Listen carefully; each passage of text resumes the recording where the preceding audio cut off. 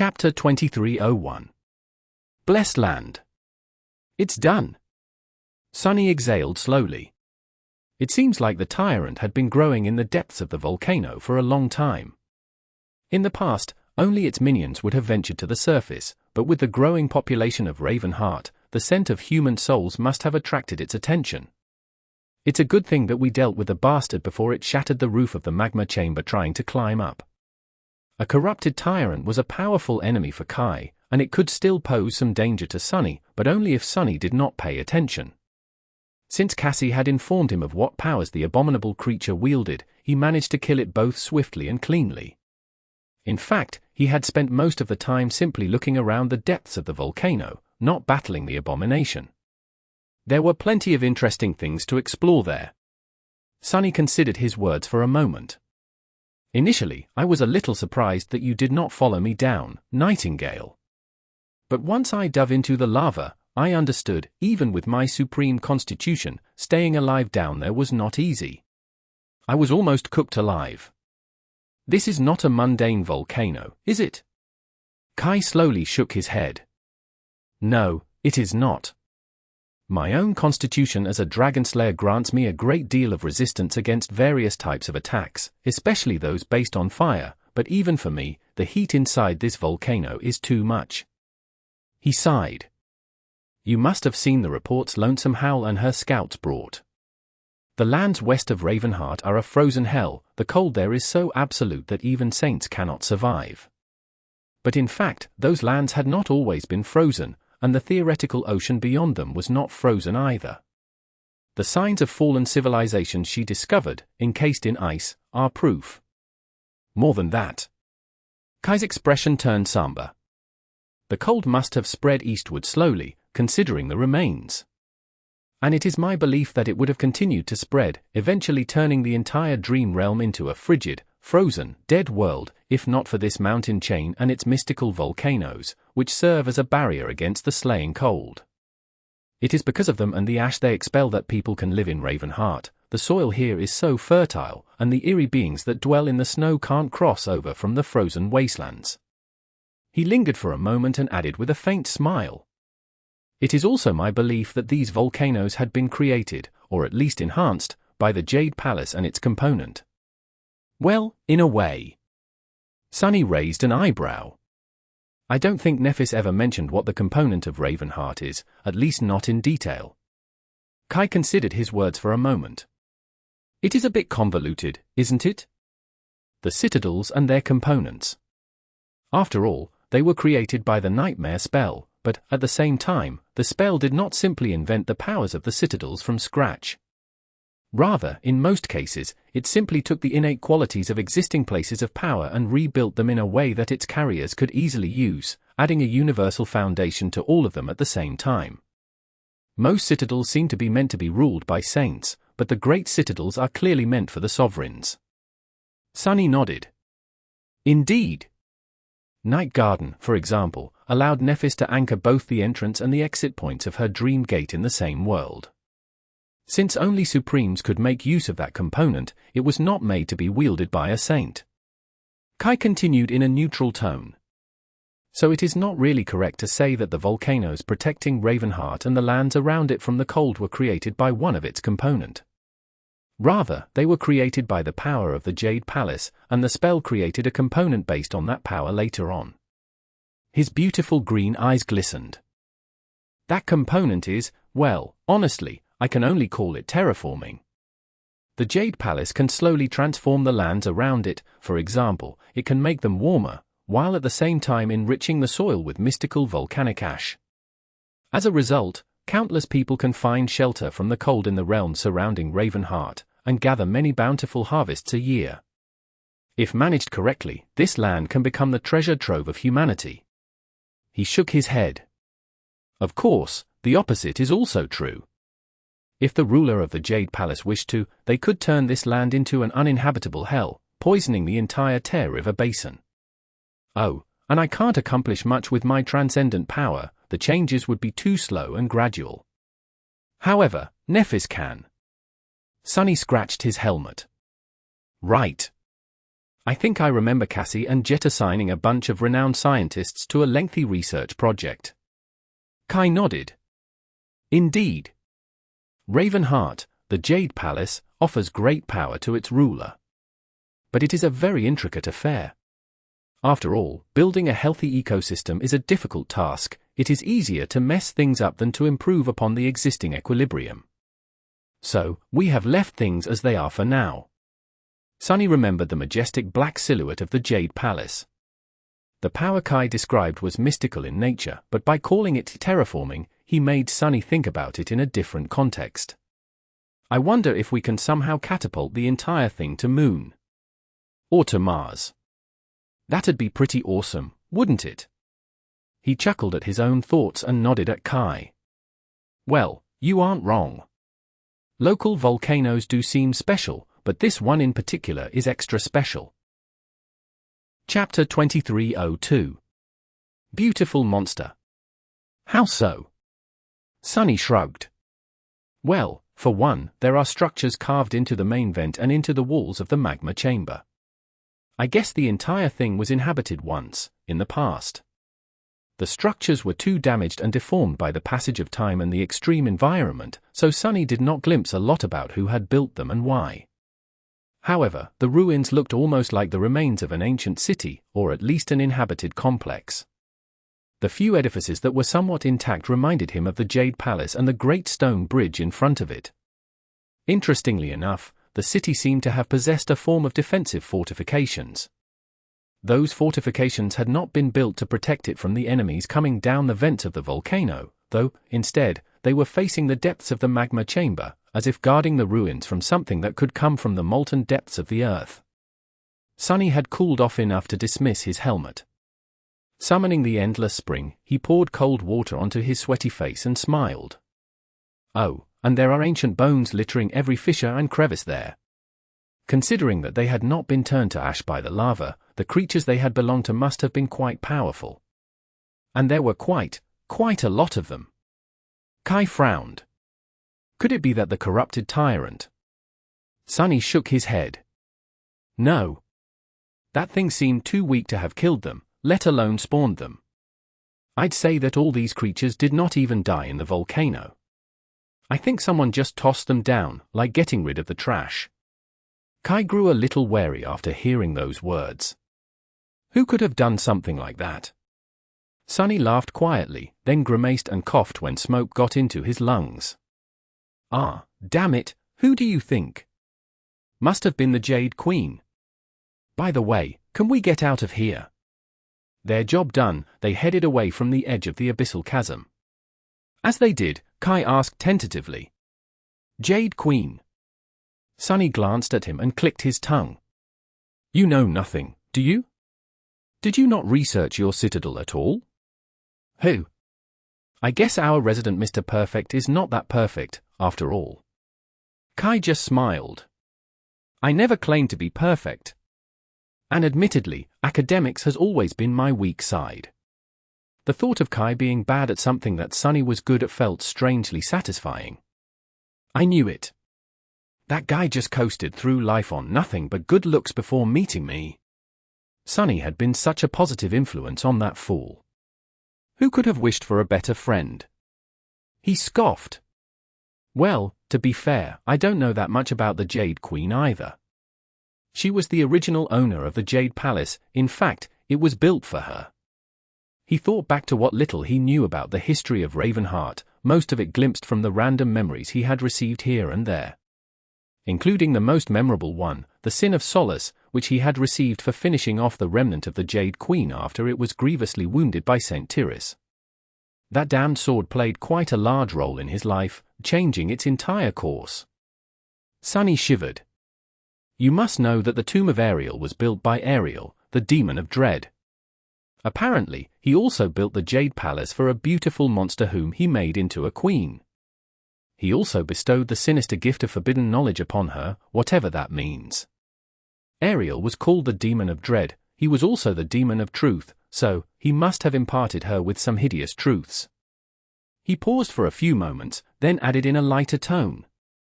Well, anyway. The Jade Queen seemed to have quite the influence in the ancient past, presiding over the Jade Court. She was known across many realms for her beauty and wisdom, so much so that many pilgrims sought to gain an audience with her, braving the snow and ash.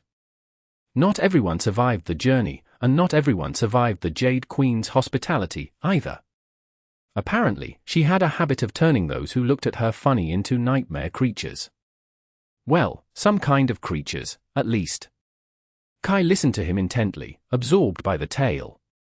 Eventually, he asked, "So, that Jade Queen really lived in Ravenheart once?" Sunny chuckled. "Sure. You might even be sleeping in her former bedchamber, but that is pretty much all the information about the Jade Queen I have. I don't even know what she looked like. She might have been a bug, for all I know. The remnant of the Jade Queen had been, at least, a huge, strangely beautiful beetle. But that did not really prove anything." Kai slowly shook his head. "The throne of the Jade Palace is built for a human, though." Sunny shrugged.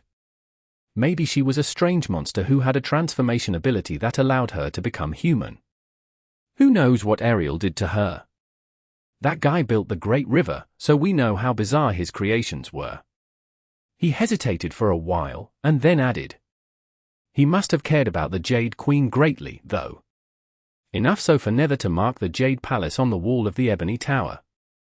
Kai remained silent for a while, then asked with a hint of wistfulness in his voice, "So what do you think happened to the Jade Queen? Where did she go?" Sunny gave him a long look. "What a strange question. How should I know? Maybe the truth she carried destroyed her? Maybe someone grew covetous of her grace and her beauty, and ruined her. Maybe she followed Ariel into the Doom War and perished on one of its battlefields." He paused for a moment, then sighed. "I encountered a corrupted tyrant called the Remnant of the Jade Queen once. If that was what remained of her, then her end must not have been happy or beautiful. Rather, it would have been monstrous." By then, they had climbed high enough for Kai to take flight comfortably. Sunny once again hid in his shadow. As Kai streaked across the sky above Ravenheart, a few people stopped and looked up, pointing at his small silhouette with smiles on their faces. Of course, he was not in his dragon form at the moment, so there was no crowd of awed spectators. Soon enough, Kai landed on the surface of the great stone bridge and walked toward the Jade Palace. The magnificent obsidian edifice towered above him, casting a deep shadow. Sunny felt a hint of awe at that moment, as well. He had spent several years trying to sneak into the Jade Palace unnoticed, to no avail. The Raven Queen had been too powerful and mysterious, and her daughters were too observant. But now, Kisong was gone, her daughters were scattered across the Dream Realm, and Sunny was a sovereign himself. The gates of the Jade Palace stood open for him, and he could enter freely. He was full of anticipation. "I wonder what I'll discover inside." Chapter 2303. Jade Palace. There were countless halls, corridors, chambers, stairwells, and passages, all interconnected into a sprawling maze.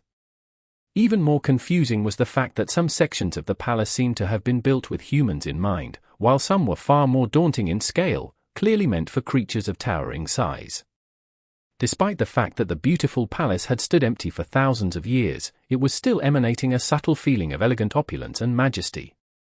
There were stone gardens within the black walls of Ravenheart, countless statues and intricate reliefs, great pools of icy water, and even bubbling hot springs. More than that, the Jade Palace stretched far underground, and lower still, its foundation opened into a vast system of ice caves that hid inside the Lonesome Mountain. Those caves had been where the Queen of Worms had kept her great army of dead puppets. Less than 100 awakened had made the Jade Palace their home during her mother's rule. Later, it became known as Ravenheart, serving as the citadel of the great clan Song. Tens of thousands of awakened warriors were anchored to its gateway then, with many masters and saints living under its roof. By now, there were hundreds of thousands of awakened anchored at the Jade Palace, and although the retainers of Clan Song had scattered to serve Sishan and her sisters in various citadels across the western reaches of the Dream Realm, Kai subordinates took their place. Most of them were night singers, who had been following Kai since the southern campaign. The rest of his staff was composed of local awakened, government agents, emissaries of the Immortal Flame clan, some of whom had been retainers of the Vela clan before, and assistants sent over by the daughters of Kisong. There were a few members of the Shadow clan hidden among them, as well. The palace had been roughly divided into 3 areas. The smallest one surrounded the gateway and was open to the public. A larger area was meant for Kai and his people. It was carefully maintained and tended to, giving the feeling of a beautiful and inhabited space.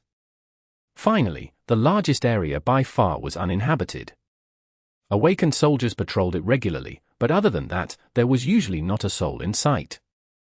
Most of the magnificent palace stood empty, shrouded in silence. Sunny did not know what he was looking for, but he figured out that his shadow sense would discover any anomaly swiftly. Sadly, there were a few obstacles standing in his way. Damnation! I knew it. On the first evening, after Kai was done with his duties as the steward of the West, the two of them had a meal together. However, Sunny was in a dour mood. Kai gave him a curious look. Is the food not to your taste, Sunny? Sunny shook his head. No, the food is good. It's just that this place is giving me trouble. He remained silent for a few moments, then sighed and leaned back. First of all, my spatial ability barely works within these walls. Secondly, my senses are being blocked by something. It is like I have to fight against all this jade to perceive what is hidden behind it. Kai smiled. Ah. I experienced it as well. I can't see through the walls of the Jade Palace at all. Sunny picked up a piece of tender meat and bit it fiercely, then waved what remained in the air. I am not surprised, though. You know, one time, I got pretty hungry, so I snuck inside a great monster to carve out some meat. I did procure the meat, but getting out proved to be a problem. Some of my powers were being suppressed, just like here. Because I was inside of a living being. Well, a corpse of a living being. Kai sighed and raised his wine glass with a trembling hand. So it was the corpse of a great monster. Thank the gods. Sunny ignored his remark and swallowed the rest of the meat. We know that Ariel liked to use unconventional building methods and materials. Who knows how he created the Jade Palace? Its walls have no seams at all. Almost as if this entire structure had been cast instead of being constructed or grown. In any case, exploring it will take more time than I hoped. Kai smiled. Well, there is a lot to explore. A lot of beautiful things to see, as well as things that inspire awe. I haven't had time to see most of the Jade Palace myself, yet, but sometimes I stop to look around and think, great beings once walked these halls. Gods and demons once rested in this garden, just like I am resting here now. Isn't it amazing? Sunny scratched the back of his head. Well, yeah. But I am sort of used to stuff like that. One of my incarnations lives in the Tower of Hope, after all. I brushed sides with a god once. Oh, I also swallowed a piece of a demon. As for beautiful things, you should really come explore the Shadow Realm with me sometime. The view is to die for, literally. He laughed. Kai did, too. Granted, his laugh sounded a little stifled. Yeah, maybe I should. He paused for a few moments, then asked cautiously. So, how long do you think it will take you to find what you are looking for? Sunny shrugged. I'll start exploring earnestly starting tomorrow. After that, it is all up to luck. Why? Kai shook his head. Nothing, really.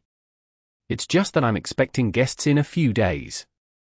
The Song sisters are going to be in Ravenheart for business, a couple of them, at least. They don't know that the Lord of Shadows is alive, but I don't think that avoiding their gaze will trouble you. Sunny coughed. Sure. But, just in case, is Sishan coming? Kai raised an eyebrow. I think so. Why are you asking? Sunny grimaced. That one has sharp senses.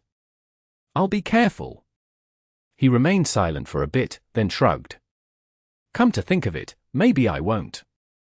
After all, those Song sisters had lived in the Jade Palace the longest. So if we want to find what we're looking for swiftly, wouldn't we want to get their assistance? Kai sighed. That is true.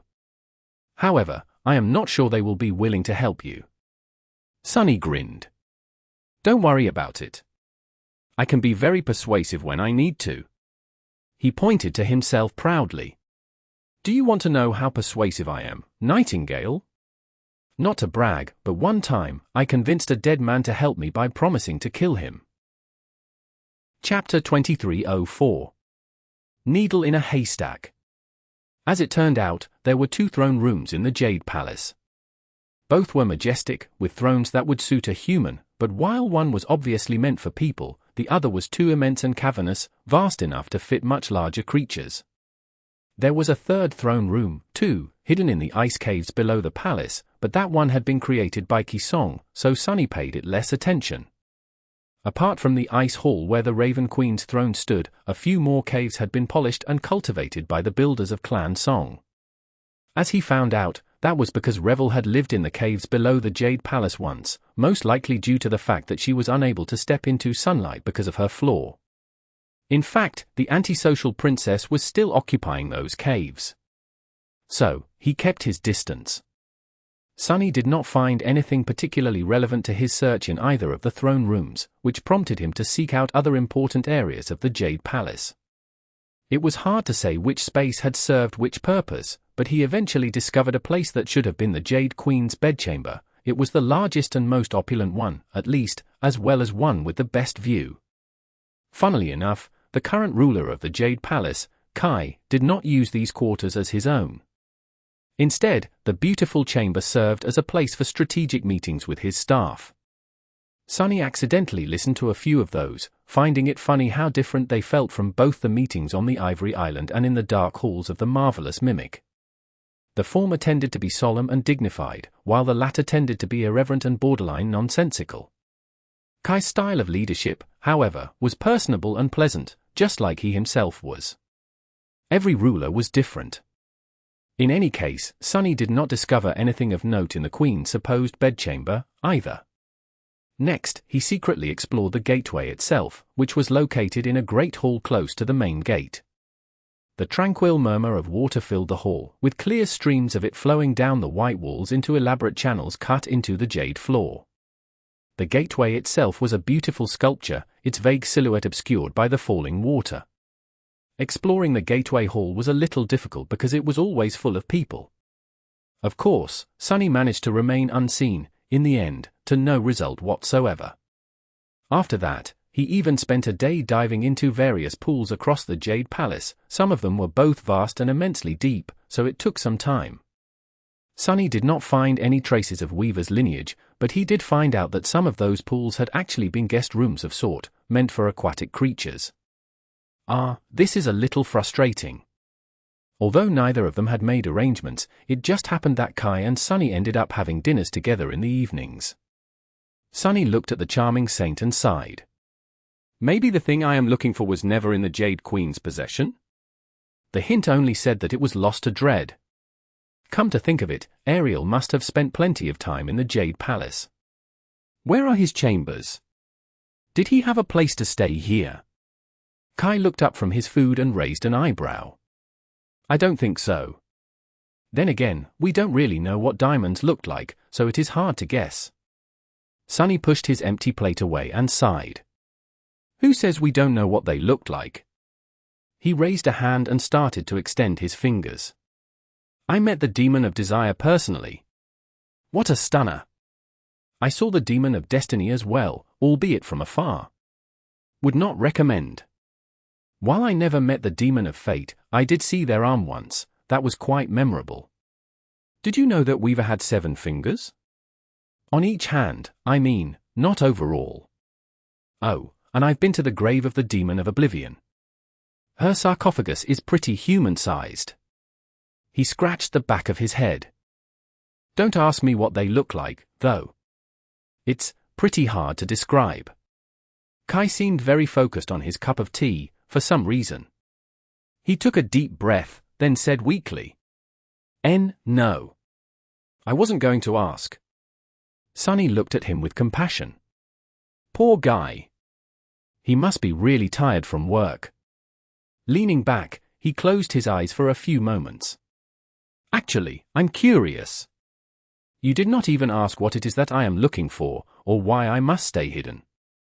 Don't you have any questions at all? Kai looked at him for a while, then smiled faintly and turned back to his cup. I've learned not to ask unnecessary questions a long time ago. For someone like me, it's too easy to receive an answer that I would have preferred not to know. Sunny opened one eye and studied him silently. Then, he scoffed. Oh, because of your flaw. He shook his head. I can't say that I understand why someone would choose to remain willingly ignorant, but actually, you might have a point. You are a saint now, so learning something that should have remained hidden can be dangerous. Some knowledge won't just hurt your feelings, it may very well destroy you. And it will only grow more dangerous the further on the path of ascension you go. Kai put down his cup and nodded. I know. Some truths are not meant to be known by mortal men, and unlike the demon of dread, I can't bury the things I learn in a tomb. Sunny grinned. There's Cassie, though. She can bury them for you. His grin widened a little. In fact, who's to say that she hasn't already liberated you from a memory or two? You'd never know. Kai looked at him in confusion, then frowned. Cassie would never do something like that without my consent. And, at the same time, a familiar voice resounded in his head. Hey! This time, there was a hint of indignation in it. Sunny laughed. The two of you share something in common. He shook his head with a smile. Both of you are far too nice to really make use of your terrible powers.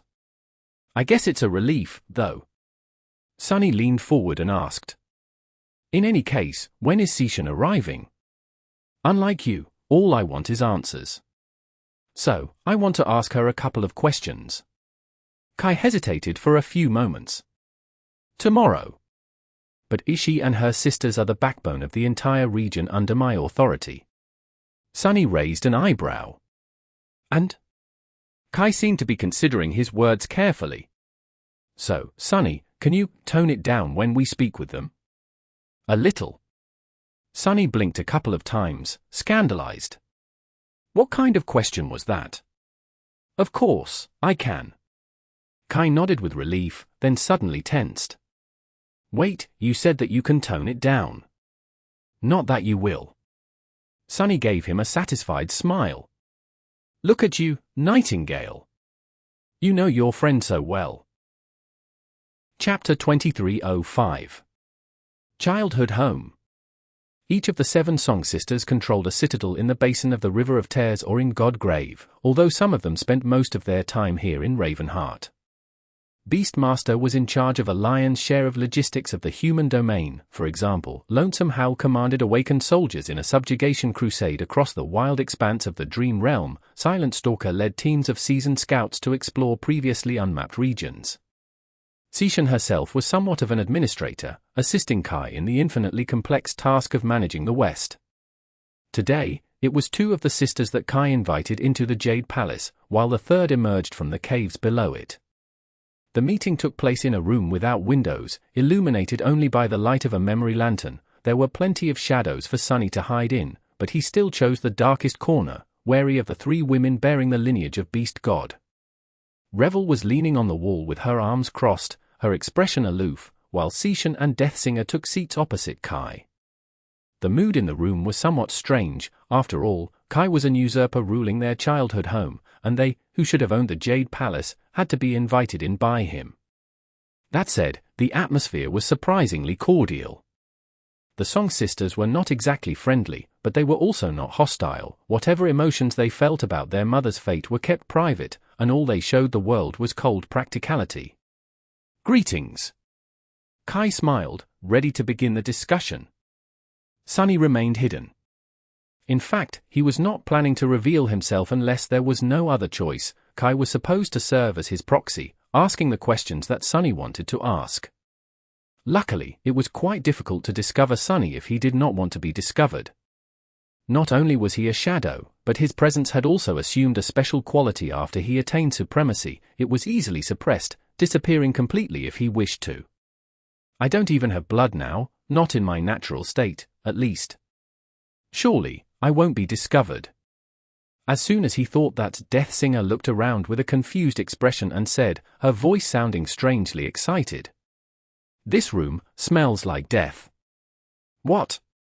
Revel and Seishan spared her glances, while Kai coughed. Concerning the newest herd of nightmare creatures captured by Lonesome Howl in the south, it is being driven north as we speak and is expected to arrive at the base of the Moon River Plains in 2 weeks. I hope that Beastmaster will be ready to enthrall the selected abomination swiftly. The selection this time is skewed in favor of construction work. Procuring flight-capable creatures has proven difficult once again. Revel looked at him darkly. Something is wrong here. Kai paused, then asked politely. What makes you say that, Saint Revel? Seishan was studying the room, her expression calm. When her gaze stopped at Kai, she answered instead of her sister. Hell says that this room smells like death. And you are a surprisingly terrible liar, Kai. You always have been, ever since the Bright Castle. His smile grew a little forced. Revel raised an eyebrow, her dark eyes full of amusement. Your blood has a strange scent today, Nightingale. You seem stressed. Kai forced out a chuckle. Do I? Hidden in the shadows, Sunny let out a mental sigh. Total failure. These divine lineages were tough to deal with. With that, he manifested himself into the human form, took a few steps forward, and calmly sat down next to Kai. Revel suddenly tensed, while Death Singer stared at him with wide eyes. Only Seishan remained composed, studying him calmly. Sunny smiled at her. Please stop bullying my best friend. He gets shy around, well, anyone. And also, smelling someone's blood? That's creepy. Keep your beastly habits private, please. Death Singer looked at Seishan and pointed at Sunny with a finger. Sister. I see dead people. Seishan smiled silently, while Revel smirked. So you never actually died. Why am I not surprised? Sunny looked at the Light Slayer and grinned. Oh, actually, I did die. But staying dead for too long seemed terribly uncouth. So, I snapped out of it. Kai turned his head to stare at him in resigned silence. Seishan, meanwhile, bowed slightly. We greet the king. Sunny waved a hand dismissively. No, no. The king? That is too formal. He smiled brightly. Just call me the Dark Lord. Seishan opened her mouth, then closed it, then opened it again. Finally, she spoke in a carefully neutral tone. As you wish, my lord. Judging by your company, shall I take it that Nephis is aware of your return? Sunny nodded. If you are asking if there's another domain war coming up, then no. We have no plans of wrestling for the throne of humanity, she and I. In fact, it's quite the opposite. Seishan let out a relieved sigh. I see. There was almost a hint of bitterness in her voice. She lingered for a moment, then asked tentatively. If so, to what do we owe the pleasure of meeting you, my lord? And at the same time, Death Singer pointed at Sunny again. Sister, who is this dead boy? She glanced at him furtively, then added. And why is he so pretty? Seishan exhaled slowly. Hell, you promised to tone it down.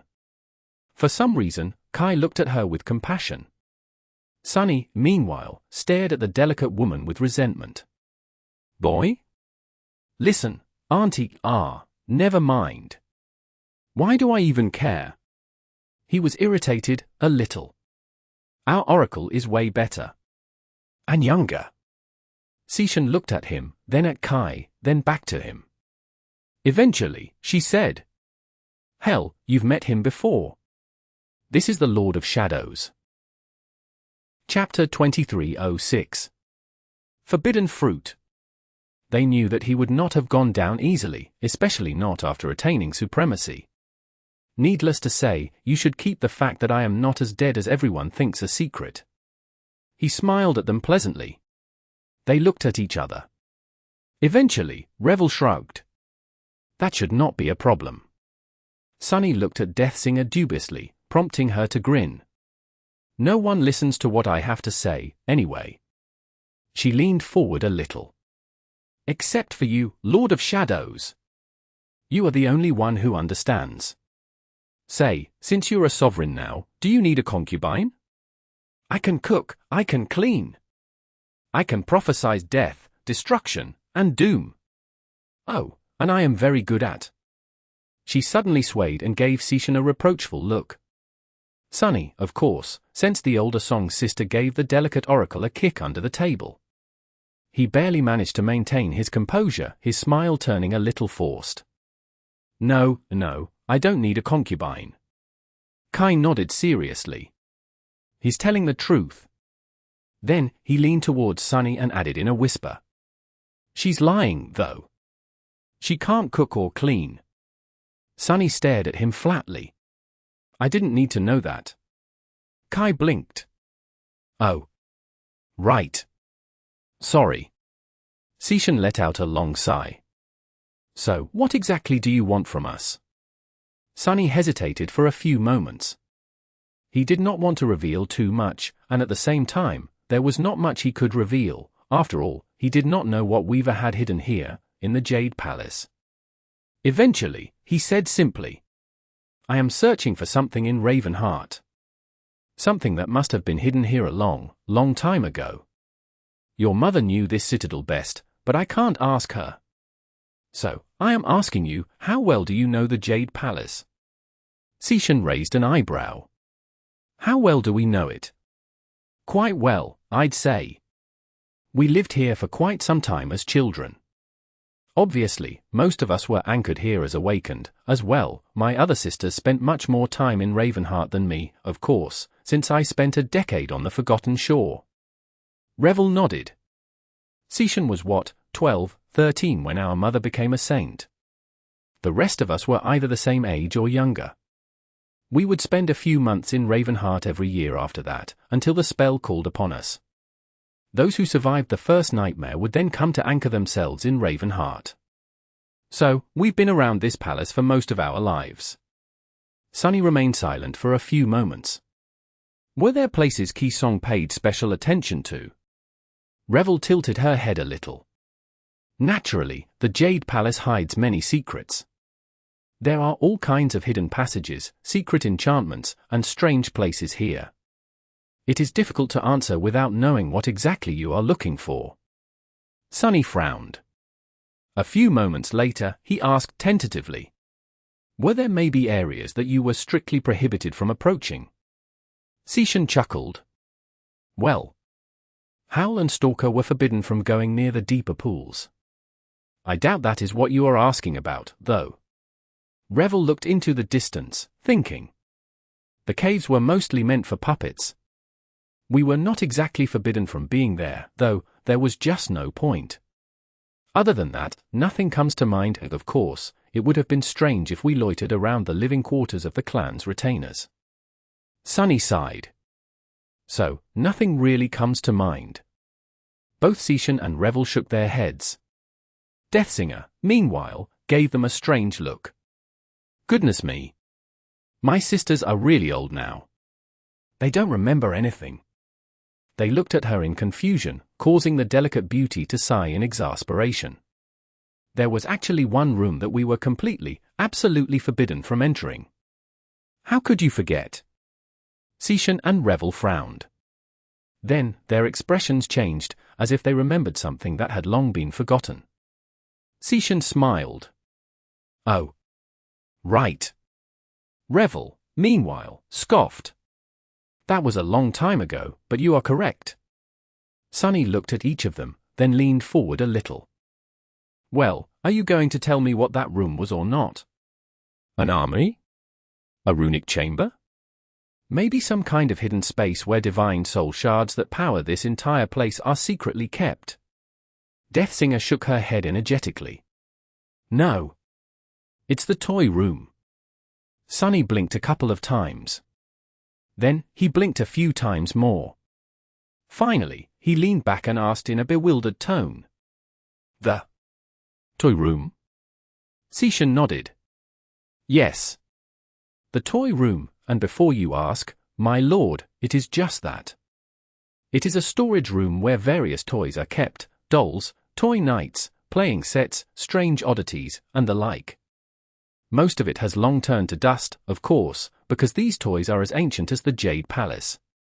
But some of them were preserved surprisingly well, and there are too many to count. Revel smiled wistfully. Naturally, it was like a treasury for us when we were children. But some of those toys were really dangerous. Some were even enchanted with mysterious magic. So, after a couple of incidents, our mother prohibited us from exploring the toy room. Deathsinger looked at Sunny pitifully. Yes. That was after someone, and I won't point a finger at them, even if they are in this room, managed to vanish from the face of the dream realm for an entire week.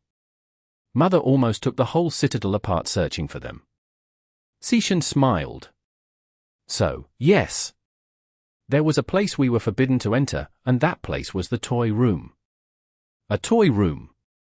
That was not exactly what Sunny had expected to hear. A clue was a clue, though. He smiled. So, can you show me the way to that toy room? Chapter 2307. Toy Room. Sunny had explored some of these places already, but he had no idea that one could travel between them that swiftly, or that many of them were actually connected. More than that, Revel seemed to follow a path that avoided windows, often using secret passages and activating hidden enchantments that revealed previously unseen doorways. They had not met a single soul on the way. At one point, Sunny glanced at Kai. Who? It must have been quite unnerving to know that a murderous demoness not only basically lived in his basement, but could also get anywhere in the Jade Palace without being seen. She could probably even appear in Kai's living quarters unnoticed, to do something terrible. Like kill him in his sleep. Poor guy must have been sleeping with one eye open for an entire year. Sunny looked at his friend with pity. Hey, Kai, she really knows her way around here. Kai seemed unperturbed, but hearing Sunny speak, he coughed awkwardly.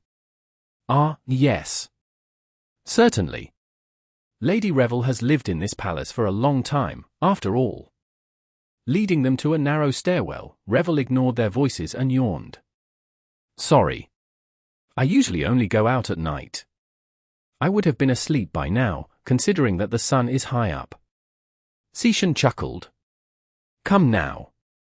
I don't need Kai to tell that you are lying. You don't usually go out even at night, do you, Revel? Revel glanced at her sister with an aloof expression.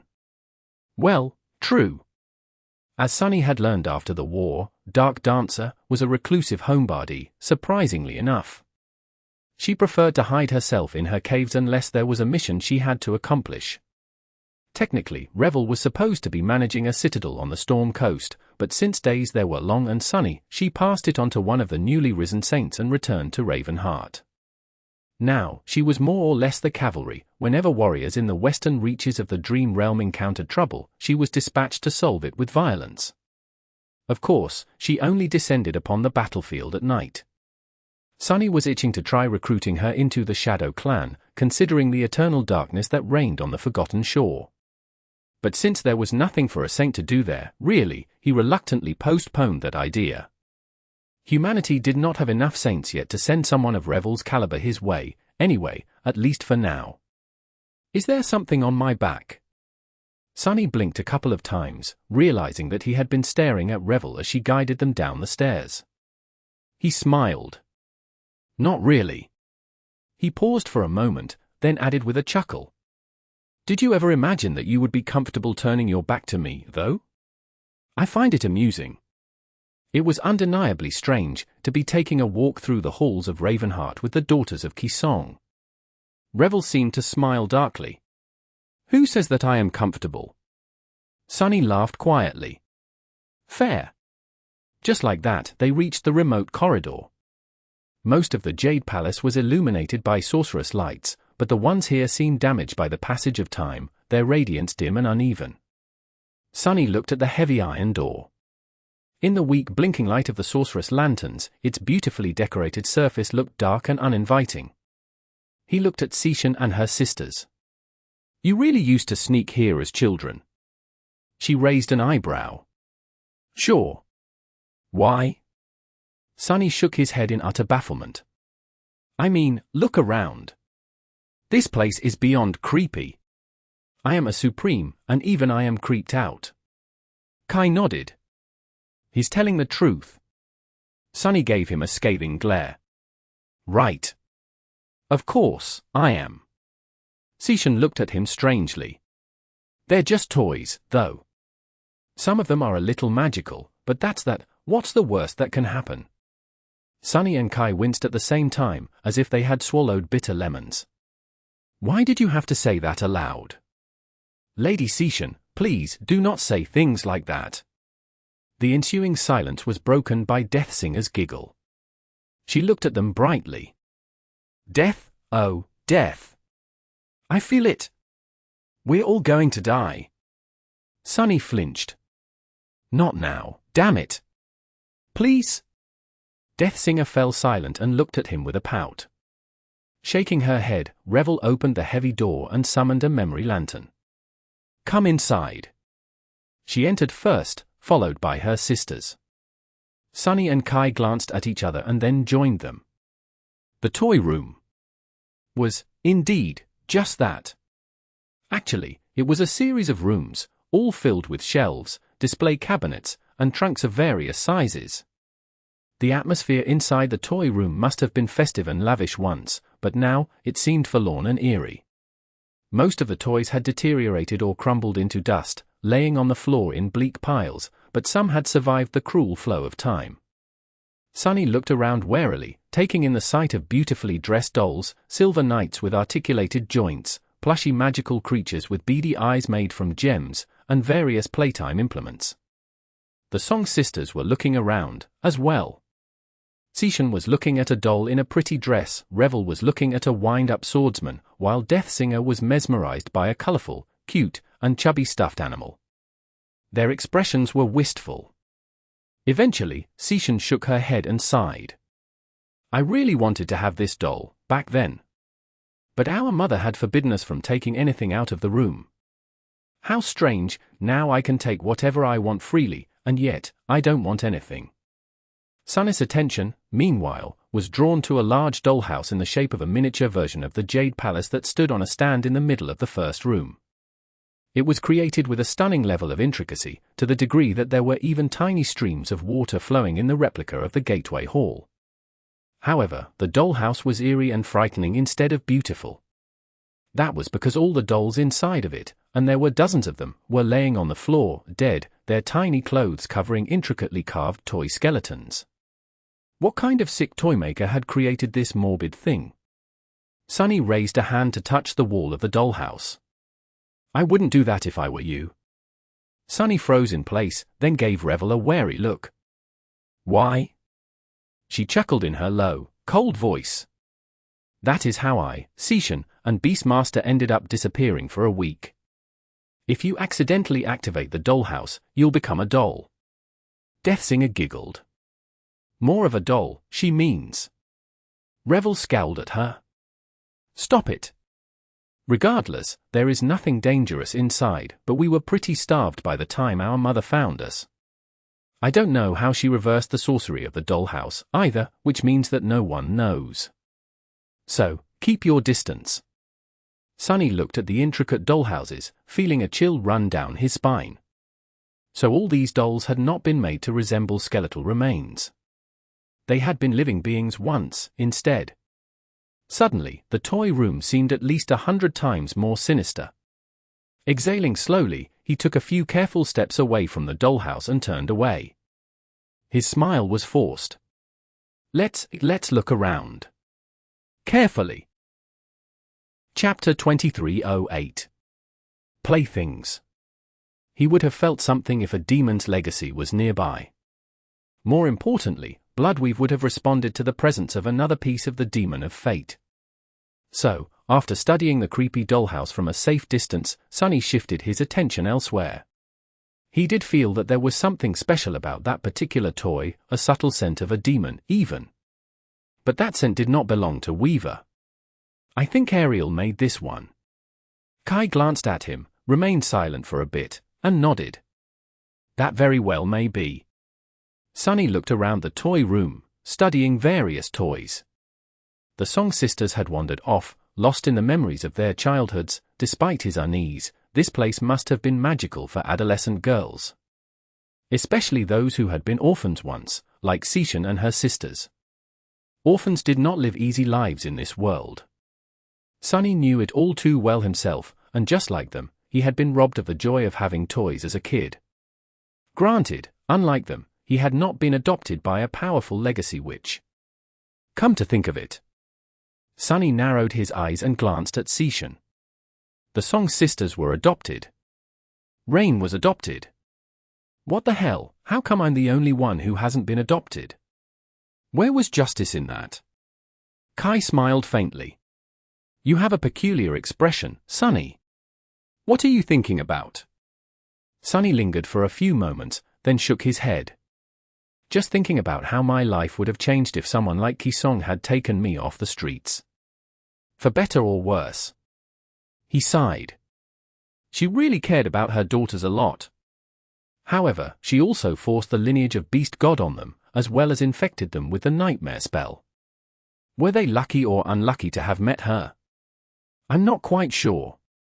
With that, he looked around once more and added, his voice somber.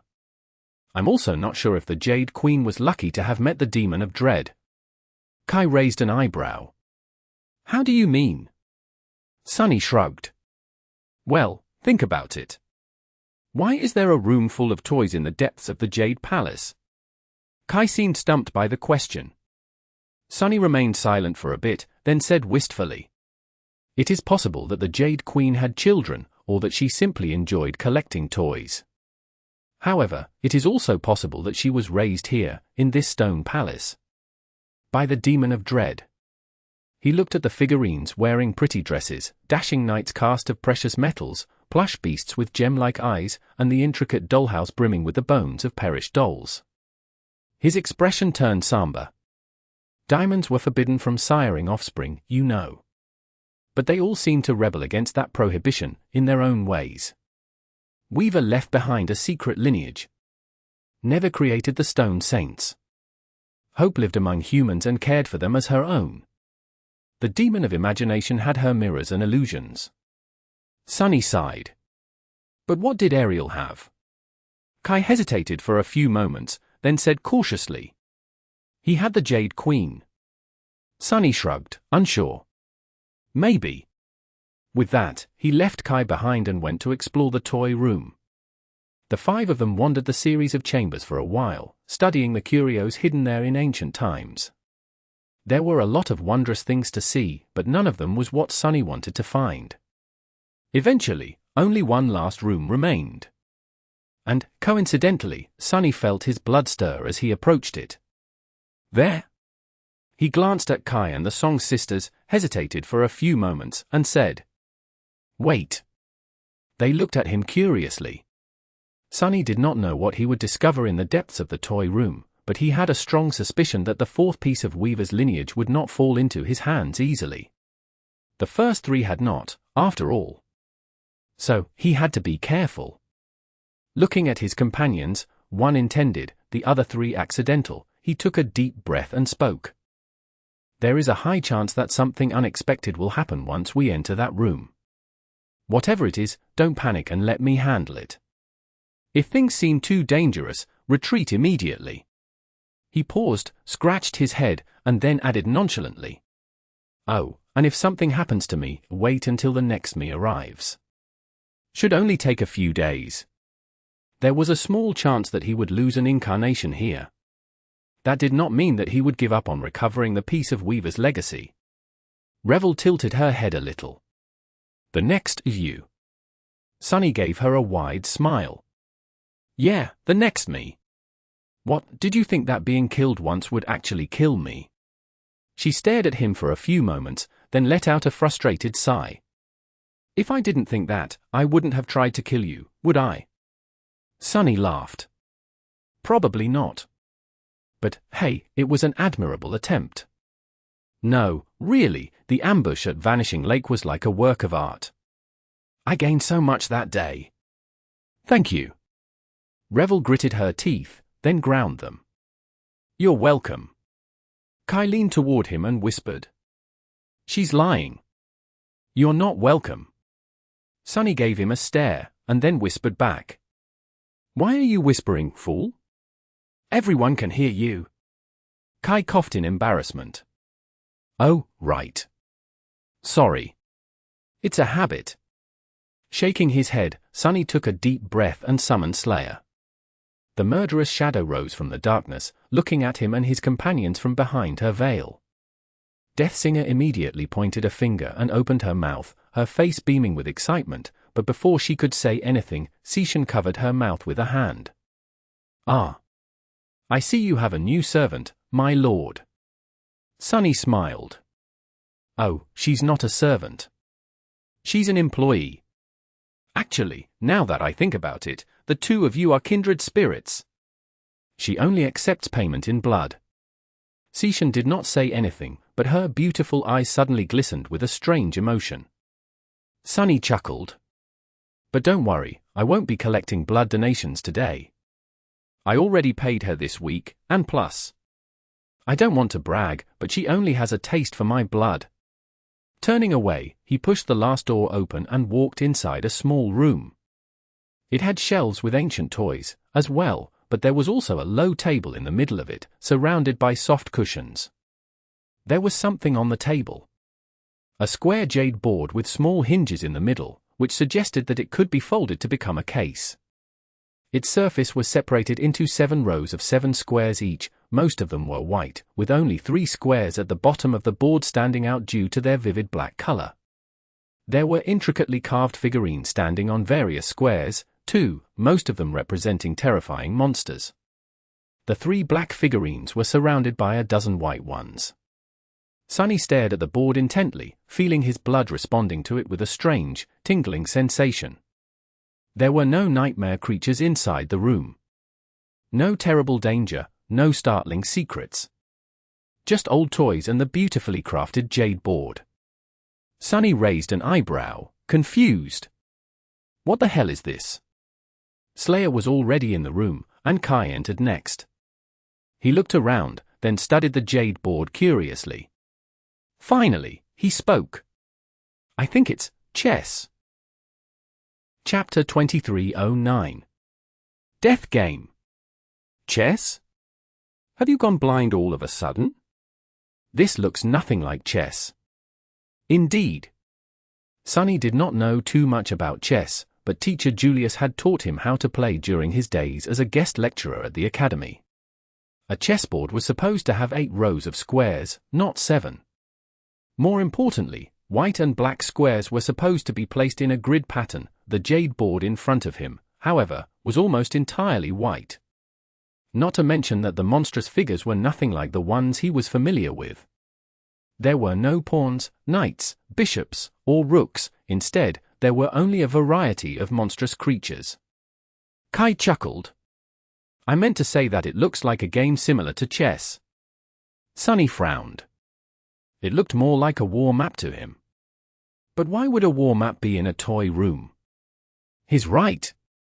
Deathsinger entered the chamber next and looked at the jade board with a fascinated expression.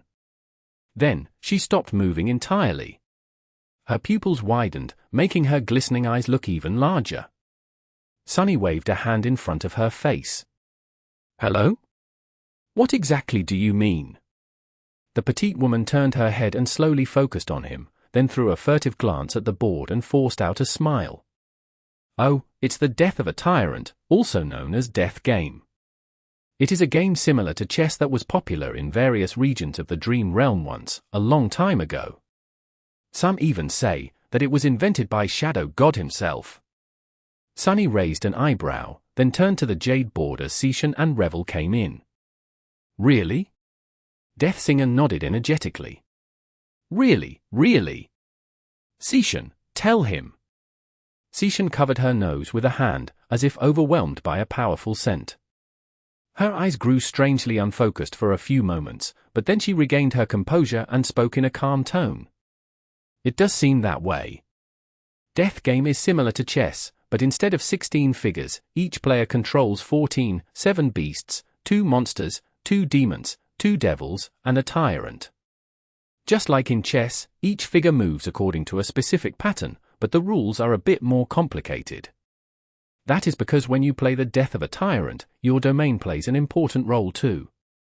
She pointed to the board, where 3 black squares were surrounded by a sea of white ones. That is because the color of a square affects the battles between figures. Black figures have an advantage while battling on black squares, while white figures have an advantage while battling on white squares, unless they are surrounded mostly by squares of the opposite color. You can also conquer squares to make them a part of your domain.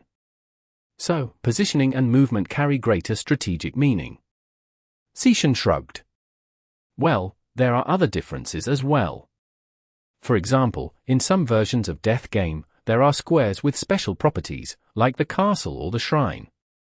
The former never changes color, while the latter can give a blessing in return for a sacrifice. If 2 figures battle on a shrine square, the one that is killed is considered the sacrifice, while the one that remains receives the blessing. Sunny blinked a couple of times. Interesting. How do you know all this? Sishan chuckled. How do you not know? It's a popular game among legacy children. We used to play it, as well, when we were young. Our mother taught us. Sunny stared at her with an unreadable expression. Then, he shrugged. That's because I'm not a legacy, I guess. She seemed surprised. Actually, Kai seemed startled, too. You're not? Sunny scoffed. Why, did you all imagine that I was a bastard child of a powerful clan, or had been raised by some sinister shadow faction? Sorry to disappoint you, but no. I am a completely self-made man. He contemplated for a few moments, then added. Actually, I take it back. No one in this world is really self-made, and I too have received plenty of help from generous people along the way. With that, Sunny focused on the Jade board. Most of the squares were white, and there were far more white figures left standing. The black side only had 3 figures left. One of them was wearing a crown, and was obviously the tyrant, while the other 2 seemed to be mere beasts. He tilted his head a little. Seems like someone did not finish a game. The black side was at a fatal disadvantage, but the tyrant was still standing, which meant that there was still a possibility of clawing one's way to victory. Of course, it was more or less a hopeless situation. He studied the intricately carved figures for a few moments, then shivered, suddenly overcome by an ominous sense of dread. The Jade board gave him the same feeling as the eerie dollhouse. Perhaps it had been created by Ariel, as well. Sunny remained silent for a while, then asked, "Who do you think the players were?" Nobody answered. But he could imagine the Demon of Dread and the Jade Queen sitting on the cushions, moving the figures across the Jade board and waging a mock war against each other. Had the Jade Queen played white? Or had she played black?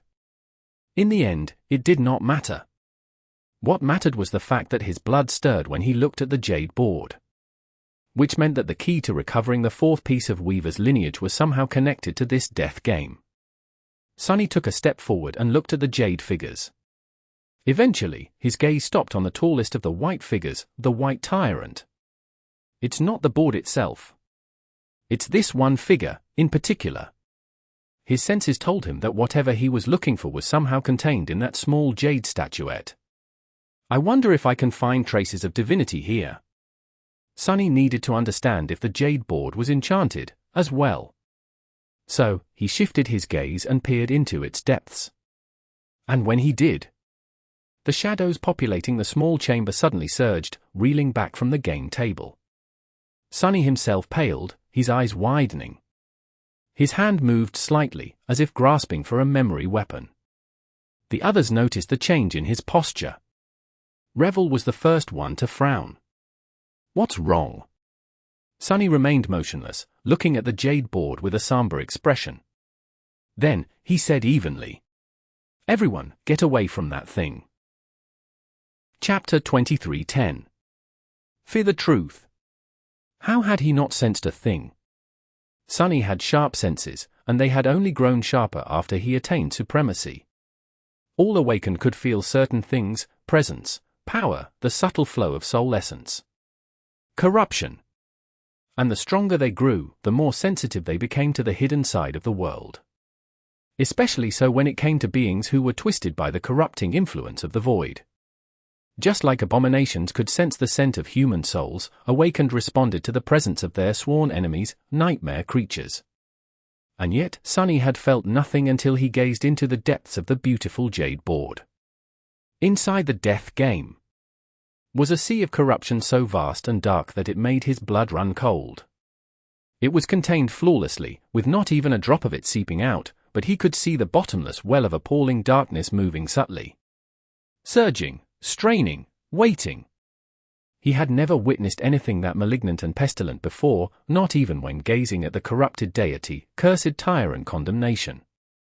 How the hell? How had he not felt it? Sunny should have become covered in cold sweat as soon as he entered the toy room.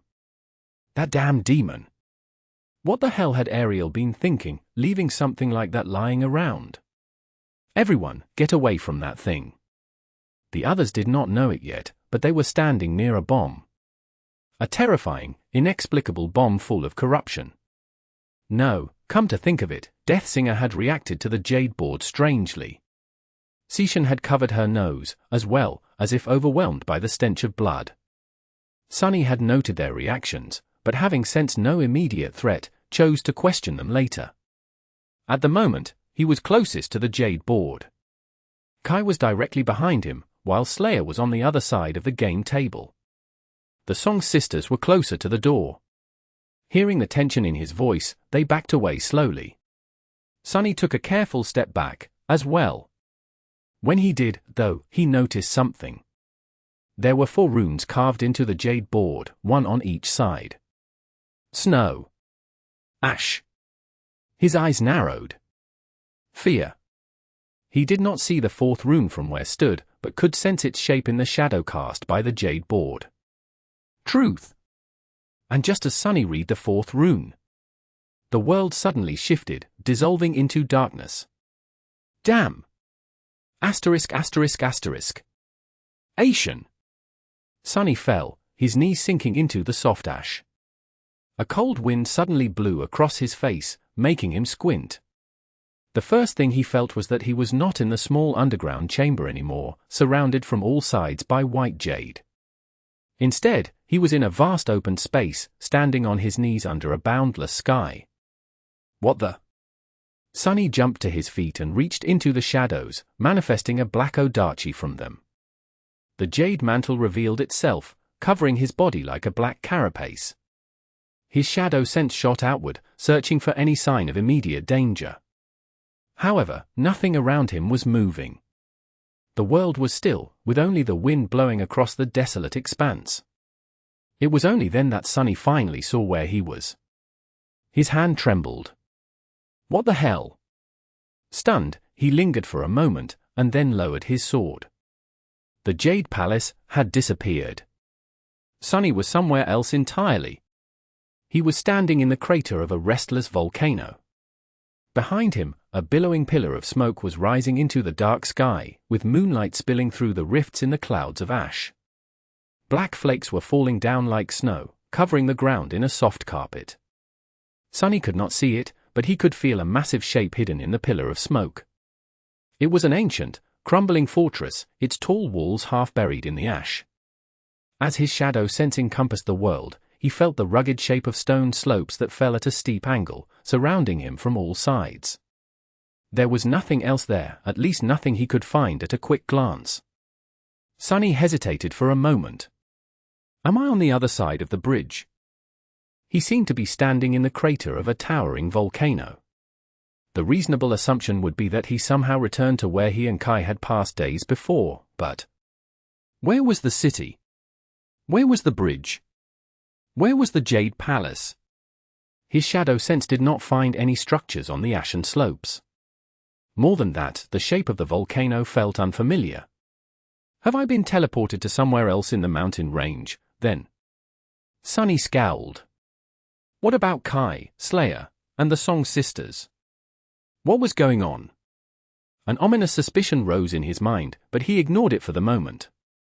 The Jade Palace might have disappeared, but his shadow sense was still being somewhat suppressed. Its range was severely limited. Sunny could only feel the top of the volcano, but not its roots or other mountains that must have surrounded it. That was troubling. The first thing he needed to do was figure out where he was. Cassie. There was no response. Turning into a shadow, Sunny glided across the ash and soon crested the edge of the crater, thus reaching the highest point of the fuming volcano. He assumed his human form once again and looked around, his expression turning somber. The landscape in front of him was strange, to say the least. The volcano he found himself on was not a part of a mountain range. Instead, it stood apart from everything, towering above a sea of misty clouds. The sky above was obscured by ash, rare rays of moonlight illuminating the stark world. There were other lonesome peaks rising from the clouds in the distance, situated in a strangely symmetrical grid. There was another volcano to his right, and one more to his left. In front of them, far beyond the veil of ash, 3 snowy peaks were bathed in moonlight. There might have been more lonely mountains further still, but Sunny could not see them. Behind him, the entirety of the world was vast and empty, with only the sea of clouds swirling far below. Sunny cursed quietly. Then, he cursed loudly. 3 black volcanoes surrounded by pristine white peaks. Goddamn! Sunny gritted his teeth. I knew something like this would happen. He was fairly certain that he had been sucked into the death game. Chapter 23:11. Snow and Ash. Sunny studied the strange and magnificent landscape. The dark slopes of the fuming volcano drowned in falling ash, snowy peaks rose from the sea of clouds in the distance. Darkness and moonlight were intertwined like an elegant ink painting. A somber expression settled on his face. Snow and Ash, who? The white side of this death game seemed to be snow, while the black side seemed to be ash. Considering that Sunny was standing on the central of the 3 volcanoes, he had become a warrior of ash. And not just any warrior, at that, in the game that Ariel and the Jade Queen had left unfinished, the black figure on the middle black square was wearing a crown. Which meant that Sunny had assumed the role of the Ash Tyrant. He groaned quietly. Curse it all! There were only 3 black squares left on the board, while the other 46 were white. There were also only 3 black figures left, the Tyrant and 2 beasts, while the white side had 12. Somehow, Sunny could not imagine Ariel losing so miserably. So, it must have been the Jade Queen who had played Ash. Just how terrible were you at chess, damn it? Sunny huffed in outrage, his heart overflowing with indignation. He was not sure what the future held, but there was a high chance that he would have to finish the game if he wanted to escape the dreadful Jade board. That meant killing the Snow Tyrant from a woefully disadvantaged position. Wasn't the Jade Queen supposed to be renowned for her wisdom? Couldn't she have left him more figures to fight with, at least? He exhaled slowly. Calm down. He did not know anything yet. Even if his suspicion was on point, there was no telling how this death game worked. Obviously, the laws governing the artificial realm had to be different from the rules of the actual game, even if they seemed to be based on it. The battles between figures transpired according to the rules. For example, if the rules dictated that a figure had to lose, it would lose. But Sunny was not merely a figure, he was a person. A person who was notoriously difficult to kill and infamously lethal, no less. So, he could very well manage to slay the enemy despite the rules dictating his defeat. Wait, the enemy. Sunny's already somber expression turned even darker. Who was his enemy, exactly? The answer seemed obvious, it had to be the Snow Tyrant and the rest of the white pieces. But what were those pieces? Since Sunny was not a figure but a living being that the game board had imprisoned, then the rest of the figures could be the same. Remembering the chilling depths of corruption contained within the beautiful Jade board, he grimaced. If the snow figures were indeed living beings, they had to be powerful nightmare creatures. He had been surprised to see a well of appalling darkness greater and deeper than even the soul of condemnation, but if its source was not 1, but 12 ancient abominations, then it made sense. They are of the great rank, at least. Cursed rank. Sunny sighed deeply. What about the ash figures, then? He was the ash tyrant, but there had also been 2 ash beasts on the board. Were they nightmare creatures, too, or had someone else been brought into the death game with him? Usually, Cassie would be able to serve as a messenger between him and his allies, but his mental connection with her seemed to have been broken. Sunny hesitated for a while. First things first. Before considering how to win the death game, he had to make sure that there was no way to simply escape it. If there was, then he would have no reason to fight the snow abominations. Or rather, fight them unprepared. Sunny was still determined to recover the piece of Weaver's lineage, and that piece was connected to the Snow Tyrant. Which meant that the Snow Tyrant and he would have to meet at some point. Sunny slowly assessed the situation. His current state was quite anomalous, and it was time to address the issue now. How strange. The first anomaly was quite bizarre. It was that he could not sense what his other incarnations were sensing. Sunny had 7 bodies, but he only had 1 mind, so that should not have been possible. And yet, it was. He could not sense the shadows around his shades or around the members of the Shadow Clan, either. For the first time in a long while, his mind was quiet and desolate, populated by the senses of only a single avatar. It was sort of peaceful. Even his shadow sense was suppressed, enveloping only the part of the volcano that towered above the clouds. Damn Ariel. I really hate that guy. Each of his creations is worse than the previous one. Sunny scratched the back of his head, then sighed loudly. Well, I am sure that my other incarnations are doing just fine. More importantly, he could not feel a connection to his domain. Actually, he could not even feel a connection to his source element. The shadows still welcomed him, but he was not receiving any spirit essence from them, or from his army of shades, for that matter. Despite that, Sunny was connected to a domain, and was being nourished by a source element. It was just that they were not his domain and his source element. Instead, it was ash. Well, that made sense. He was the Ash Tyrant, after all. It would be reasonable to assume that his power would grow the more peaks he conquered. Currently, he only controlled 3, while the Snow Tyrant controlled 46. Sunny did not like these numbers at all. Moving on. He was quite curious about whether or not he could summon his shades. If he could, obliterating the snow figures would be much easier. But alas, he couldn't. In fact, he could not even enter his soul sea, or summon memories. He could not summon his shadows, either. Oh, come on. Sunny gritted his teeth. After assessing the situation, he concluded that the situation was simply ridiculous. So, in conclusion, he was trapped in a game created by the Demon of Dread, stripped of his powers, his equipment, and his minions. All he had was this one body and the shirt on his back, the proverbial shirt on his back, rather, since his clothes had been actually manifested from shadows. These were the only resources available to him in order to deal with 12 ancient horrors, including the ominous Snow Tyrant. Sunny lingered for a while, then smiled crookedly. This is quite unfair, isn't it? For the Snow Tyrant, of course. Whose bright idea had it been to invite the heir of death to play the death game? Sunny shook his head. Those fools did not know what was coming for them. Chapter 23:12. Rules of Engagement. Of course, that alone could not stop him. If he wanted to, he could turn into a crow or weave wings out of shadows to fly to the lonesome mountains. He was not in a hurry to try, though.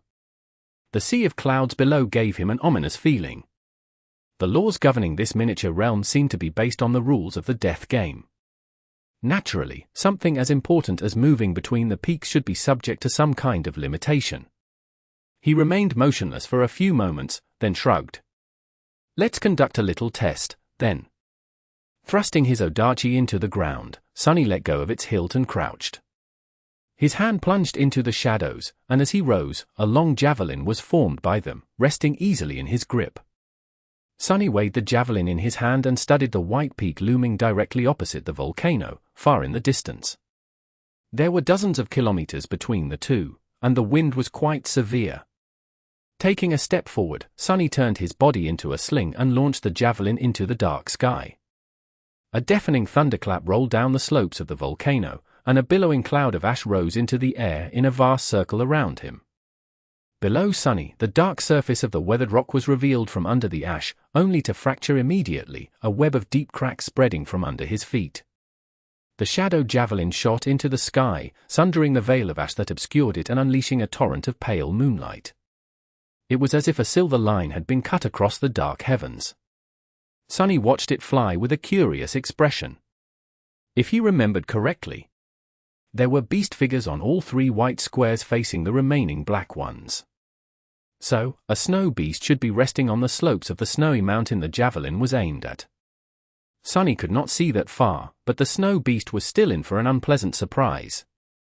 Even if the javelin landed nowhere near the creature, a comet charged with supreme essence was about to hit the mountain. The beast would have to react in some way. That reaction alone would let Sunny learn more about the situation. When the javelin breached about half of the distance to the snowy peak, however, he paled a little. Oh, my! It was quite difficult to rattle Sunny these days, but he had to admit that he had felt a cold chill running down his spine just then. That was because when the javelin escaped from the clouds of ash, a colossal grey tentacle rose from the sea of clouds below, reaching higher than the mountains and the volcanoes, and easily swatted it away. Then, the titanic tentacle swayed lightly and fell back, disappearing into the milky white clouds a dozen seconds later. Its unfathomable mass created a breach in the swirling veil of clouds for a few moments, but Sunny wisely decided not to try prying into what lay hidden below it. Some things were not meant to be seen by mere mortals, and some were not meant to be seen even by supreme demigods. He remained motionless for a while, then sighed, retrieved his odachi, and placed it on his shoulder. Let's scratch the plan to explore the roots of the volcano, I guess. Sunny was quite happy that he had decided to throw a javelin first before trying to fly to the distant white peak personally. It seemed that he had been right to assume that there were laws governing the movement between the mountains. Not only that, but there was also an entity meant to enforce these laws. He remembered the harrowing gaze that had once fallen on him in the heart of the estuary of the great river, judging his soul. The corpses of countless great nightmare creatures, who had failed to pass the judgment, were floating in the dark water, but Sunny was allowed to pass unscathed. The dreadful Watcher had seemed unfathomably powerful to him as a master, and now as a supreme, Sunny still had no desire whatsoever to fight against another being serving the demon of dread. He did not even want to know what that being was.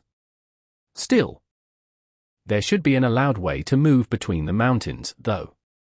I just need to discover it. For now, however, Sunny wanted to focus on something else. He wanted to explore the volcano, and especially the crumbling castle standing in the middle of its crater. Just as he turned around, however, something unexpected happened. He sensed a new shadow appearing on the dark slopes. Who? And a few moments later, a familiar figure landed on the ground near him. Ivory armor, auburn hair, electric green eyes, obnoxiously handsome face. Sunny blinked a few times. Kai. Indeed, it was none other than Transcendent Nightingale, the Dragon Slayer. The charming scent looked no different from how he had been in the toy room, and when Sunny shifted his gaze to peer into the supposed Kai's soul, it was pure and radiant, with not a hint of corruption hiding in its depths. He did not seem like an evil doppelganger or an illusory construct, but like the real deal instead. Were you sucked into the death game, too? Kai raised an eyebrow. Oh? So that is what happened. Sunny simply stared. I'm pretty sure that it is, yeah. Why, what did you think had happened? Kai hesitated for a moment, then smiled. Well, I'm not sure. You told us to back away, and the next thing I knew, I was standing on a volcano. That one over there. He pointed to one of the 3 volcanoes and added neutrally. I was honestly a bit disoriented. But then I saw the clouds of ash part, as if cut by something, and finally noticed you here. So, I flew over. Sunny shivered. You flew over? Kai coughed. Yes. I was already in the air when that thing rose from the clouds. I guess I could have turned around at that point, but I would have had to slow down to make a turn. And honestly, seeing that tentacle made me want to fly faster than I had ever flown before. Sunny let out a stunned chuckle. No kidding. He remained silent for a few moments and then smiled. Well, welcome to my volcano. You don't know how glad I am to see you, Pawn. I mean, buddy. How glad I am to see you, buddy. Chapter 23:13. Pawns of Ash. He had also traveled between the volcanoes without being erased from existence by the being below the clouds, which gave Sunny a hint about the rules of this miniature realm. He would have to think about that in more detail, but for now, there was a more pressing question that needed to be answered. Kai had been able to see Sunny across the great distance dividing the two volcanoes due to his awakened ability, which granted him unparalleled sight. So, Sunny looked in the direction of the third volcano, wondering who had taken the place of the second ash beast. Can you see who is out there? Kai glanced in the direction of their volcano and faltered for a moment. That. I think you might want to take a step back. Sunny frowned, then did as he was told. A moment later, a black arrow plummeted from the sky and sunk into the ash, right where he had been standing. Sunny stared at the arrow for a few moments, then shook his head. He would have been able to dodge it even without Kai's warning, probably. But definitely not without rolling on the ground gracelessly. That damn murderous lunatic. He inhaled deeply. I guess Slayer is here, too. And it seemed that her eyesight was just as exceptional as Kai's. She lacked the ability to fly, though. So, she had announced her presence in her usual barbaric way. Sunny pondered the situation. There was a small possibility that the Song Sisters were somewhere here, as well, having taken the place of three white figures. However, Sunny rather suspected that they had not been imprisoned by Ariel's game. If so, one question remained. Where had the actual Ash Tyrant and two remaining Ash Beasts gone? Looking at Kai, he hesitated a little and asked, Hey, do you think that Seishan, Hell, and Revel are fighting three ancient abominations in the toy room right now? Kai seemed startled by the question. He looked at Sunny with wide eyes, then shivered. I really hope that they are not. Sunny inhaled deeply. Well, don't worry too much. Seishan is quite resourceful, so I am sure she'll manage somehow. After all, she had survived on the Forgotten Shore for a decade, longer than anyone else who escaped it. Revel, meanwhile, was one of the deadliest saints in existence. Not only had she gone against Sunny and lived to tell the tale, but she also conquered the spine ocean of God Grave while annihilating 7 saints of the Sword Army and their entire expedition. And while Deathsinger was sort of disarming, she was actually quite terrifying as well. Sunny did not forget the first time he saw her, entering the council chamber of the Song Army with the same innocent look, but also with blood dripping from her crimson hands. Plus, they were in the Jade Palace, their former home. Considering how well Revel knew the magnificent palace, they had an overwhelming terrain advantage. Noticing that Kai still seemed worried, Sunny patted him on the shoulder. Cassie is keeping an eye on the situation. You know that she always has a contingency. Kai lingered for a few moments, then nodded slowly. Still, considering how serious the consequences are, I think I have the right to know what the purpose of this entire endeavor is, at least. Sunny studied him with a faint smile. Finally ready to ask questions, huh? Well, fair. I'll tell you. He looked into the distance, where the snowy peaks rose above the sea of clouds. But what was he supposed to say? Any honest answer he could give would be forgotten. Eventually, Sunny said evenly, I guess I am searching for the key to the nightmare spell. Kai's eyes widened a little. The key to the spell. Sunny nodded.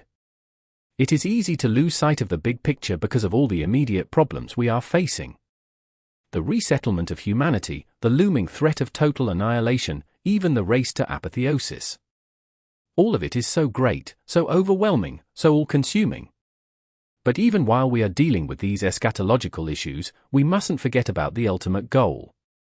Kai sighed. I am starting to grow tired of sounding like a parrot, but ultimate goal. Sunny chuckled. Yes, the ultimate goal. Godhood. He turned and looked at Kai without any humor in his lightless eyes. Humanity can only survive if new gods are born from it. Which means that someone has to conquer the sixth nightmare, the final nightmare. Someone has to become divine. Even apotheosis is merely a stepping stone on the path to true godhood. Sunny shook his head.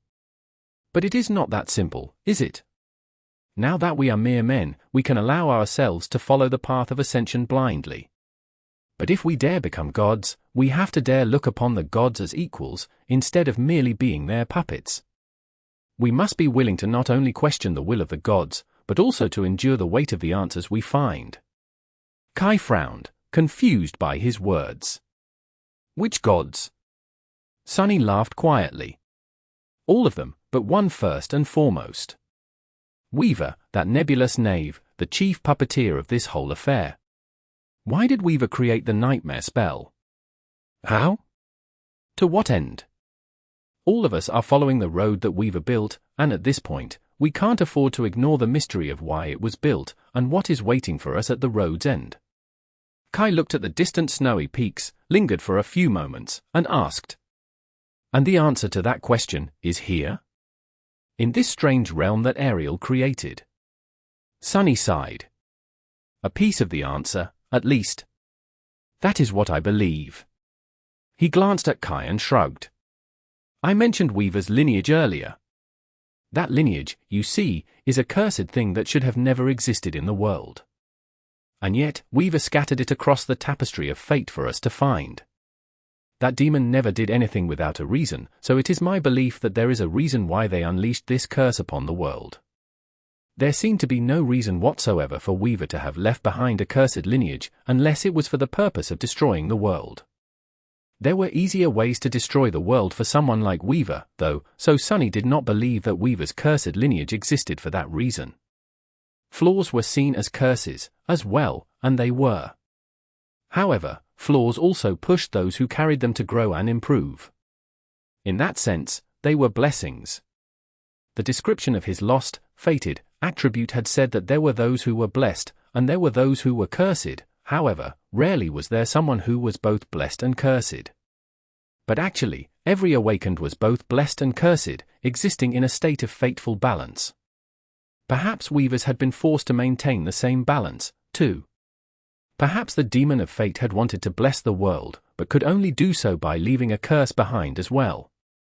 The nightmare spell, the forbidden lineage. Which one was a curse? Which one was a blessing? Perhaps Weaver's cursed lineage was the spell's flaw. Chapter 23:14. Pawns of Snow. Well, whatever it is, we'll find out sooner or later, as long as we live long enough. He considered his next steps. Kai, meanwhile, was studying him with a complicated expression. So you are searching for pieces of a demon's lineage? Sunny nodded. Yes. And one of those pieces is somehow connected to the Snow Tyrant. Speaking of. He hesitated for a moment, then asked. You saw me from all the way on that other volcano. And you can see Slayer, too.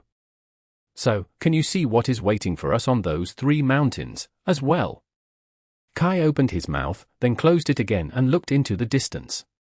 After a while, he said in a subdued tone. Yeah. I see them. Bingo.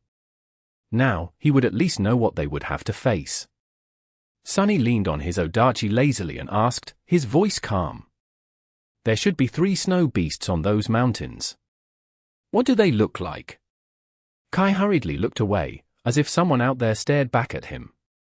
He shivered, then brushed his hair back and straightened.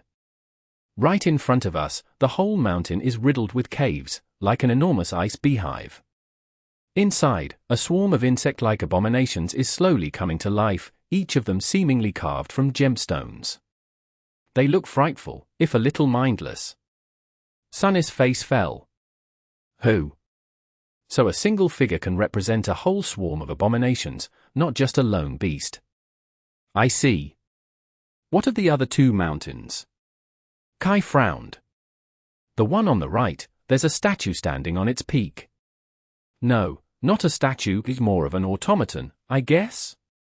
A clockwork knight. Actually, he looks like the giant version of one of the toy knights we saw in the toy room. I feel an enormous amount of dread when looking at him, though. That one is not a simple nightmare creature, I think. This time, it was Sunny's turn to frown. If a single abomination makes Kai more wary than a swarm of them, then it must be powerful. A cursed beast? It's possible. And what is on the third mountain? Kai shivered. There is a worm-like creature there. Actually, it's not on the mountain, it's inside the mountain. This creature is simply enormous. It seemed to have hollowed out the entire mountain and made a nest inside of it, coiling into a sphere. It took me a while to realize what that colossal mass of flesh was. A sour expression appeared on Sunny's face. A giant ice worm, hey. He had just come from months of battling giant millipedes. He had really had enough of worm-like creatures. Sunny sighed. I'm guessing that one is a cursed one as well. A swarm of great abominations and 2 fallen deities, and these were some of the weakest snow figures on the board. The first battles of the death game promised to be quite unpleasant. Sunny looked at Kai. What is your condition? I mean, how weird is it? Kai seemed to understand what he meant. My aspect is entirely unaffected. However, I can't enter my soul sea, my source element seems to have switched to ash, and on top of that, I can't summon any memories, only those I was wearing when the game snatched us are left. That is, just my armor. Sunny nodded silently. So you are completely unarmed? Kai nodded in discomfort. Yes. I can still assume my transcendent form, though. So, that's something. He said that, but he was wrong. It would have been fine to engage the enemies as a dragon in most other situations, but here, the enemies were much stronger than Kai. He could probably fight a great abomination, but not a cursed one. At least not at a close distance. If he had a good bow and arrows, though, he could at least assist Sunny from afar. Kai was an archer of sublime skill, after all, second only to Slayer herself. Sadly, he was in the same predicament as Sunny. Ariel's game had sealed their soul arsenals, somehow. Sunny sighed. It's a good thing that I weaned myself off overly relying on memories. Kai is a different story, though. All right. I get it. What had he found out? There were powerful enemies on the 3 snowy peaks facing the 3 volcanoes. Moving from the volcanoes to the peaks, and vice versa, was prohibited at the moment. However, moving between the mountains of the same domain seemed to be allowed. There was an important difference from the actual death game he could not overlook, too. It was that Kai was currently standing next to him. If he was simply moving figures across the game board, 2 game pieces would not have been able to occupy the same square. There has to be a way to make an actual move. In other words, if some conditions were met, he would be able to attack the snow abominations, but since Sunny did not know the laws governing this miniature world, yet, it was far more probable that the snow abominations would attack him first. Rather, they would either make a move to attack the Ash Tyrant, or attempt to conquer the remaining volcanoes first. Sishan had mentioned that there were special squares in some versions of the death game. Squares with a castle, for example, never changed color. If the crumbling fortress on this volcano was one such castle, then the snow tyrant could attempt to conquer the other 2 volcanoes to prepare for the final siege. Are there any structures on the volcano you came from or on the one where my shadow is currently waiting to be rescued? Kai shook his head. Not that I can see. Sunny lingered for a few moments, then nodded slowly. All right. Then, do me a favor please, go to the next volcano over and bring that murderous woman here. Whatever happens next, we'll have a better chance to survive it together. Kai smiled. No problem. A moment later, before Sunny had time to say anything else, he was already flying away. She's not going to kill him, right? Right. She wouldn't. Wouldn't she? Sunny scratched the back of his head. Why am I worried? If I need to worry about something, it's that Slayer might become one of Kai's fangirls too. Shaking his head, he sat down on the ground and reached into the shadows. I won't give her any more of my blood if she does.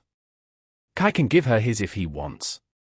Above him, the wound his javelin had dealt to the veil of ash that obscured the sky was already repairing itself, and the world was once again submerging in darkness. Chapter 23:15. Army of 3.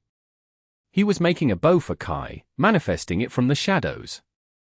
One would think that making a bow was quite simple. All Sunny needed was to manifest a long narrow bar and make it bendy, then string it. Of course, manipulating the internal structure of manifested shadows to imbue them with a suitable level of elasticity actually demanded an intricate level of shadow manifestation mastery, but Sunny was more than capable of doing just that.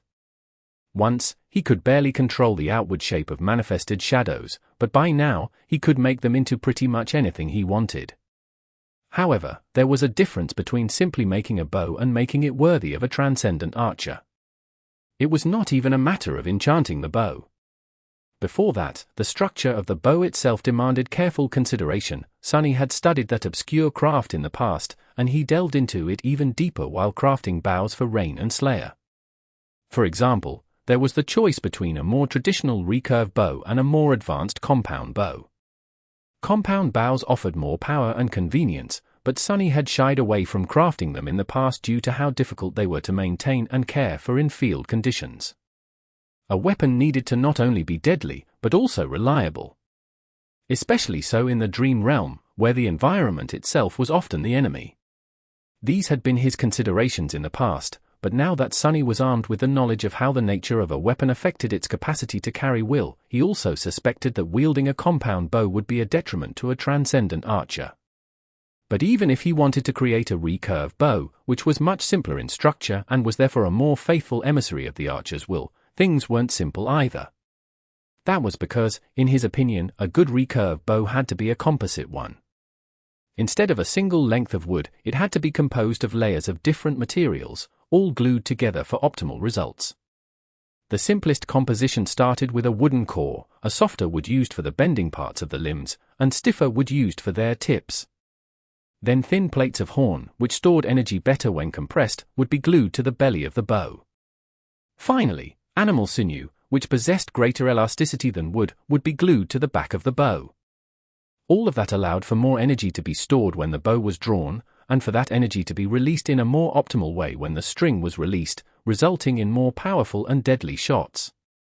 So, Sunny had to carefully manipulate the manifested shadows to imbue them with qualities that resembled different types of wood, horn, and sinew. Actually, since he did not have to limit himself to only reproducing naturally existing materials, he could play around with these qualities to achieve the best result. Luckily, he had already done his research when crafting a bow for Slayer. He also had a good idea of how strong Kai was, exactly, so he could create a truly powerful weapon for his friend. Additionally, there was a matter of how he wanted to manifest the shadows. Making them permanent would be easier, since he would not have to maintain their shape either consciously or constantly, but that way, the bow would be much weaker, somewhere between the ascended and transcendent ranks. So, Sunny decided to sustain the manifestation personally. That way, Kai would be wielding an ostensibly supreme weapon, something he would need desperately before too long, no doubt. Manifesting the varied types of shadows into proper shapes and fusing them together was an intricate task. Sunny worked meticulously, using his 2 hands to craft the weapon. At the same time, he used for more hands to weave strings of shadow essence. He could not enchant the bow just yet since there were no soul shards in his possession to anchor a weave, but a few would hopefully fall into his hand soon. Sunny wanted to be prepared for when that happened. Look at me, am I not the most benevolent of tyrants? Who else would sit on the ground and personally craft weapons for their pawns? He chuckled. But that was simply the first step. Here inside Ariel's game, Sunny was a general in charge of an army. His army consisted of only 2 soldiers, but it was still a start. He would arm his soldiers, empower them, and lead them to conquer the entire board. By the time a magnificent dragon with scales as dark as midnight landed on the slope of the fuming volcano, carrying a beautiful shadow on his back, the bow was almost ready. Slayer jumped down with the grace of a dancer, walked over to where Sunny was sitting, and silently retrieved her arrow from the ash. Her gaze was as cold ever, full of hidden malice. As soon as Kai assumed his human form, Sunny tossed him the bow. "Here. String it." Kai caught the black bow and stared at it for a few moments, his eyes widening slightly. What a fearsome aura! Placing one end of the bow on the ground, he used his shin to secure it and bent the longbow with seeming ease, stringing it in one smooth motion. Of course, in truth, bending it was not easy at all. People usually assumed that archers were less imposing than swordsmen as far as physical power went, but really, it was the opposite. An average archer had to be far stronger than a melee fighter since drawing a powerful bow demanded immense strength, and Kai, despite his deceptively elegant appearance, had never been merely an average archer. Poser. Witnessing how unburdened the charming saint looked while stringing the supreme bow, Sunny almost regretted not making it even more potent. However, he knew that Kai was simply showcasing perfect technique. Naturally, his chiseled muscles were taut and straining under the ivory armor, his veins bulging. A drop of sweat that rolled down the charming saint's face was proof. Shaking his head, Sunny looked at Slayer. "Hey! How about you share some arrows with this handsome young man?" Instead of answering, Slayer raised the arrow she was still holding in her hand and silently moved it across her neck. Her message was clear. "Want to die?" Sunny chuckled. All right. Gods!" Reaching into the shadows once again, he went about crafting deadly arrows. Now, creating a good arrow was also not an easy feat, but luckily, Sunny had had a lot of practice. Looking at Kai, he smiled. "You know, one time, I was falling into a flaming sea. So, I drew my bow, and shot myself out of it. Worked like a charm." He was referring to his fall into the sky below, of course, and the desperate attempt to avoid burning in the sea of divine flames by wrapping his shadow around a flying arrow and using Shadow Step to appear next to it. Kai had been studying his new bow with an enamored expression. That expression swiftly crumbled. Looking at Sunny with trembling eyes, he said, Wait, this one does not even make sense. How can it be true?" Sunny looked at him with reproach. "Do not question the truth, Nightingale. The truth does not exist to be convenient, nor does it need to be sensible. It simply has to be true." Chapter 23:16. Winning Strategy. 7 rows of 7 squares each, 49 in total. Then, he marked some of the squares with various runes. Sunny had not paid a lot of attention to the placement of the figures on the Jade board, but he could still recall it flawlessly. There were also 5 squares marked by special carvings, one at the very center of the board, and one at the middle squares of each outer row. Eventually, he pointed to the grid and spoke. "This is what the game board looked like in the toy room. As you can see, the Ash domain is on the verge of losing. We only have 3 squares left, occupied by the Ash Tyrant, that is me, and 2 Ash Beasts. That is you and Slayer." He pointed to the 3 squares in the lowest row of the grid. Since one of them was the middle square of an outer row, it was marked with a special rune. You should have seen the fortress behind us. I think that it is the Ash Castle, one of the special squares Sishan mentioned.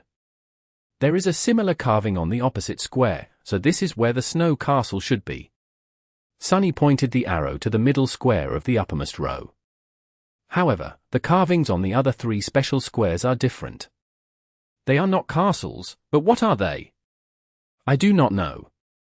The one in the very middle of the board is different from the 2 on the left and right outer rows, as well. Sunny sighed. Well, we'll learn eventually. What is more important is where the 12 snow abominations are standing. Do you see a pattern? Kai studied the grid. On it, 3 snow beasts were facing the 3 remaining Ash figures. On the opposite side of the board, the Snow Tyrant was standing in the Snow Castle, defended by a Snow Devil and 2 snow beasts in the row below. The second Snow Devil was guarding the central square of the board.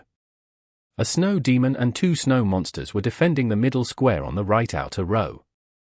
And finally, the last snow figure, another demon, was in the lower left corner, all by itself. Kai frowned. It looks to me like 3 beasts are preparing to besiege the Ash Castle, while the rest of the figures are protecting important squares on the board.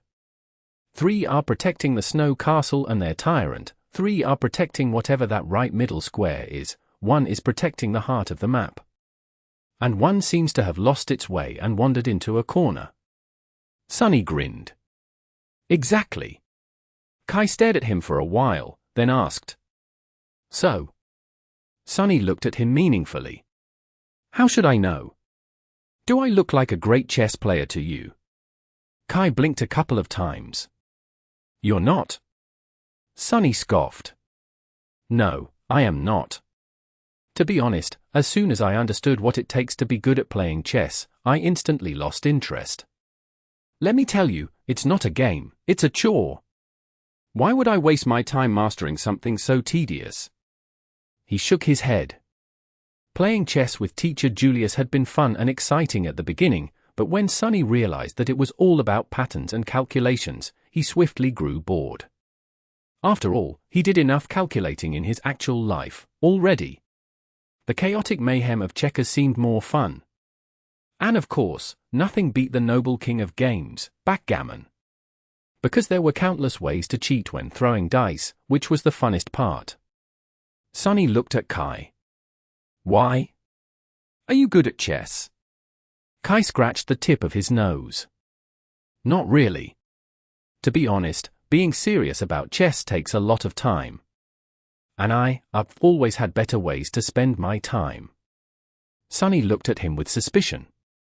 Did he just politely point out that he had a life? Well, naturally. That guy had probably been too popular to be the president of the chess club. If Kai had been the president of any club, it would have probably been the Heartthrob Club. Shaking his head, Sunny sighed. "So, none of us knows anything about how to win at chess. Plus, this is not even chess, this is death game. Actually, it is a bizarre version of the death game created by Ariel, which functions according to its own set of rules. We do not know these rules yet, so it will be hard to come up with a strategy." He stared at the grid, a somber expression on his face. But then, Sunny stirred. "Actually." He turned his head and looked at Slayer, who was idly standing a few steps away from them. "I was not entirely correct. There is someone among us who might know everything about how to play death game." Slayer was the shadow of a person who had lived in the dream realm thousands of years ago. Since death game had been popular among her people, she might have very well been a masterful player. Sunny scrutinized her for a while, then asked hopefully, "Hey, do you know how to play the death game? What is the best strategy? Was victory even possible when 46 of the 49 squares already belonged to the snow domain?" Slayer turned her head and looked down at him, her inky black eyes betraying no emotion. Sunny almost lost hope when she suddenly moved, looking at the grid he had drawn. The shadow remained motionless for a while, then used the arrow in her hand to carve a rune in the ash. Kai looked at the rune with curiosity. "Sacrifice?" Sunny nodded slowly. "Yes, sacrifice. To be precise, it's a particular kind of sacrifice. A sacrificial killing.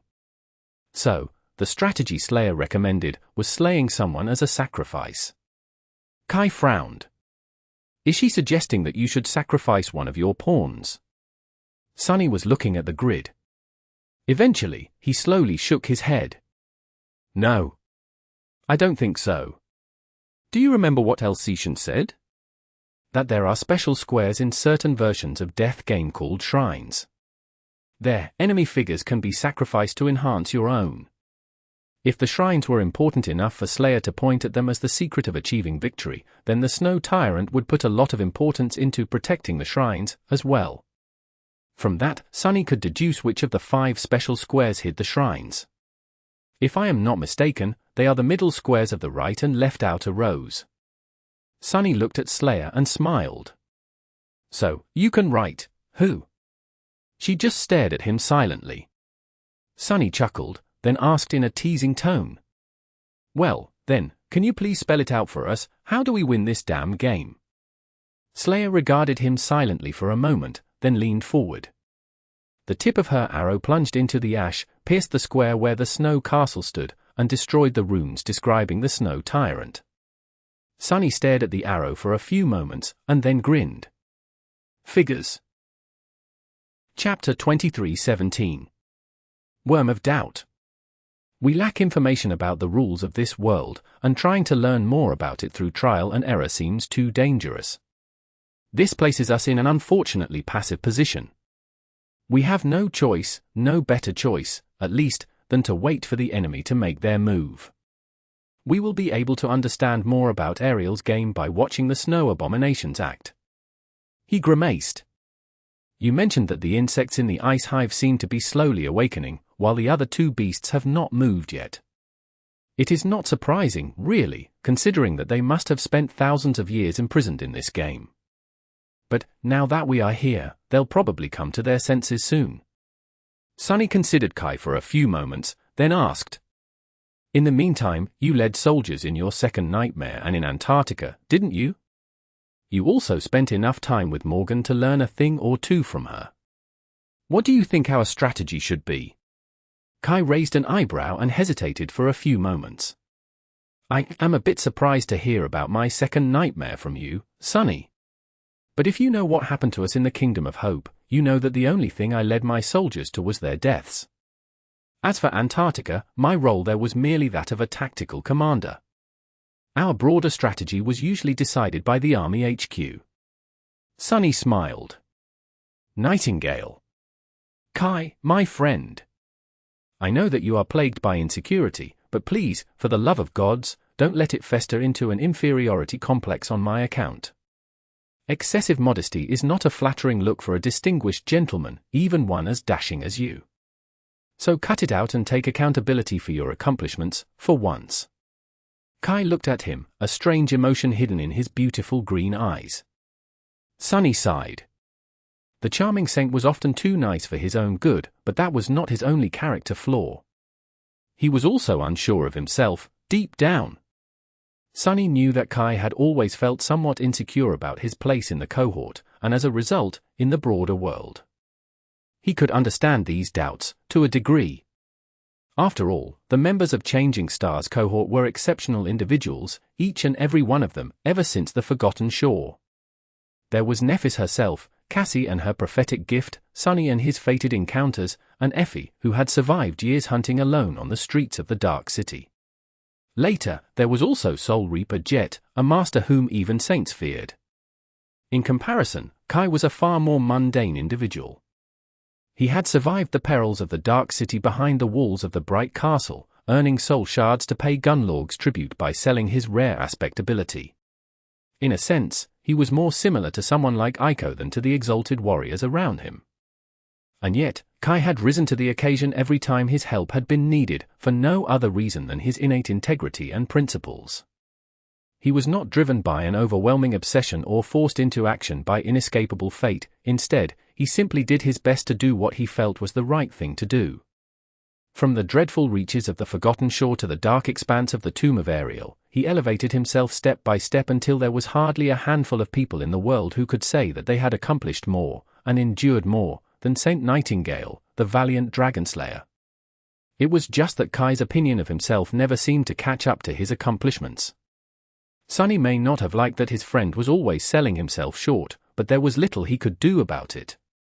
After all, there was some truth to what Kai thought about himself. It would have been hard for anyone, not just him, to contend against inexplicable monsters like Sunny, Nephis, or other powerhouses in their orbit. But now, Kai's insecurity was not merely undeserved, it was an actual problem. Sovereigns were arrogant by nature, after all, they had to be. Only someone supremely confident in their cause could be bold enough to force their will upon the world. How could someone who doubted himself convince the world to submit? So, Sunny hoped to disabuse Kai of the preposterous notion that he was somehow less deserving than the rest of them. I'm really not the right person for this job. Actually, he was arguably the worst choice. After all, Sunny had never been great at dealing with people. He was so atrocious at it, in fact, that he had even ended up living alone in seclusion and slowly losing his mind multiple times in his life. But at the same time, he was also the best choice. because Kai was keenly aware of lies and insincerity, while Sunny never lied. Kai looked at him with a strange expression for a while. Eventually, he asked in a cautious tone, "Sunny, you think that I'm dashing?" Sunny blinked a few times. That is your main takeaway." He exhaled slowly through gritted teeth. "Bastard, are you fishing for compliments now?" "Sure, yes, I do think that. Your style is impeccable, and your face is a weapon of mass destruction. Happy now?" Kai smiled brilliantly. "Why, thank you. It really means a lot, coming from the owner of the Eye Candy CA." "Shut up." Sunny huffed and pointed to the map of Ariel's game. "Strategy. Remember." Kai kept smiling for a few moments, then turned to the grid drawn in the ash. A quiet sigh escaped from his lips. "We really don't know much about how this game works, but generally, the mountain we are occupying is the castle, which suggests some kind of defensive advantage. Common logic dictates that we should make use of these fortifications to repel the enemy, but actually, such a strategy will simply become our death. Since the enemy forces are so overwhelming, locking ourselves into a defensive strategy will merely postpone our defeat." Sunny nodded. Kai was, without a doubt, right on that account. Chapter 23:18. A new paradigm. They could potentially deal with the 3 snow beasts, but that would take time. And in that time, more powerful figures would most likely reach the Ash Castle, leading to a checkmate. Sunny had grown used to dealing with problems by using overwhelming strength as of late. But here in Ariel's game, he was once again weak. He did not have his shades, his shadows, his memories. He did not even have a single shadow to augment himself. If a couple of demons of a high enough rank showed up, surrounded by monsters and beasts, his end would be swift and inevitable. In order to survive, Sunny had to act with cunning and foresight. He narrowed his eyes and asked Kai calmly, "So, what should we do?" Kai shrugged. "The same thing Kisong did at Greater Crossing, I guess. Abandon the fortified position and attack instead, aiming to crush the enemy forces while they are isolated from each other." He looked at Sunny with curiosity and asked, "Am I correct?" Sunny remained silent for a few moments. "You are not exactly wrong, but you are also not exactly right either." He sighed and pointed to where Slayer's arrow was sticking from the ash. "Slayer seems to understand the essence of this conflict better. You see, Kai, your answer is based on sound military paradigm, but it is an obsolete military paradigm, one formed by thousands of years of war and conflict in the waking world. The reality of our world has changed, though, but our thinking has not been quick enough to adapt."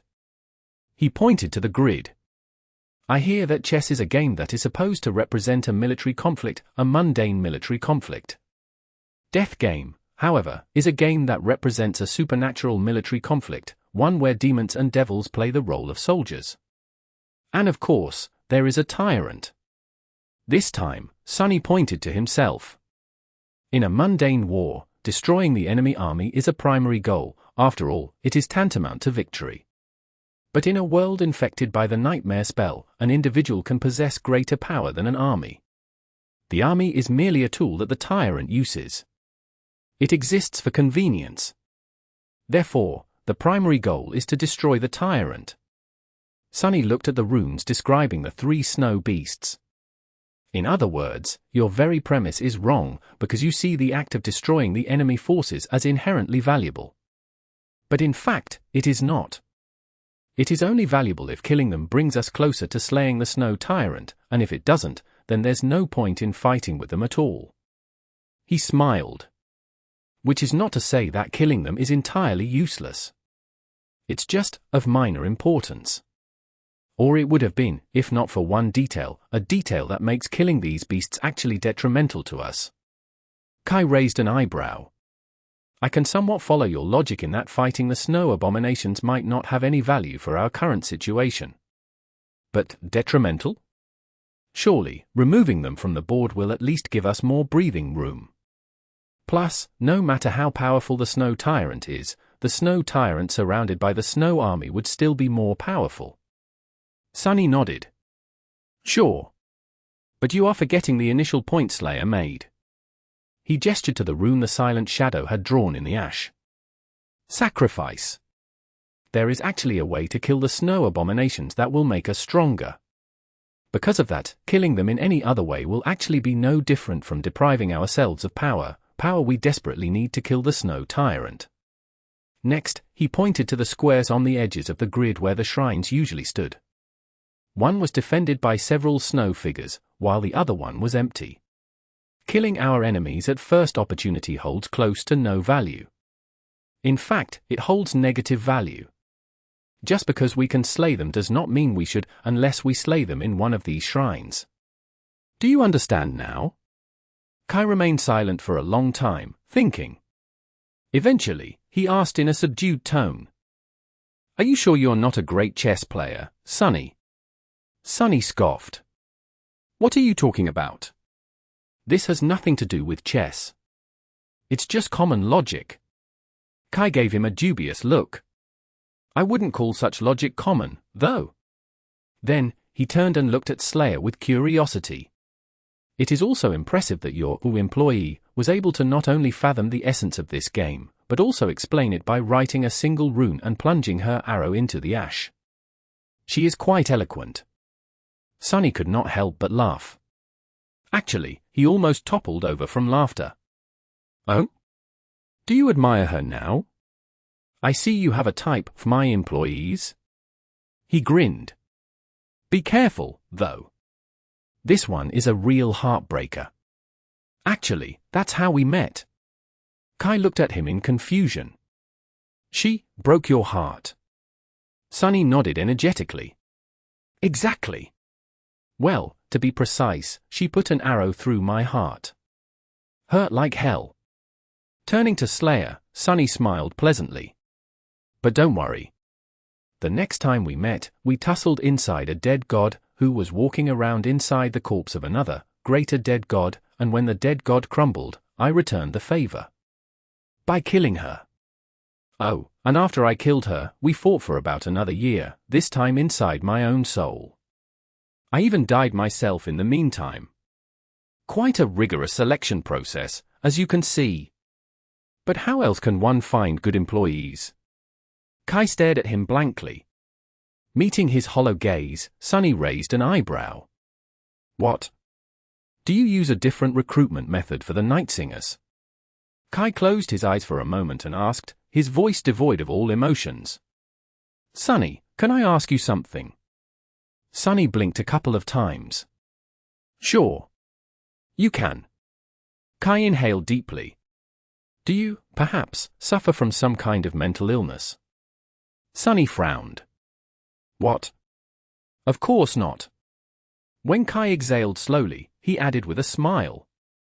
Suffering from mental illnesses? How trite. If anything, mental illnesses suffer from me. Kai's eyes trembled. Chapter 23:19. Educational trip. Letting out a sigh, he looked up. The firmament of the miniature realm was obscured by the clouds of ash, but it was clear above the snowy peaks. It seemed like the moon was descending, the night would be over soon, making way for the brilliance of the day. Somehow, Sonny felt that this short moment of peace was not going to last much longer than the night. What will the snow tyrant do? And what could the snow tyrant do? Actually, Sonny was aware of the subtle strangeness of his situation. He had assumed the place of the Ash Tyrant, who was a figure of vital importance, no doubt, but merely a figure nonetheless. Sonny was not the player. His suspicion that there was a distinction between the two was based on a couple of facts. First of all, if the players of Ariel's game were supposed to act as tyrants of their respective domains, then there would be no snow tyrant anywhere in this artificial world. After all, the original players of the game were long gone. Secondly, his status as the Ash Tyrant had not granted Sonny any new powers, including the power to control lesser Ash figures. Kai and Slayer were not compelled to obey him because of the nature of the game, they simply listened to him because he was Sonny. Similarly, if there was a Snow Tyrant on the opposite end of the board, would they have any control over the snow abominations? He was not sure. Depending on the answer, though, Sonny was facing two entirely different perils. If the Snow Tyrant could control the figures freely, then he would be facing a coordinated and lethal force. This game would be a battle of two minds. If not, the beasts would roam free, and the main obstacle standing in his way would be this artificial realm itself. We'll see soon. Kai raised an eyebrow. What? Sunny let out another sigh. We'll see what kind of battle this is once the snow abominations start to move. He looked at the three snowy peaks. If they are mere beasts, they'll rush to devour us straight away.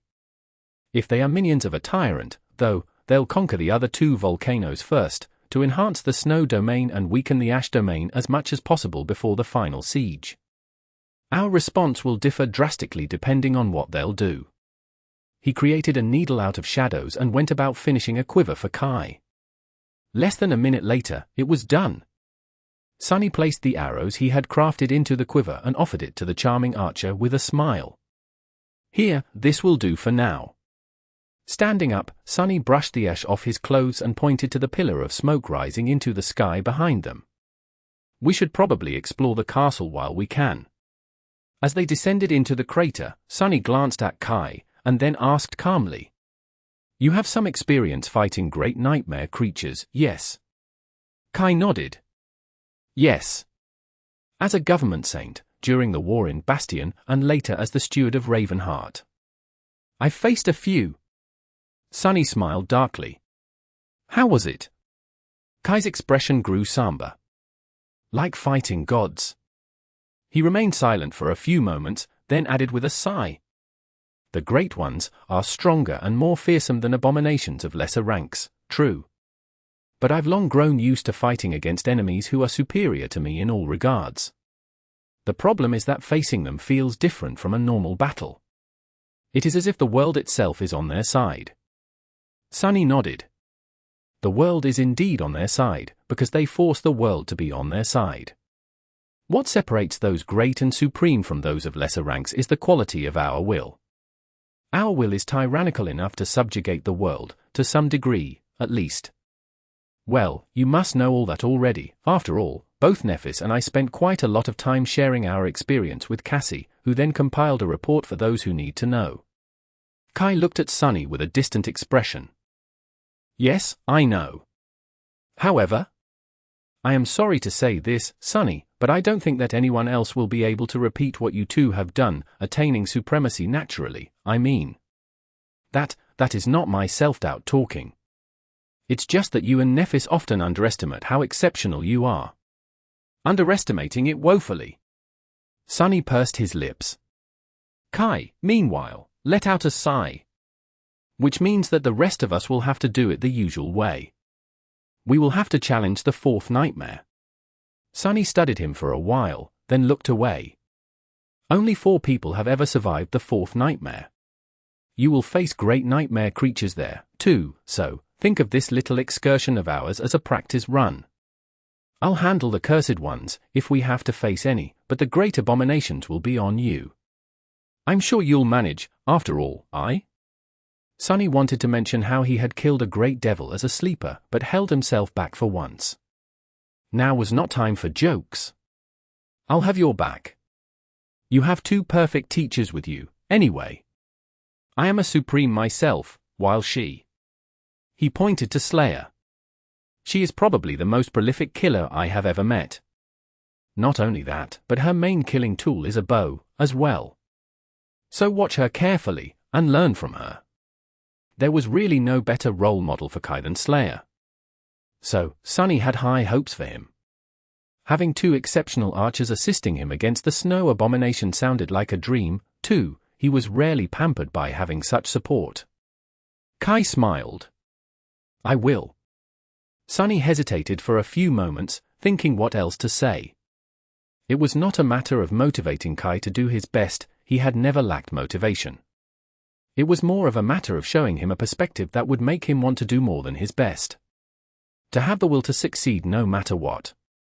This was the only way to survive in the ruthless world of the nightmare spell.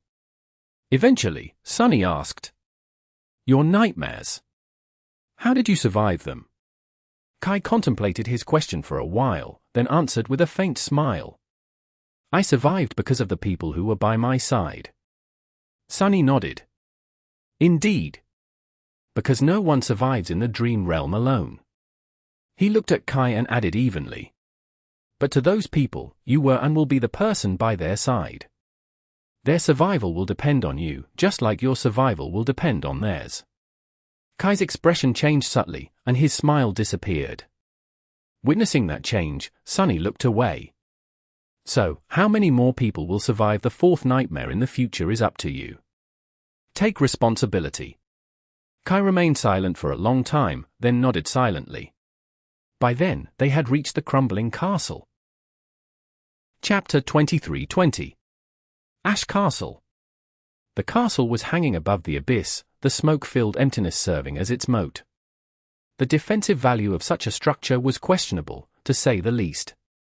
Sure, any attacker would plummet into the fiery depths of the volcano unless they found a way to breach the wide chasm, but at the same time, the defenders would find it difficult to prevent the enemy from destroying the anchors of the chains that held the castle in the air. Extending his shadow sense into the abyssal vent, Sunny sensed more chains fastening the castle to its walls further down. There seemed to be some kind of mechanism built into the obsidian plate that served as the foundation for the charred fortress, now broken and in a state of disrepair. Was this castle able to descend into the depths of the volcano once? Even if it had been, it was stuck in place now, barely able to support its own weight. Sunny imagined the whole structure plummeting into the smoke under their feet. That would be troublesome, but not too troublesome. After all, he could fly away at any moment. The drawbridge of the castle was raised, so Sunny manifested 2 raven-black wings and offered Slayer a hand. She looked at it coldly, while Kai smiled. I see you are a gentleman. As Slayer took his hand, Sunny strained his muscles and tossed her into the air. The nimble shadow shot over the chasm like a bullet, disappearing into the smoke. A few moments later, she landed on one of the crumbling towers of the castle, twirled to regain her balance, and summoned her bow in one graceful motion. Her skirt flared, and by the time its hem fell to rest on her smooth ebony thigh once again, an arrow was already narked on the string of the black bow. Kai watched all of that happen in silence. Sunny was blinded by the smoke, but could sense the shadows. The charming archer, however, could see everything transpire just fine. He sighed. Never mind. Sunny smiled. What, did you expect me to give her a ride? Thanks, but no thanks. The last time she mounted me was too memorable. He paused for a moment, and then added in a glum tone. I mean, she cut off my wings, strangled me, and almost drove a knife into my skull. Kai blinked a couple of times. She did. When Sunny nodded, he gave him a reproachful look. You know, something like that would have been good to know before I carried her across the sea of clouds on my back. Sunny grinned. It did cross my mind to give you a warning. But I was sure that she would not try to kill you, well, mostly sure. Reasonably sure? I was somewhat sure that she would not try to kill you.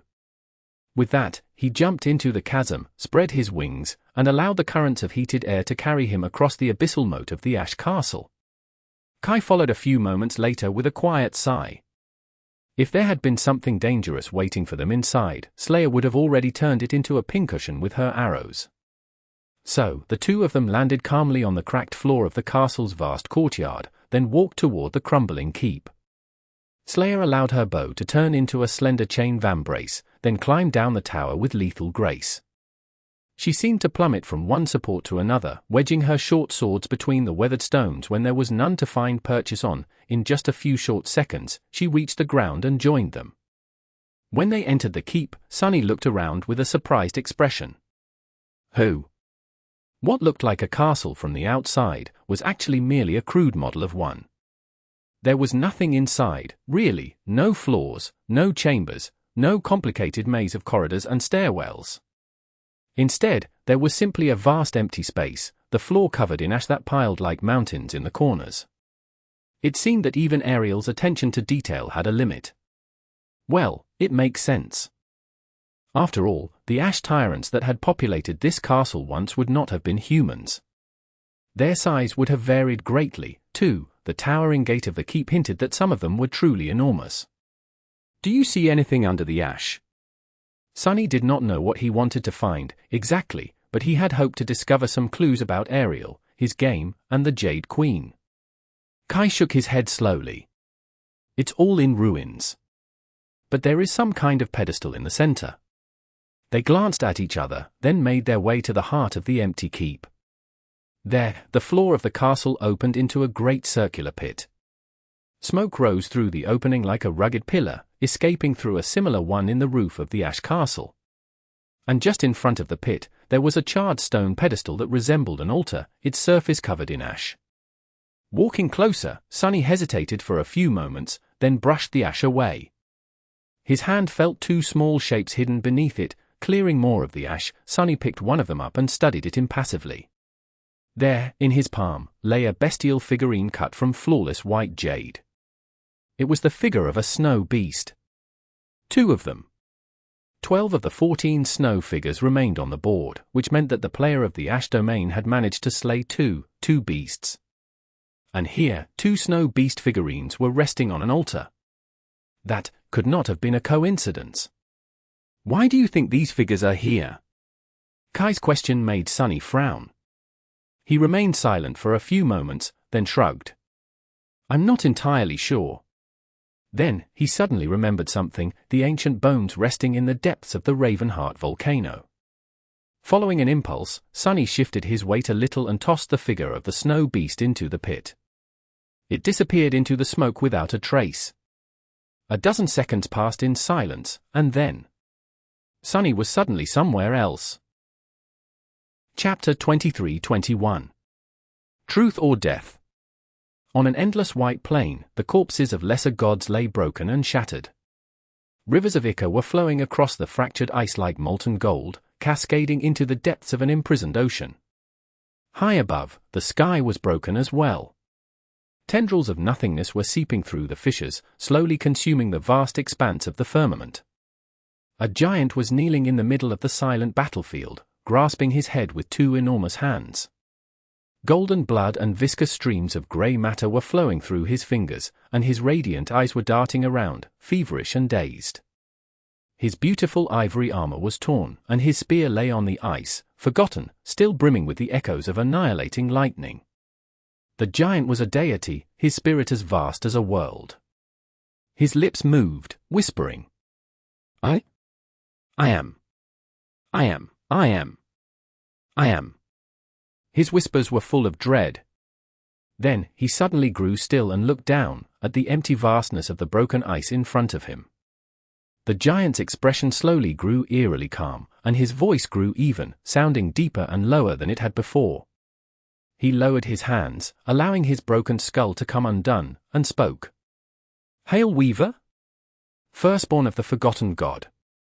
As he did, a nebulous figure was suddenly revealed on the ice, shrouded by a tattered mantle and wearing a fearsome mask. A voice that was like 1,000 hopeless prayers resounded from behind the mask, making the giant shiver. Brother, my brother! Why are you hiding inside this hideous corpse? The giant laughed with a voice that was not his own, then spoke in an insidious whisper. Must you offend me so, Weaver? Must you abandon all fear when facing the demon of dread? All of us diamonds have sworn to destroy you. Why are you here? Why have you revealed yourself? The fearsome mask of the nebulous demon stayed still. Weaver remained silent for a while, then spoke. My brother knows what everyone fears, and therefore, he knows everyone's truth. However, I know no fear. What then is my truth? The wind moved the tattered mantle, revealing nothing of what was hidden beneath. I thought I'd offer you to play a game. The dying giant gazed upon Weaver, light dimming slowly in his golden eyes. A game? What kind of game? The demon of fate answered to the dying deity. A game of death, of course. Whoever wins will be owed a truth. And if I lose, I will allow myself to be destroyed. The giant shuddered and collapsed, and as he did, the broken ice swallowed his corpse. A faint whisper drifted above the dreadful battlefield. Come. I accept. The world suddenly disappeared into nothingness, replaced by a familiar room. A masked figure was sitting on the cushions in front of an exquisite jade board. The room was drowning in darkness, and from that darkness, a whisper came. I know what truth I long for. But what truth can you, who sees the depths of fate, be lacking? What is it that you wish to learn, Weaver? The fearsome mask of the demon of fate looked at the darkness. 1,000 intertwined voices resounded from below it, making the darkness tremble. Do you know how fate can be broken, brother? A porcelain hand rose from the depths of the tattered mantle and grasped the figure of a figure carved from white jade.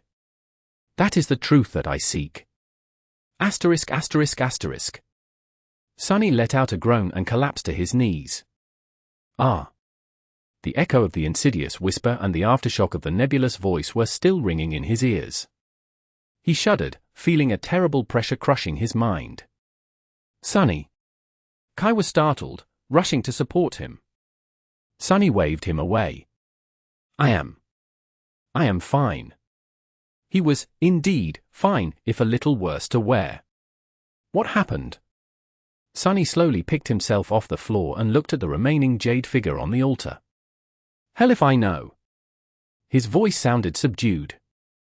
One moment, he was standing in the keep of the Ash Castle, and the next moment, he was in the middle of a harrowing battlefield, the world coming undone around him, witnessing two diamonds having a strange conversation. Weaver and Ariel. Fate and dread. The master of lies and the keeper of truths. Weaver's nebulous figure seemed to be a bit ragged for a lofty divinity. The conversation must have taken place during the Doom War, when the sinister demon was being hunted both by their siblings and by the gods. That porcelain hand looked familiar, as well. It must have been the one Weaver had assembled from the parts of the broken mannequins in the Ebony Tower. Ariel, meanwhile, seemed to have been possessing the body of a defeated divine champion, the giant who wielded a spear infused with ferocious endlessness of golden lightning. Sonny had not seen what the demon of dread actually looked like until the very end. Maybe Ariel did not look like anything at all. Maybe the demon of dread existed only as a whisper. In any case, Weaver had offered to play a game with high stakes, and Ariel accepted. I just saw a vision. Of sorts. What Sonny had seen did not feel like a vision. Actually, it did not feel like anything he was familiar with. It was as if he was there, but not there. As if he was present, but also absent. As if he had simply learned the truth of what had happened on that day. Sonny winced, feeling the pressure of witnessing 3 gods, 2 diamonds and a dying divine human subside slowly, allowing him to breathe freely once more. Who was that giant? Kai, meanwhile, raised an eyebrow. Are you prone to receiving visions, Sonny? Sonny shook his head. No.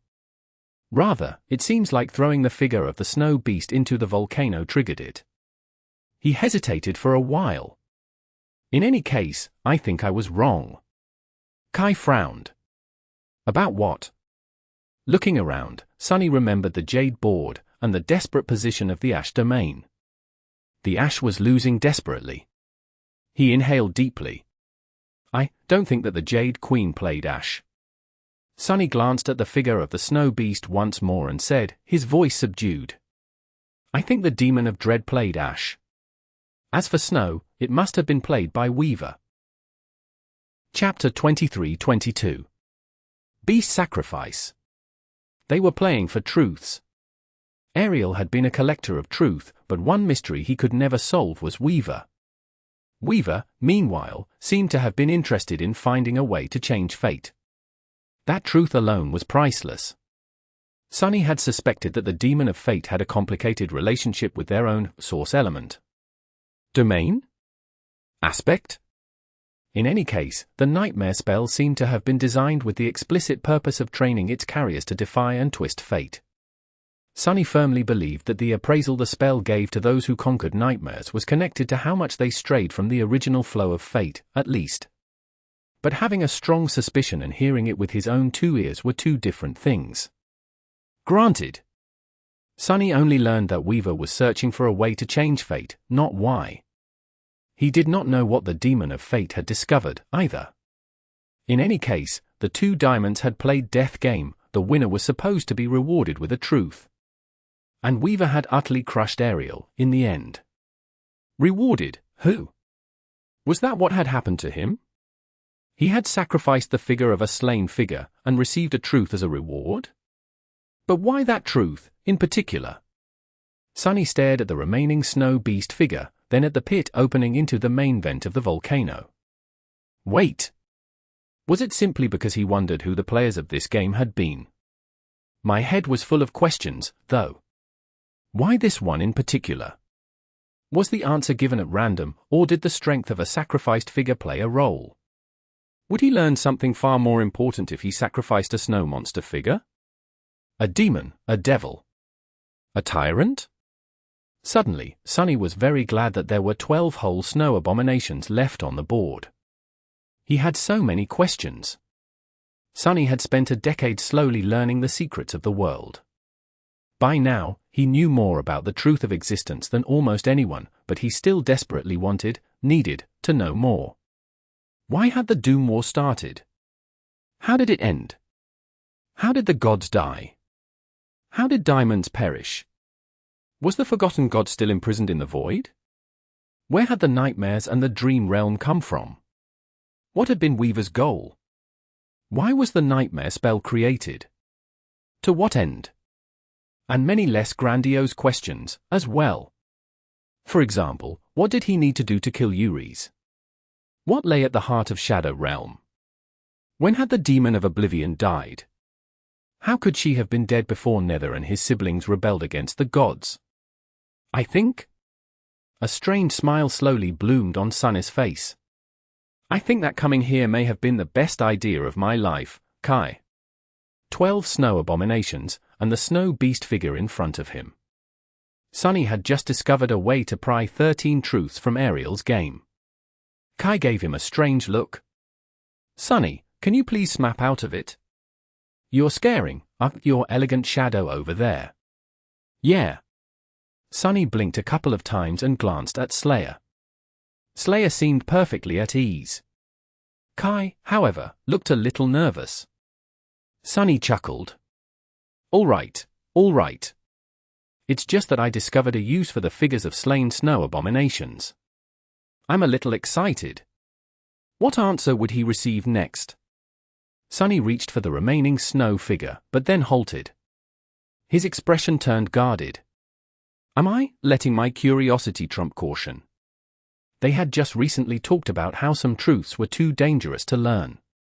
Sunny did not need to think too much to remember a chilling example. They were the runes containing the knowledge of the void that Ariel had left behind in the estuary of the great river.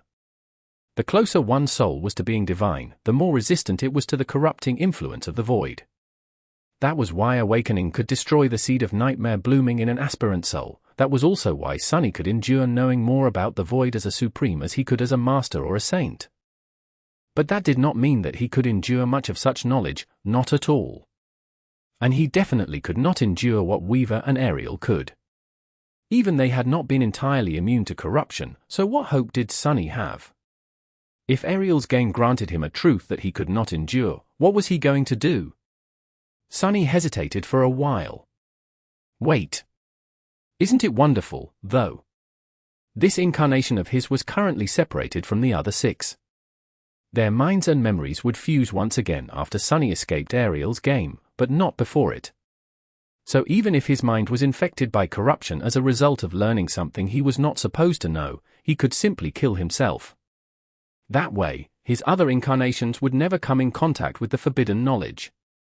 Kai frowned a little. What are you thinking about? Sunny shrugged absent-mindedly. Killing myself? Kai was suddenly standing very near, looking at him intensely. No, you mustn't. Sunny looked at him in confusion. Who? Kai grabbed his shoulders, a rattled expression on his face. We don't know each other that well, and I won't presume to know what scars lay hidden in your heart, but you must not, Sunny. In this world we live in, a human life can be lost in an instant. But that only makes it more precious, just like your life is precious, too. Sunny scowled. What are you on about, fool? Then, realizing how his words must have sounded to Kai, who could feel their sincerity, he winced. "Oh, you misunderstood. I wasn't really thinking about killing myself, just this version of myself, should the need arise. It's not that big of an issue. Plus, this wouldn't even be the first or second time I killed myself. As you can see, I'm still perfectly alive." Kai stared at him silently for a while, then slowly let go of his shoulders, turned away, and coughed a couple of times. Oh, I see. Never mind, then. Then, his expression turned cold and wary, full of somber apprehension. Sunny sighed. "This guy, such a handful, really. Listen, why would I kill myself? I am filthy rich, drop-dead gorgeous, have an awesome castle, and my girlfriend is literally the most beautiful woman in the world. Who would want to die and leave all that behind?" Kai looked at him and shook his head. "No, it's not that. I just looked beyond the castle." Sunny raised an eyebrow. "And?" A dark expression appeared on Kai's face. "Do you remember saying that we'll have to wait for the enemy to make the first move? Well," he sighed, "I think they're making the move now." Chapter 23:23. Golden Dawn. Sunny remained silent for a moment. "Come to think of it, that castle is a really terrible fortress, isn't it?" The ash castle stood above the main vent of the volcano, at the very heart of the caldera, which meant that its walls and towers were lower than the surrounding slopes.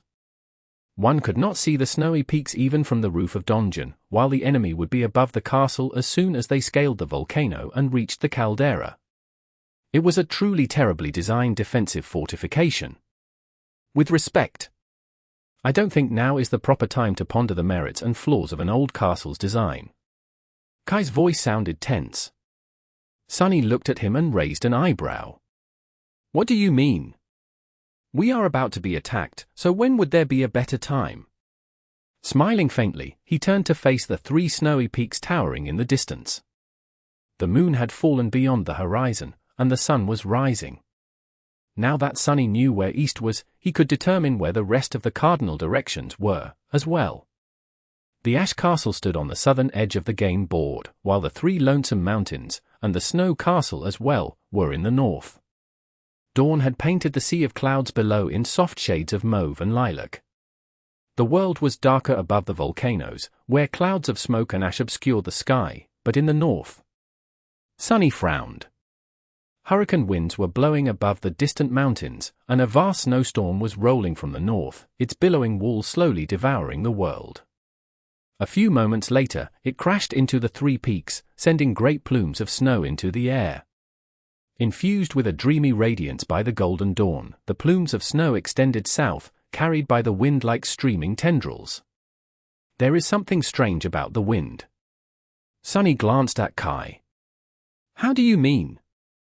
The charming archer hesitated for a few moments, then shrugged.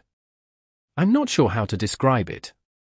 Awakened archers always pay attention to the wind. The speed and direction of the wind matter a lot when making long-distance shots, after all, so it becomes an instinct. And my instinct is telling me that there is something wrong with the wind." He hesitated for a few moments, and then added with a sigh. "Actually, we tend to rely on instinct a lot. Many things affect the flight of an arrow: altitude, temperature, humidity, even the Coriolis effect, anything that has to do with ballistics. Naturally, none of them behave reasonably in the dream realm, so there is no other choice than to develop an instinctual sense of all those things. If you want to hit a target from a great distance, that is."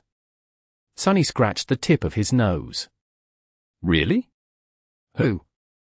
I just sort of toss things with as much force as I can, and hope for the best. Well, I don't rely on sight to aim, so I guess my situation is a bit different." Then, he glanced at Slayer and smiled. "What about you? Are you a walking encyclopedia of ballistics, as well?" Instead of answering, his shadow pointed to the tendrils of snow extending from the lonesome mountains. At that moment, the first snowflakes had reached the slopes of the fuming volcano. Then something strange happened.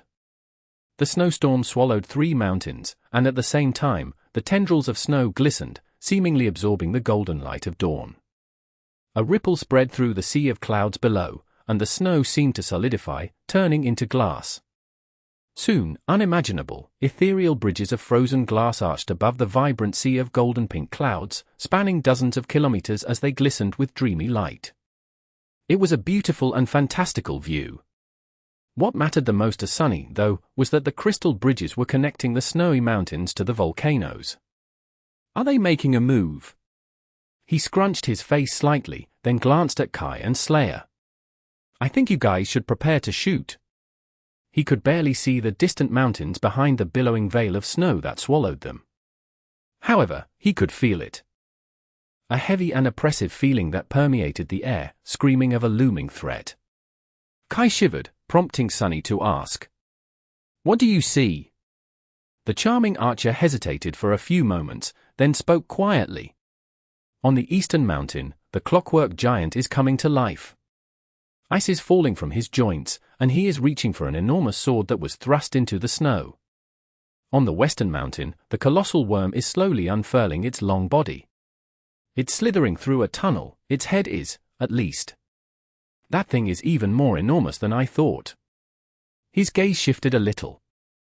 And on the mountain right in front of us, the hive of the crystalline insects is in a frenzy. They have already awakened from their slumber and are rushing outside, clearing the entrances of the ice caves from the snow and ice that had blocked them. There are many more of them than it seemed. Sunny frowned. Each of the mountains was connected to one of the volcanoes. So, it was reasonable to assume that the clockwork giant would conquer the eastern volcano, the snow worm would conquer the western volcano, while the crystalline hive would attack the ash castle. He had expected the snow abominations to either go for the empty squares or attack the castle together. But it seemed that they were going to act independently, going for both targets. So, what does it say to me? He had no idea. What Sunny did know at the moment was that a swarm of great beasts would soon descend upon him and his companions. He gave Kai a long look, then outstretched a hand. Nothing happened. Damn it! Sunny had wanted to summon the shadow chair, but alas, he had no access to his memories. So, instead, he brushed the ash from a nearby boulder, sat down, and gestured at the ethereal glass bridge. Noticing a confused expression on Kai's face, Sunny smiled. They're all yours. Chapter 23-24. Enemy move. But if that was true, the three of them were already dead. There was nothing much to do. Kai stared at Sunny with a stunned expression. You're really not going to do anything? Sunny smiled pleasantly. How can you say that, buddy? I'll do plenty, of course, enjoy the view, relax, appreciate the weather. Oh, I'll craft new arrows while you waste the ones I already made, too. So make every shot count. Kai kept looking at him for a few more moments, then turned to look at Slayer. He did not say anything, but his expression was quite telling. It was as if Kai wanted to ask. That's what you're dealing with on a daily basis. Slayer spared him a short glance and shrugged. Sunny, meanwhile, leaned back and closed his eyes. Let me tell you, St. Nightingale, my previous disciple set quite a high bar. She was such a joy to train. What other teacher can boast that their student earned a true name before even becoming an aspirant? So, no pressure, but please don't disappoint me. I have high standards because of her. Kai sighed and narked an arrow on the string of his bow. She is my student, as well. Sunny blinked a couple of times. Who? Kai smiled faintly. A girl who earned a true name before becoming an aspirant, you mean Rain, right? The only person in the world who awakened without the nightmare spell. I was her archery tutor for a short while back in NQSC, many years ago. I think Effie introduced us. Small world, who? Sunny cleared his throat. Right. Oh. I see. I think she mentioned knowing you. I was the one who convinced you to give her lessons, fool. Of course, Kai did not remember that. He took a deep breath, raised his bow, and slowly drew it. Then, he spoke evenly. Strike true. His clear voice was not loud, but it somehow managed to drown out the howling wind. The stalwart authority contained within it moved the world, making the world listen. Sunny sensed a faint flow of essence, and the arrow he had crafted suddenly seemed much more than it had been before. As Kai allowed the string to escape his relaxed fingers and sent the arrow flying, Sunny remembered his battle against the Dread Lord. Actually, I might have been wrong. Kai seemed to be plagued by doubt, which did not lend itself well to being a sovereign. But, on the other hand, the very nature of his aspect forced him to constantly practice exerting his authority, in a way. A supreme like Sunny could bend the world to his will. But Kai did not have to, the world simply listened to him, following his commands voluntarily. Was that preparing him for supremacy, or was it a detriment instead? Sunny was not sure, and he had no time to ponder this issue at the moment, either. What he was sure of, though, was that a giant tentacle would not rise from below the clouds to destroy Kai's arrow, or not this time. His certainty was based on the fact that when the tendrils of snow turned into crystal bridges, he was suddenly able to extend his shadow sense forward, to the lonesome peak that was now hiding in the embrace of a snowstorm. Sunny could sense the entire ice hive, now. And what he sensed did not make him happy. Oh, they are great beasts, all right. There were about 100 of them. Each was the size of a bull, with a small thorax and a large abdomen. Their legs were thin and delicate, but terrifyingly powerful. The bodies of the insect-like abomination seemed like they were made out of glass, and looked deceptively fragile. They were strangely breathtaking. Sunny knew that they would glisten beautifully in the sunlight. He also knew that once they drew closer, he would see gnawed bones in their transparent bellies, maybe even a human skull or two. Gods only knew what these abominations looked like soon after feasting on the flesh of their enemies.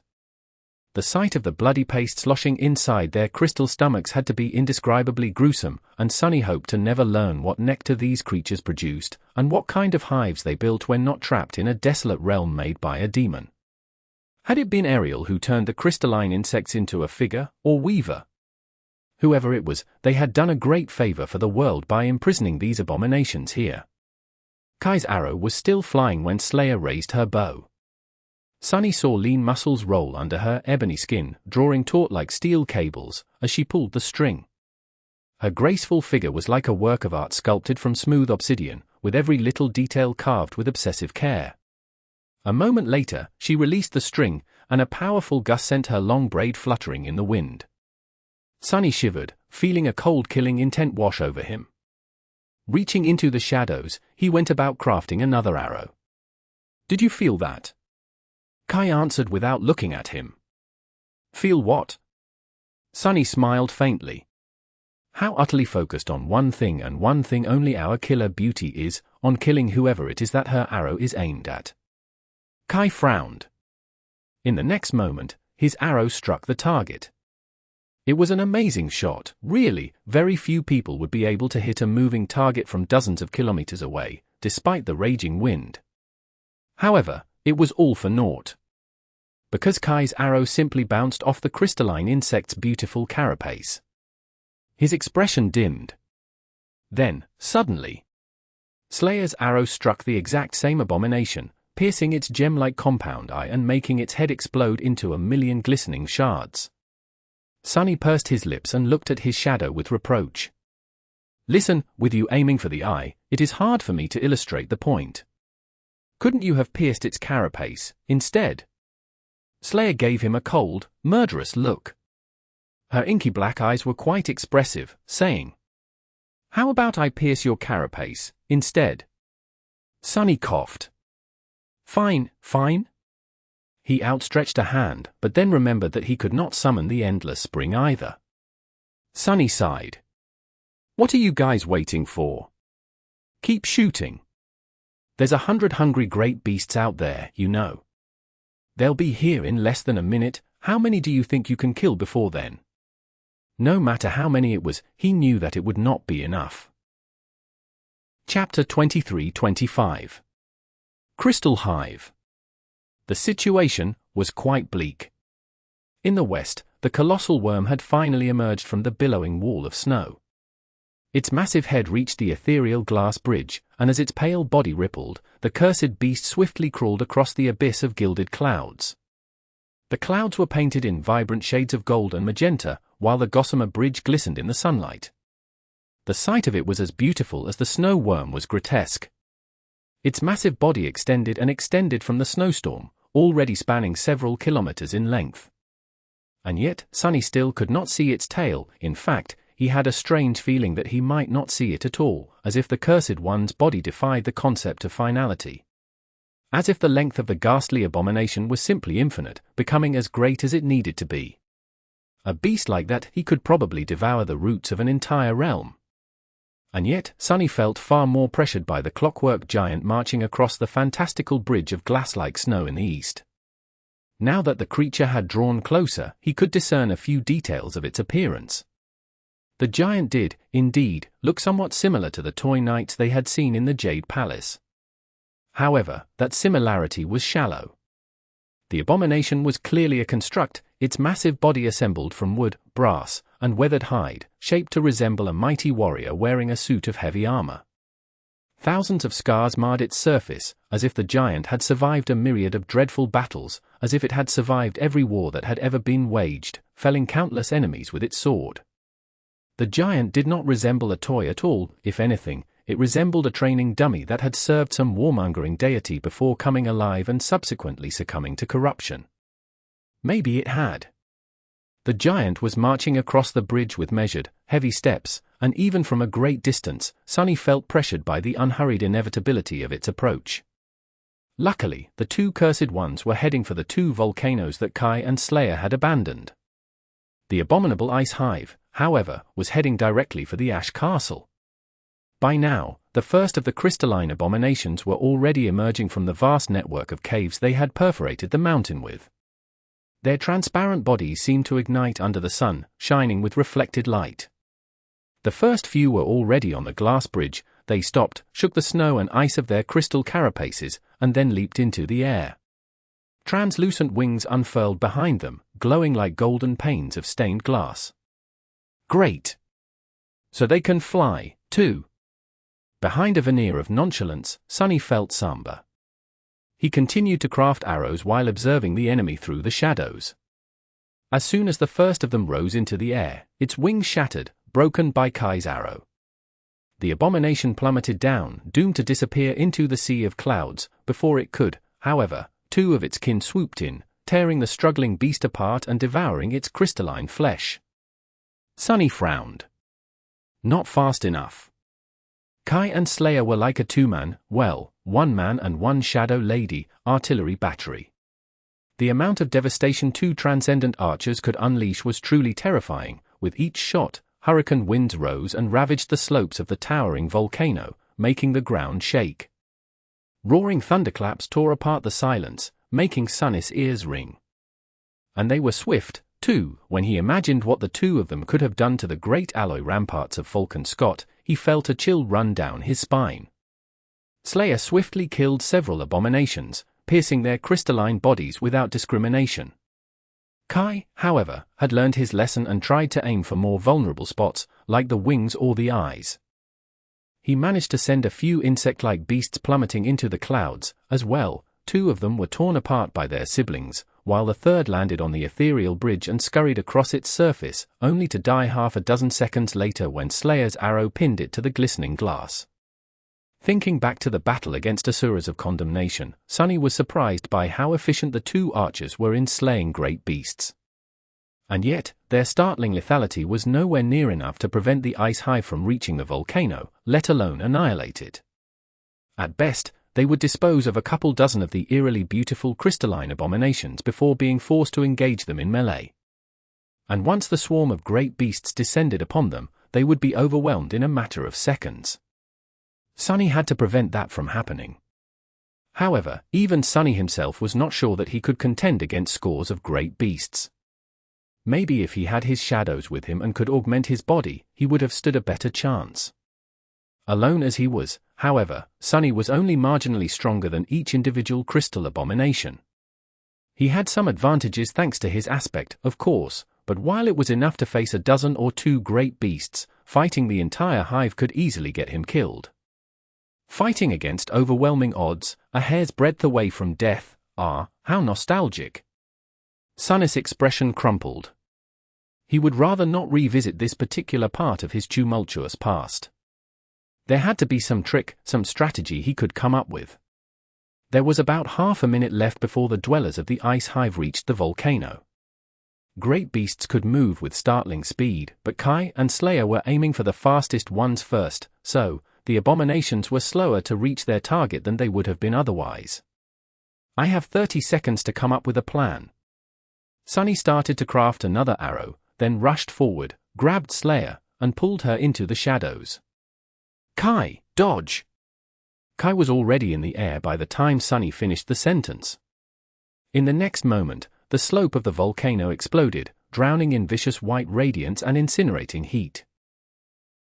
Chapter 23-26. Attack and Defense. Kai was in the air, embers burning in his auburn hair. The bronze elements of his ivory armor had turned incandescent on the left side, and wisps of smoke were rising from beneath his pauldron. There was a long scar left on the slope of the volcano. The layer of ash had been burned away, and the rock beneath had turned to lava, flowing down like a red river. Hell! Sunny came to his senses when Slayer's elbow connected with his ribs, pushing him away. A moment later, she was already drawing her bow without sparing him a look. Kai was doing the same in the air, using only the strength of his core to pull the string. Far away, the crystalline swarm was swiftly devouring the distance between the snowy peak and the volcano. The insect-like abominations had assembled into a strange formation in the sky, their translucent wings almost touching each other. These wings were like lenses, focusing the light of the rising sun into a beam of pure white destruction. Each individual beast might not have been too dangerous, but when scores of them worked together, the defenders of the Ash Castle could very easily be turned to ash themselves. Sunny blinked a couple of times, appalled. It seemed like the crystalline abominations were not as simple as they looked. 15 seconds, maybe. Cursing under his breath, he called out. Kai, are you all right? The archer answered from above, his voice sober. Yes. I am not easily burned. It seemed that his words were both an answer and a command. As soon as he finished speaking, the fiery embers shining in his hair were extinguished, and the smoke rising from beneath his armor was blown away by the wind. Sunny smiled darkly. Keep dodging, then. Another beam of incinerating light illuminated the slopes of the volcano, but this time, all three of them dodged out of the way in time. None of them were burned, however. Slayer and Kai had to slow down their barrage for a brief moment. Sunny frowned. Are we actually going to die here? Even if they had more time, Kai was running out of arrows. Slayer, meanwhile, was recalling hers, but each one took some time to return. After all, these arrows were not memories. Unlike Saint, Slayer could not summon and dismiss memories, so her armaments were merely enchanted in ingenious ways to resemble them.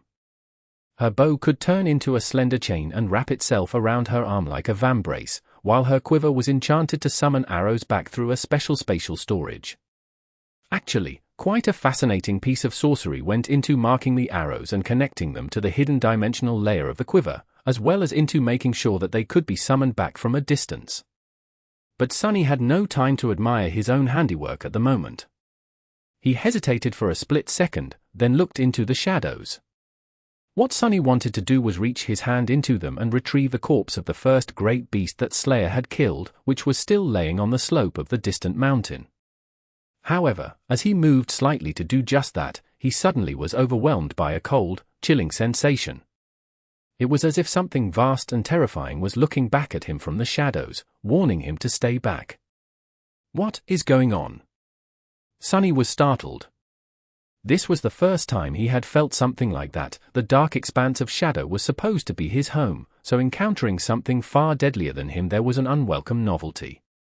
It almost felt as if a titanic tentacle would rise from the darkness to grasp him if he dared to step foot or even lay a finger on the snowy mountain. Are we prohibited from attacking the enemy peak? Why would the being hiding beneath the clouds allow their arrows to land, but forbid them from moving across the sea of clouds personally? Sunny shifted his reasoning, forcing himself to think about what was happening as a game. The snow domain was attacking, so the ash domain was defending? That made an odd kind of sense. Shooting at the attackers was considered an act of defense, but moving to the snowy peak seemed to be against the rules. What happened to a fence being the best defense, though? Sunny's gaze turned darker. While he was considering what to do next, Kai and Slayer had managed to slay a dozen more abominations. The crystalline beasts were quite near, by now, enough so that Sunny could actually see shattered crystals and ancient bones resting inside their transparent bellies. If there was one good piece of news, it was that the insect-like abominations had dove under the clouds of ash, by now. The rising sun was obscured by the dark clouds, so there were no annihilating beams of focused sunlight blasting the slope of the volcano anymore. Still, time was short. Sunny inhaled deeply, preparing himself for the battle. "Hey, Kai. Remember how I said that our castle was absolutely horrible?" Kai landed on the ground near him, sliding on the ash and knocking another arrow on the string. "Sure. Why?" Sunny looked at the approaching swarm of great beasts and smiled. "I changed my mind. Let's retreat into the castle, right now." Kai sent his arrow flying, glanced at him briefly, then shot toward the ash castle without saying another word. Slayer followed, rushing into the caldera with stunning speed. For a few moments, Sunny was left alone on the pinnacle of the fuming volcano, looking at the swarm of snow beasts coldly. "Weaver, you bastard!" Had Weaver known that someone would come to retrieve a part of their legacy from Ariel's game, one day? They had to, otherwise, it wouldn't have been hidden here in the first place. So why the hell couldn't that damn demon make retrieving their legacy a little easier? Cursing the demon of fate, Sunny called upon the shadows. In the next moment, hundreds of long spikes grew from the slope of the volcano, each ending in a terribly sharp tip. And then, all of them shot into the dark sky, rising to meet the descending swarm like a welcoming salvo. Using the barrage of shadows as a cover, Sunny retreated toward the ash castle. Chapter 23-27. Proper Siege. What's the plan?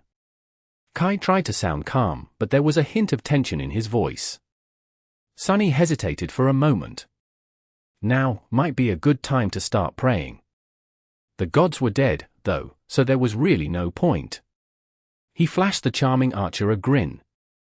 "Hey, don't be too worried. This is not even one of the top 10 worst situations I've been in." Kai forced out a pale smile. Oh, that's a relief, then. Just out of curiosity, though, what might one of the top 10 worst situations you've been in look like? Sunny scratched the back of his head. "Well, this one time, I met a particularly loathsome bird. That one was pretty gruesome. Did I mention that I hate birds, by the way?" Crow would have been quite offended to hear him saying that, but luckily, the peculiar echo was not here right now. Sunny turned to the gates of the keep. "In any way, the plan is simple." Answering his call, the shadows surged and rose. A moment later, all three entrances to the hollow interior of the ash castle, the gate and the circular openings in its floor and roof, were blocked by impenetrable walls of solidified shadows. Despite the questionable design of the ancient castle, it still offered a vital advantage to its defenders. There were only so many ways the enemy could get inside. Sunny doubted that the great beasts would be able to bring the walls of the keep down, which meant that he could siphon them into a narrow passage or two. That was not exactly a trump card, but it was definitely better than fighting a hive of flying abominations in the open. My shadows will slow those bees, those ants. They will slow those bugs down, but not stop them. Once the vermin start to break through, I will engage them in melee, while you two will support me from the back. If more than one entrance is breached, we will each concentrate on one. Now that all entrances to the keep were barricaded, it was completely dark inside. Luckily, none of the defenders required light to see, Kai due to his awakened ability, Sunny and Slayer due to being shadows. Kai counted the arrows in his quiver and frowned. I must say, as far as plans go. He did not get to finish, however, because at that moment, something crashed into the roof of the keep. Then, something scraped against the ancient stone. And then, more and more scraping sounds surrounded them, echoing in the darkness. Kai's face paled as he looked up, his gaze penetrating the walls of the ancient fortress.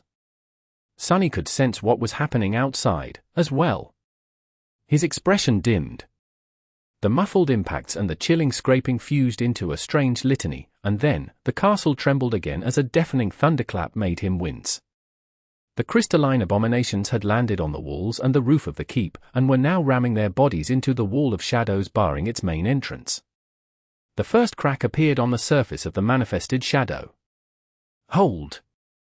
As Kai commanded the dark barricade to stay intact, the second impact failed to produce a new crack. The third, however, did not. Sunny frowned. What to do, what to do? It used to be that he always lacked the means to deal with the endless tribulations facing him, searching for solutions desperately. Now that Sunny was a supreme titan, however, there were almost too many tools at his disposal. His versatility was nothing short of singular, so it was not so much a question of finding a solution as a question of choosing the best solution out of many that were available to him. Taking a deep breath, Sunny split his mind into 3 streams. Prepare yourselves. One stream focused on repairing the crumbling barricades, as well as manifesting shadows outside the castle. As the great beasts attacked it, sharp spikes protruded from its walls, impaling them. Black hands rose from the ash to break their limbs, and heavy chains wrapped themselves around their bodies, pulling them onto the spikes. Sadly, the great beasts were both too powerful and too cunning to be severely harmed by the manifested shadows. A few of them had been killed or wounded in the initial barrage and now, but they swiftly wised up and began evading the shadows, only to destroy them a moment later. The crystalline insects were astonishingly nimble, both in the air and on the ground, so they fared well against the shadows. Still, they were forced to concentrate on destroying the barricades, which allowed Sunny to focus his countermeasures only on those spots and thus increase his efficiency. It was a proper siege, one where the besieging army consisted of enormous glass-like insects, while the defending army consisted of one man controlling the shadows cast by the castle, but a proper one nevertheless. The second mind stream was reserved for controlling Sunny's own body in the inevitable melee. While the third partition of his mind was responsible for analyzing the situation and looking for the best solution to it. Sunny felt like he was missing something, and this feeling of making a mistake was driving him mad. Above, a violent impact shook the castle, and the seal of shadows blocking the opening in the roof of the keep suddenly fractured. A crystalline body exploded from the rain of black debris, but before it could lunge at the 3 defenders, 2 arrows struck its head. Kai pierced its left eye, while Slayer pierced its right eye.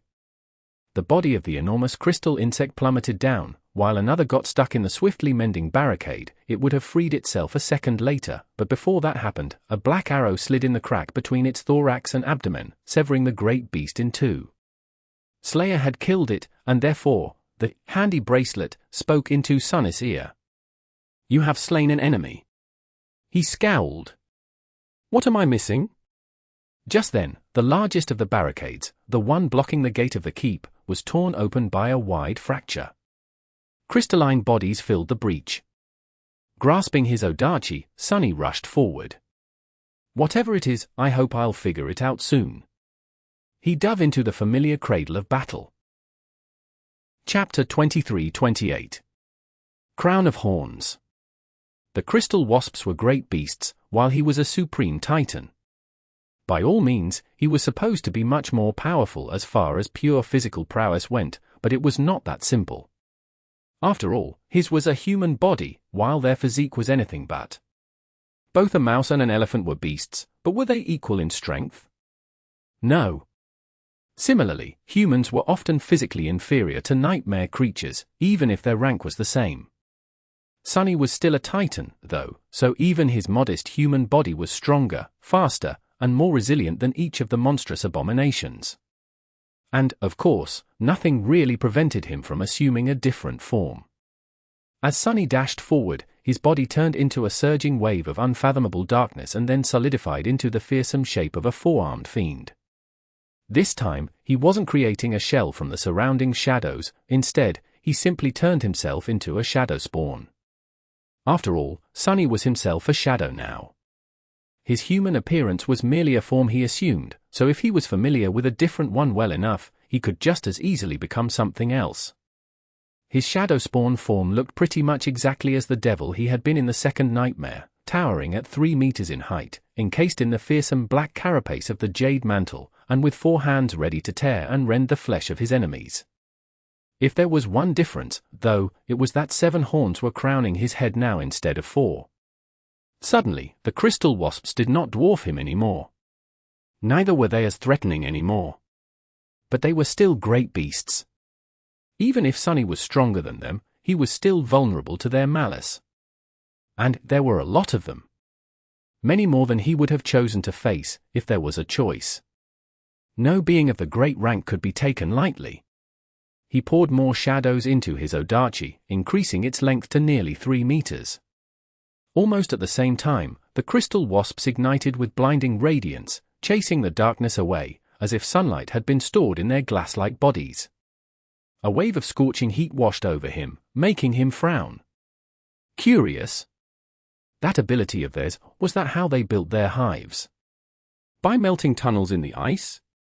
There was no time to ponder. The first of the abominations was already upon Sunny, or rather, he was upon it. Slicing off its crystalline leg, which was poised to pierce his chest, Sunny rammed the creature with his shoulder and at the same time grabbed its terrifying, razor-sharp mandibles with 2 of his 4 hands, pushing its head to the side and preventing it from biting a huge chunk of his flesh off. A split second later, he spun his Odachi and slashed downward. The nimble abomination easily dodged his strike even while reeling from being slammed into. However, it still convulsed and toppled, its lifeless body suddenly growing brittle and shattering into countless shards with a melodious ringing. That was because Sunny had never aimed for the crystal wasp, to begin with. Instead, his black Odachi had severed its shadow from its glass-like body, thus destroying its soul. It wasn't easy to destroy the soul of a great beast in one strike, even when striking its shadow. However, Sunny's killing intent was especially fatal, because his will to kill was especially firm. The touch of his black blade carried uncompromising lethality, as if imbued with an echo of death itself. The crystal wasp died instantly, unable to offer much resistance. That said, Sunny had not expected its body to crumble into countless shards. He had been planning to toss the corpse of the great beast at the other abominations rushing at him, thus slowing them down. Instead, another insect-like nightmare creature was already lunging at him through the cloud of falling shards, a split second away from biting into his neck. Sunny reeled back to block the glass mandibles with his Odachi, holding the hilt with 2 hands and bracing the flat of its blade with 2 more. The impact was tyrannical enough to push him back, but instead of falling and being buried under the mass of the abomination, Sunny collapsed into the shadows and shot out of them behind the enemy almost at the same moment, his Odachi falling down to split the enemy in 2. You have slain an enemy.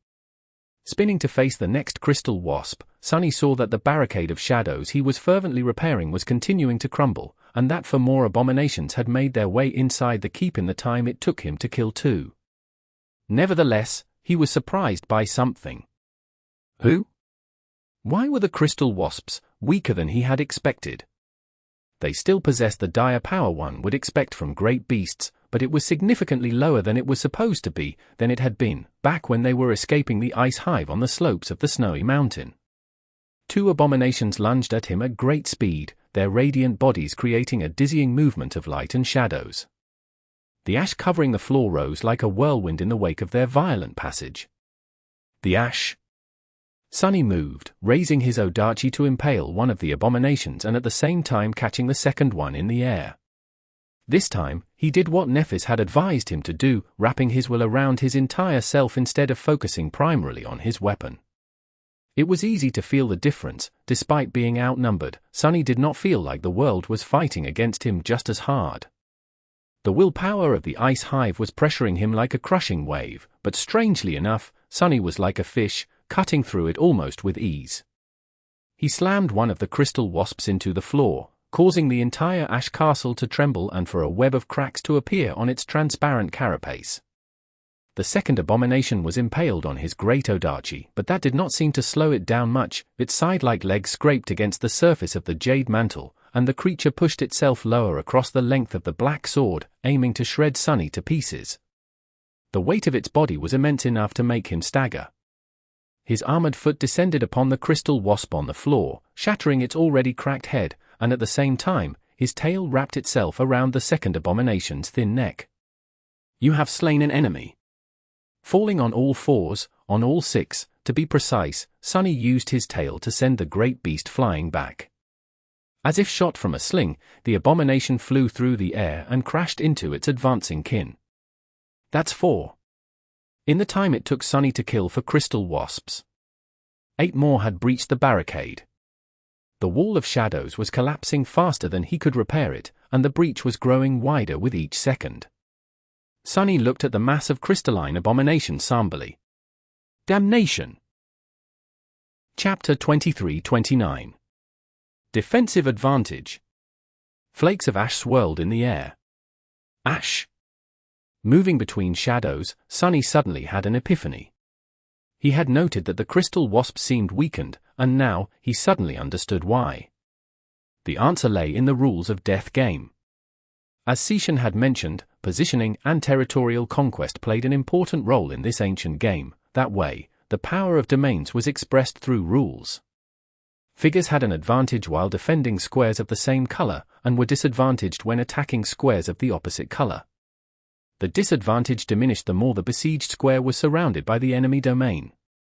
Ariel's game was based on the same rules, so the Ash Castle bordered 2 volcanoes and 1 snowy mountain. Actually, was it 3 snowy mountains? Did diagonal borders count? In any case, it was not entirely surrounded by the snow domain, which meant that Sunny was supposed to have some kind of advantage. He had not felt any boost to his power, though, which meant that his advantage lay elsewhere. To be precise, it was the abominations of the snow domain who were weakened by the surrounding ash. That is good to know. Another piece of the puzzle was solved, and armed with that knowledge, he would be able to plan his subsequent moves better. For now, however, Sunny had to survive the enemy move. His mastery of Shadow Step, which had long been woven into his battle art, allowed him a supreme degree of mobility on the battlefield.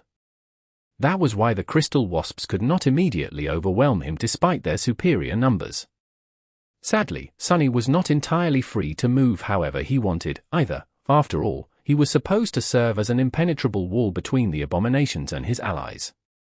Therefore, he could not allow the great beasts to advance too far into the interior of the Ash Castle, meaning that he had to spend most of his time in front of the advancing swarm. The issue was further exacerbated by the fact that in a battle between great nightmare creatures and a supreme being, the distinction between tangible and intangible was less meaningful than it would be for weaker creatures. In other words, the attacks of the crystal wasps were imbued by their frenzied will and could therefore pursue him into the shadows. Curse it! The shadows shifted again, pushed around by the radiant abominations, and Sunny was forced to step out of them a few meters away from where he wanted to be. Unwilling to let the opportunity pass, Sunny transformed his Odachi into a long spear and thrust it forward, piercing the joint of a crystal wasp's leg. He wrenched his spear, destroying the joint completely, and immediately leaped back. In the next moment, another abomination was already in the spot where he had been before, its terrifying mandibles closing on nothing but emptiness. Sunny did not miss the chance to bring the butt of his spear upward, slamming it with ferocious force into the underside of the creature's head. Its skull cracked, and one of the mandibles shattered. Continuing to retreat, Sunny turned his torso and pushed his spear forward, piercing the eye of a different enemy, then spun it to drive 2 more a step back. With how overwhelmed he was by the enemy numbers, Sunny only managed to kill 2 more crystal wasps after the initial 4. The rest of them were battered and bore gruesome wounds, but were very much alive, and more were already entering through the breach, as well. Just then, however, a black arrow slid into the crack on the skull of the abomination he had struck with the back of his spear. The great beast died instantly. Another arrow struck the crystal wasp, who was moving slower than the rest due to the joint he had destroyed, making its massive body explode violently into a cloud of glass shards. You have slain an enemy. Having already finished off a few abominations, Kai and Slayer were helping as best they could. But there were just too many beasts. Sunny could sense them scurrying across the exterior of the Ash Castle, forcing their way inside. His artillery support had managed to keep the crystal wasps off his back until now, but things were swiftly turning from bad to worse. That was because, apart from the main barricade, the other two seals of shadows were crumbling too. The crystalline abominations were ramming their bodies into them with dreadful force, making the entire castle rattle and shake. Slayer was already splitting her attention between the main entrance and the lower seal. Kai would have to concentrate entirely on the upper seal soon. It was unclear how long the two of them would be able to hold the crystal wasps back. Catching his spear with his lower hands, Sunny moved it in a wide horizontal arch to behead a wounded abomination, and at the same time caught another one with his upper hands. As the claws of his gauntlet sank into the crystalline carapace, he strained his muscles and viciously ripped the massive beast in two. That cost him. Not a moment later, something slammed into his back, and he felt a sharp pain permeating his body. Roaring, he spun, grabbed the attacking crystal wasp by the neck, and then slammed its head with his own. The abomination's head exploded into a rain of shards, and it fell into the ash, lifeless. You have slain an enemy. This can't go on much longer. What was he missing? A part of his mind was still trying to puzzle out the strange feeling of failing to realize something. As he did, an especially violent impact shook the castle, and the upper seal collapsed completely. Pale light poured into the dark interior of the keep, and then the darkness was torn apart by the radiant figures of the crystal wasps that burst inside, spreading to scurry across the ceiling. Slayer dodged a falling piece of rubble and gracefully dismissed her bow. Unsheathing her two swords, she lingered for a moment and tossed one of them to Kai. He caught it easily and flew back, hovering just behind her. Sunny?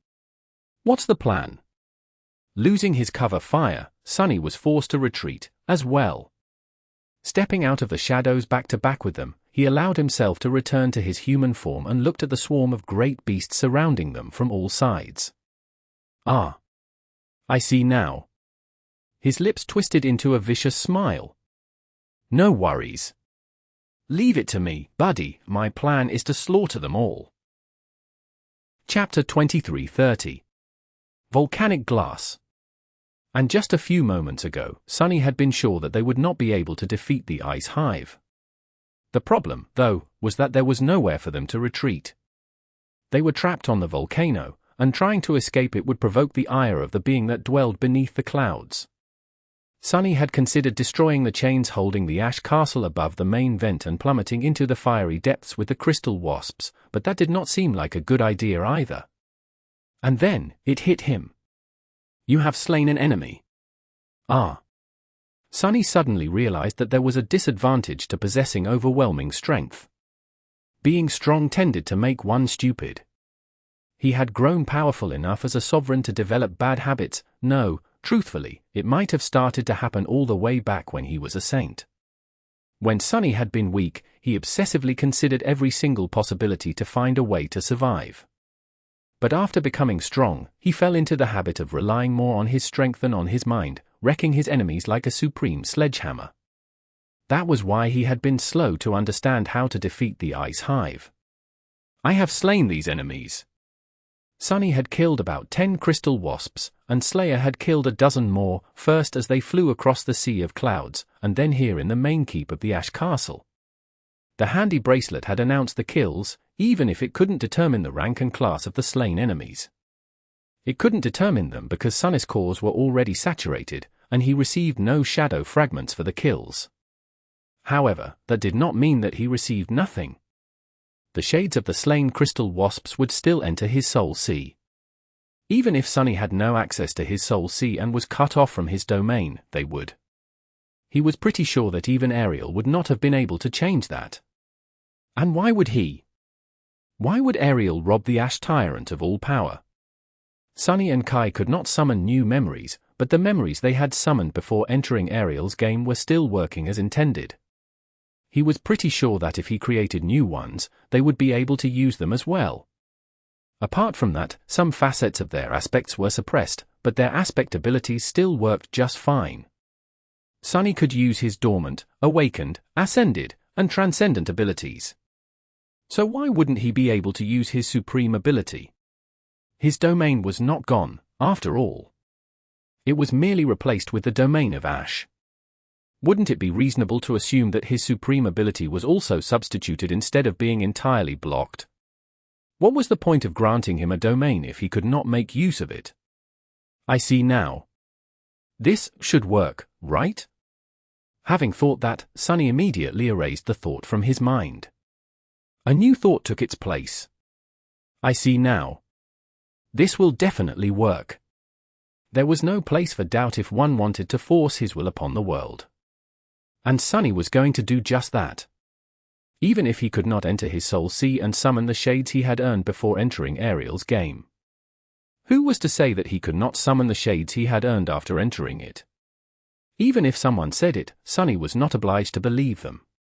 So, just as the crystal wasps surrounded them, some of them rushing across the ash covering the floor of the castle, some moving across its ceiling, Sunny inhaled deeply and turned into a shadow. Then, he activated his supreme ability, opening a gate between his soul and the world. And called upon the shades. For a moment, nothing happened. Sunny. Kai's voice sounded nervous. Slayer, meanwhile, crouched into a low stance, preparing to take as many great beasts as she could with her into the embrace of death. Then, a gust of cold wind blew across the interior of the ash castle, and the ash stirred. The ash stirred and rose, forming dark shapes. Just as the crystal wasps rushed to devour Sunny and his companions, obsidian wasps, shades formed by ash, their bodies resembling volcanic glass, rose to face them. There were 20 of them, so the enemy still outnumbered the defenders of the castle manyfold. But it did not matter. Because with each great nightmare creature they killed, a supreme shade would join the ranks of the defenders. Assuming his corporeal form once again, Sunny grinned and threw a poignant look at Kai. The charming archer seemed to have lost the ability to speak for a second. As I said, don't worry. You see, Kai, death always wins. Because death was inevitable. With that, Sunny tossed his spear into the mass of crystal wasps, killing one of them, and rushed forward while manifesting a new weapon out of the shadows. A violent battle took place in the ash castle, making it quake and rattle. A few of the shades were destroyed, and then, a few more. But new ones immediately took their place, lunging at the crystalline insects without fear or doubt. Even if each individual obsidian wasp was weaker than their former kin due to not possessing the will, the titan who had summoned them did. Sunny could also fight much more freely now that he was supported by a small army of shades. As a result, his lethality increased explosively. Kai and Slayer did not waste any time, either. Soon enough, the outcome of the battle hung in precarious balance. The ice swarm had been reduced almost by half, and the number of the ash shades swelled. Victory was not decided yet, but Sunny felt that the odds were in their favor. It was then that a subtle ripple seemed to spread through the world. Almost at the same moment, the remaining crystal wasps did something strange. They all turned around and rushed away, escaping the ash castle. Sunny was startled. Are they fleeing? Since when had nightmare creatures, mere beasts, no less, had enough presence of mind to suppress their frenzy and flee from an unfavorable battle? Frowning, he followed the crystal wasps outside. Cresting the edge of the caldera, Sunny witnessed a stunning sight. The crystal wasps were flying back to the distant mountain. The sun had risen above the horizon, and the golden light of dawn turned into bright daylight. And almost as soon as dawn burned itself out, the resplendent radiance of the ethereal glass bridges dimmed. The gossamer bridges crumbled, turning into plumes of snow, and were dispersed by the wind. Before too long, nothing connected the lonesome mountains once again. The dawn was over, and with it, the enemy move came to an end.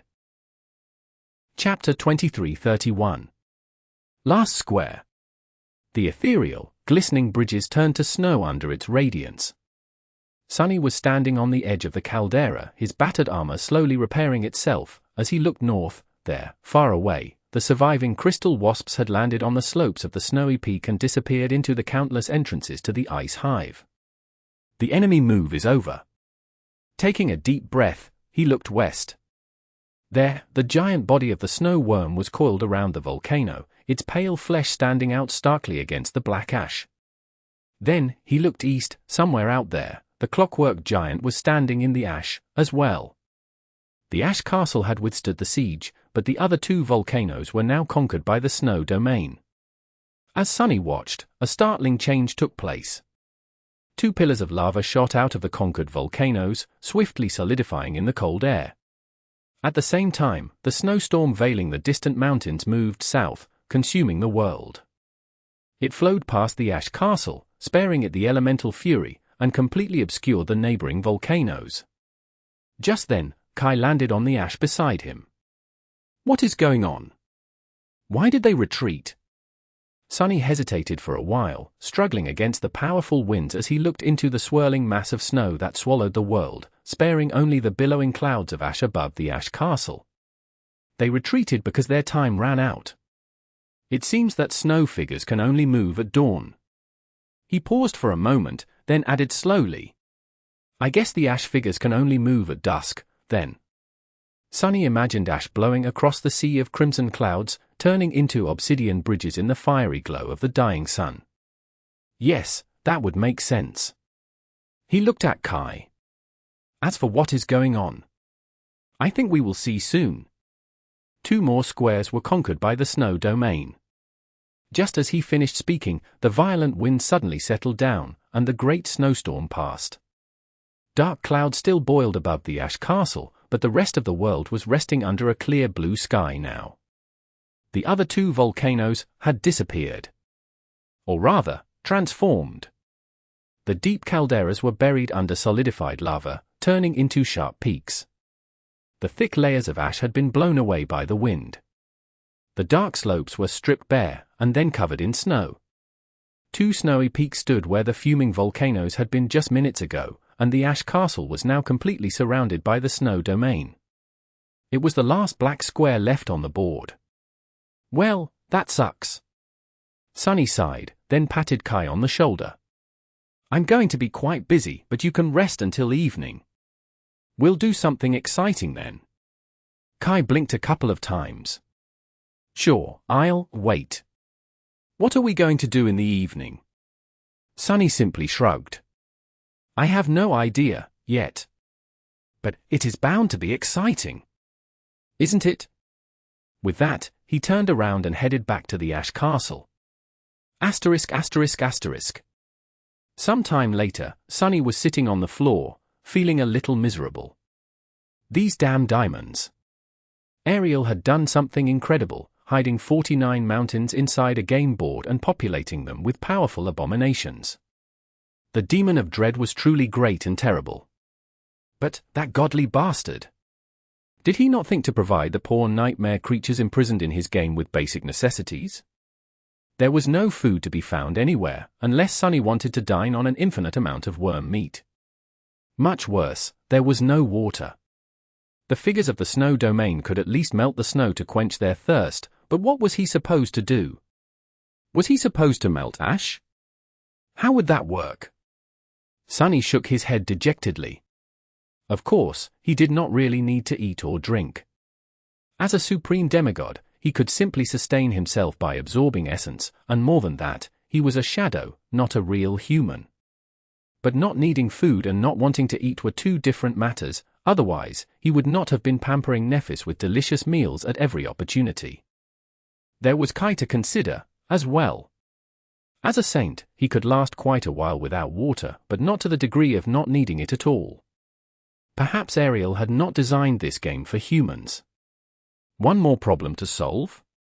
As Sunny was relaxing on the soft ash, there was a lot of activity around him. After all, just because he was sitting and doing nothing didn't mean that he was doing nothing. All around him, the shades of the crystal wasps were busy at work. There were a couple of dozen of them left intact, while the rest were being rebuilt and repaired within the dark depths of his soul. Some were collecting soul shards of their fallen kin, or maybe even retrieving them from their own corpses, while some were gathering and sorting crystal fragments themselves. Sunny observed his worker wasps with a curious expression, wondering if they would be able to focus sunlight into annihilating beams with their obsidian wings. If they could, then he would be able to melt the snow on the mountains from a distance, then collect the water in some kind of giant reservoir. As he considered this matter, Kai descended from above and landed on the ash near him. Glancing at Slayer, who was standing motionlessly behind Sunny, he bowed politely and offered her the short sword she had lent him previously. "Thank you, Lady, Lady Slayer." Slayer looked at him before accepting the sword and sheathing it silently. Kai shivered under her gaze, then sat down near Sunny and exhaled slowly. Sunny glanced at him. "How are your wounds?" Kai had been caught in that first solar attack, but it was hard to say how bad his burns were underneath the armor. The charming archer shook his head with a smile. "It's nothing serious. As I mentioned, I am not easily burned." Sunny clicked his tongue. "That might be true, but we are stuck here without a healer, and there are many battles ahead. Such small wounds will accumulate if we're not careful." His own back was shredded pretty badly. Luckily, he healed at stunning speed as a Supreme. This wound would be gone in no more than a day. Of course, a new one would very likely take its place. Kai hesitated for a few moments, then said suddenly, We really defeated 100 great beasts, didn't we?" He shook his head in disbelief. Sunny lingered with the answer. Eventually, he said, "I guess we did." That was a humbling experience, wasn't it? Kai chuckled. Humbling? I wouldn't say that. I think it was more of an unbelievable experience. He looked at Sunny, swept his hair back, and then said ruefully, "I know that I'll regret asking, but that was probably a routine battle for you, wasn't it?" Sunny studied Kai for a few moments, then shook his head with a faint smile. "No, actually, that was a novel level of peril even for me." Chapter 2332. Payday. Actually, I haven't felt this weak in a long while. It was a good reminder, though I was beginning to grow arrogant. Kai stared at him incredulously for a bit. "Beginning? Did you say beginning to grow arrogant?" Sunny gave him a reproachful look and laughed. "Ah, right. Your first impression of me was meeting the Lord of Shadows. Don't let it deceive you, though, that haughty guy is merely one of the roles I played. The real me is not nearly as conceited." He scoffed. "I mean, why does someone as incredibly wealthy, unimaginably powerful, and unbearably handsome as I even have to be conceited?" Kai blinked a couple of times. "Indeed. I think I understand. I had to play the role of myself for a long time, too, back when I was a singer. I guess you had your reasons." He paused for a moment, then asked curiously, "But what is the real you like, then?" Sunny shrugged. "The real me? Oh. I am a modest man with modest goals.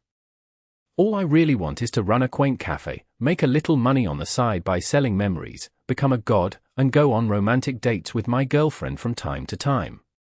Kai stared at him silently for a moment. "Excuse me? What was that in the middle?" Sunny smiled brightly. "What, becoming a god? Isn't that a given? One can't even run a cafe in peace these days without becoming a god first. It is honestly annoying. Plus, my angelic girlfriend is a tad ambitious, so I have to keep up." Kai coughed a few times. Sunny, meanwhile, looked at the pile of soul shards the obsidian wasps had dutifully put in front of him. The shards shone beautifully, dispelling the deep darkness of the ash castle. His eyes glinted. "Look at that, Kai. Dozens of supreme soul shards. Can you even imagine how much this pile costs? That is, at least a crap ton of credits right there." Kai looked at the radiant shards, remained silent for a moment, then smiled with a hint of wistfulness in his mesmerizing green eyes. "Oh. Indeed. You reminded me of someone just now, when you said that." Sunny glanced at him briefly. "You mean Aiko?" "Right, she used to work for you at one point, didn't she?" Kai nodded. "Yeah. She was my manager after I awakened. But we haven't seen each other in a while. How is she doing?" Sunny let out a laugh. "Aiko? Oh, she is having a blast. It is a bit funny, she used to run a gambling den in the Bright Castle, but now she pretty much runs the entire Dark City. She also manages Shadow Clan's network all over both worlds. Running a secret organization of that scale is a complicated affair, so she spends a lot of time in Bastion. Kai let out a quiet sigh. That's good. I'm happy that she's happy. Although, to be honest, I am a little surprised. We went our separate ways because I wanted to follow the path of ascension and use my power for a noble cause, while she wanted nothing to do with causes after the Forgotten Shore. I thought she wanted to be a civilian. So, I didn't expect her to end up as a sovereign's personal assistant. Sunny scratched the back of his head. Well, it just ended up like that.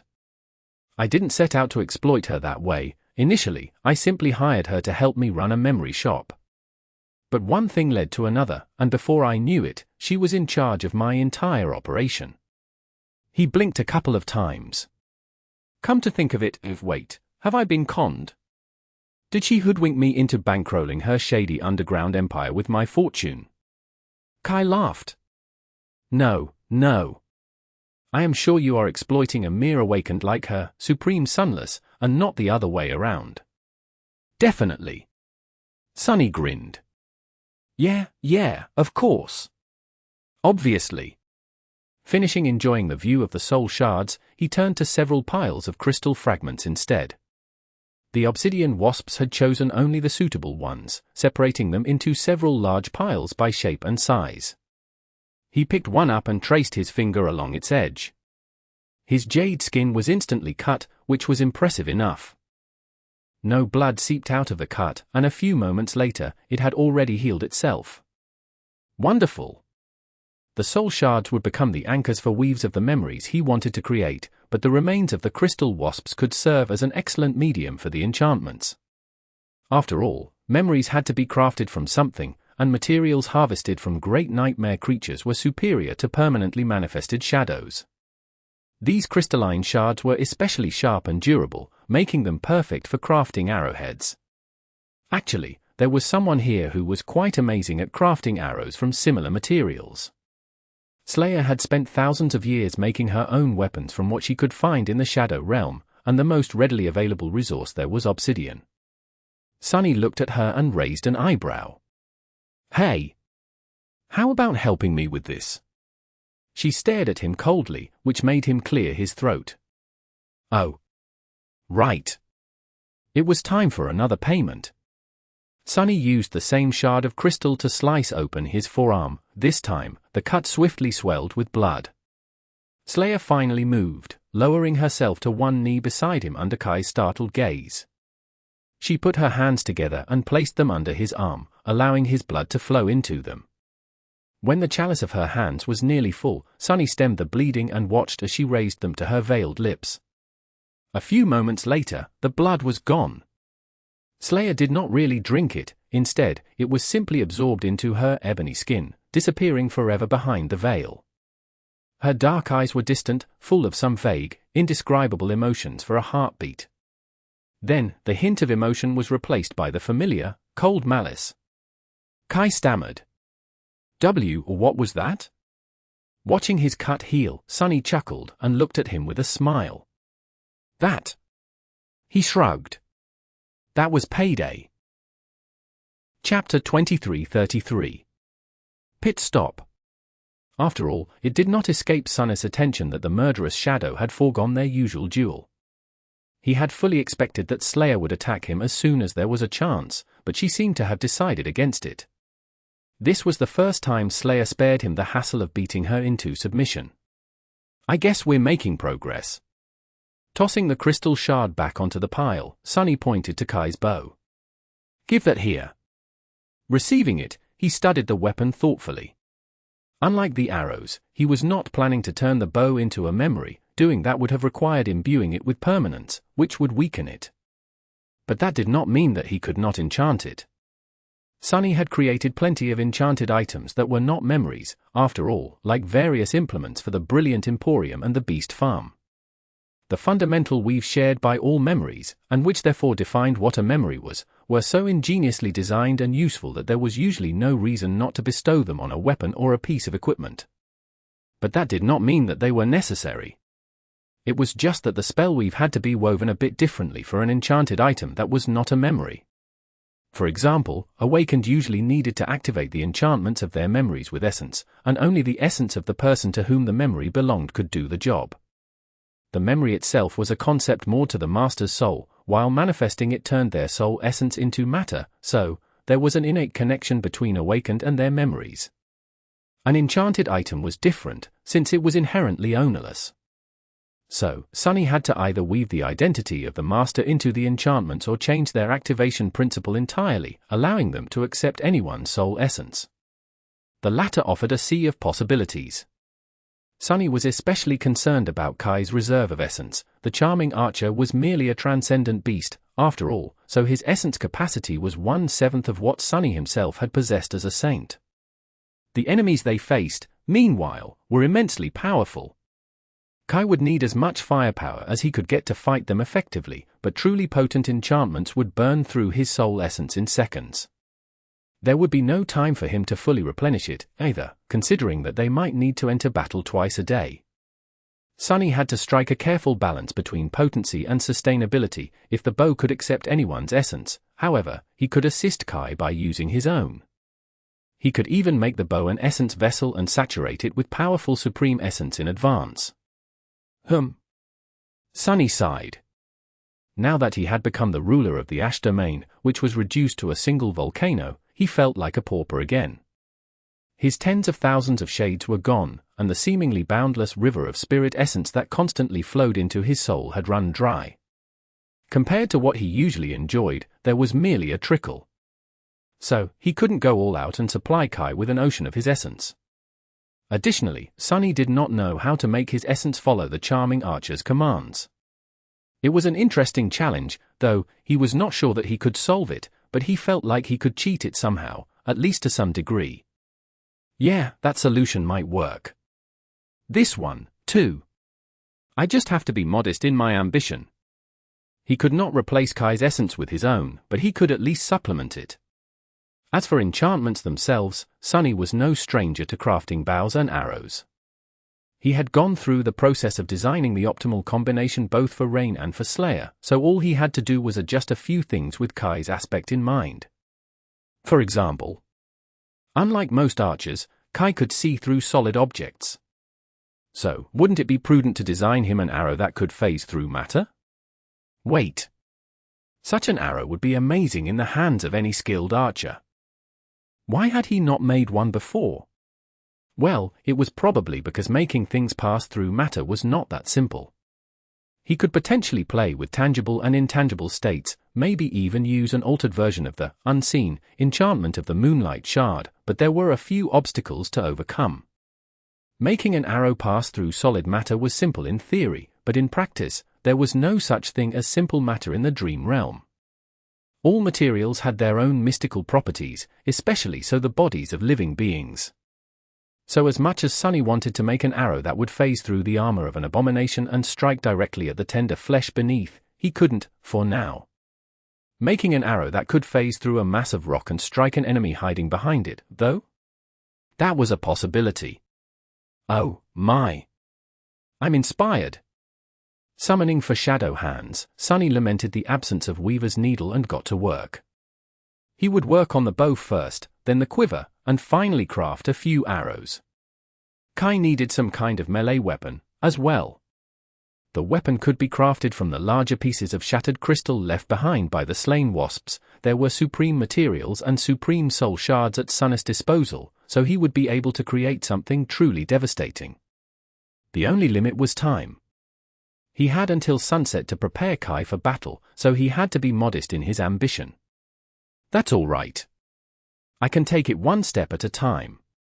He could weave a basic enchantment for the bow and create a couple of arrows today.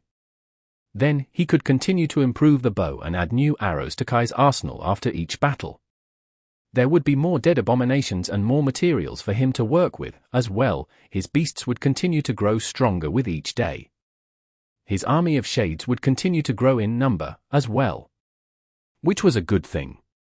Because, at the end of it all, they would have to face the Snow Tyrant. We are going to need all the power in the world to kill that thing, for sure.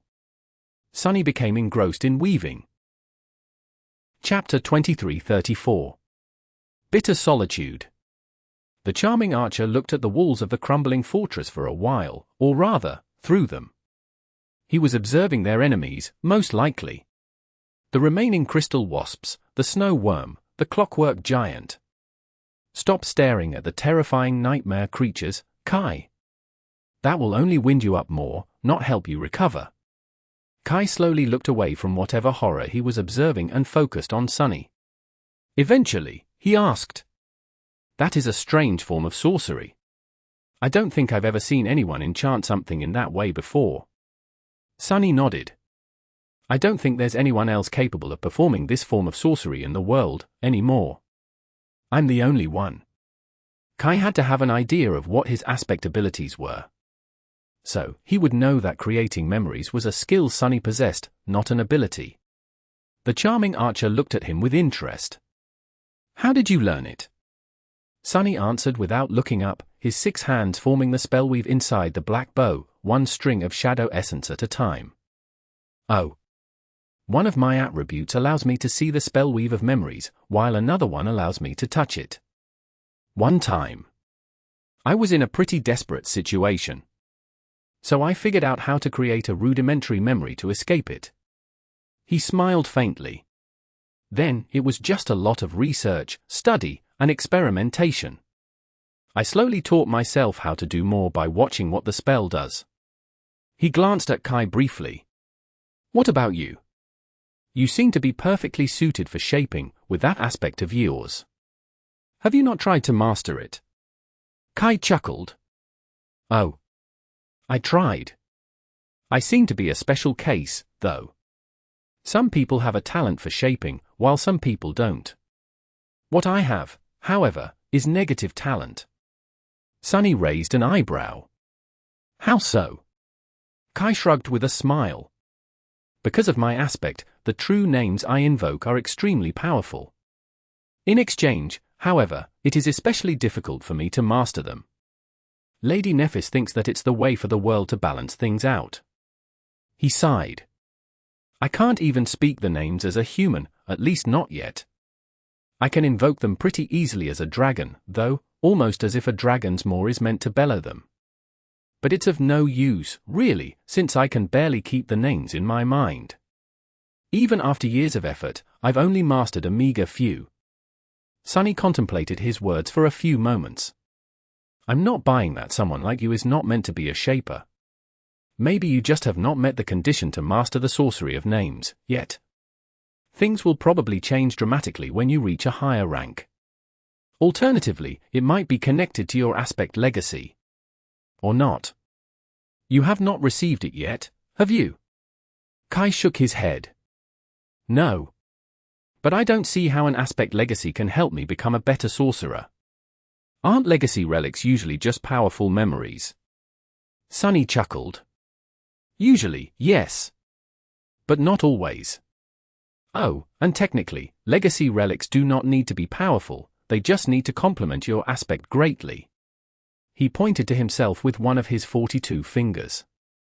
"Take me, for example.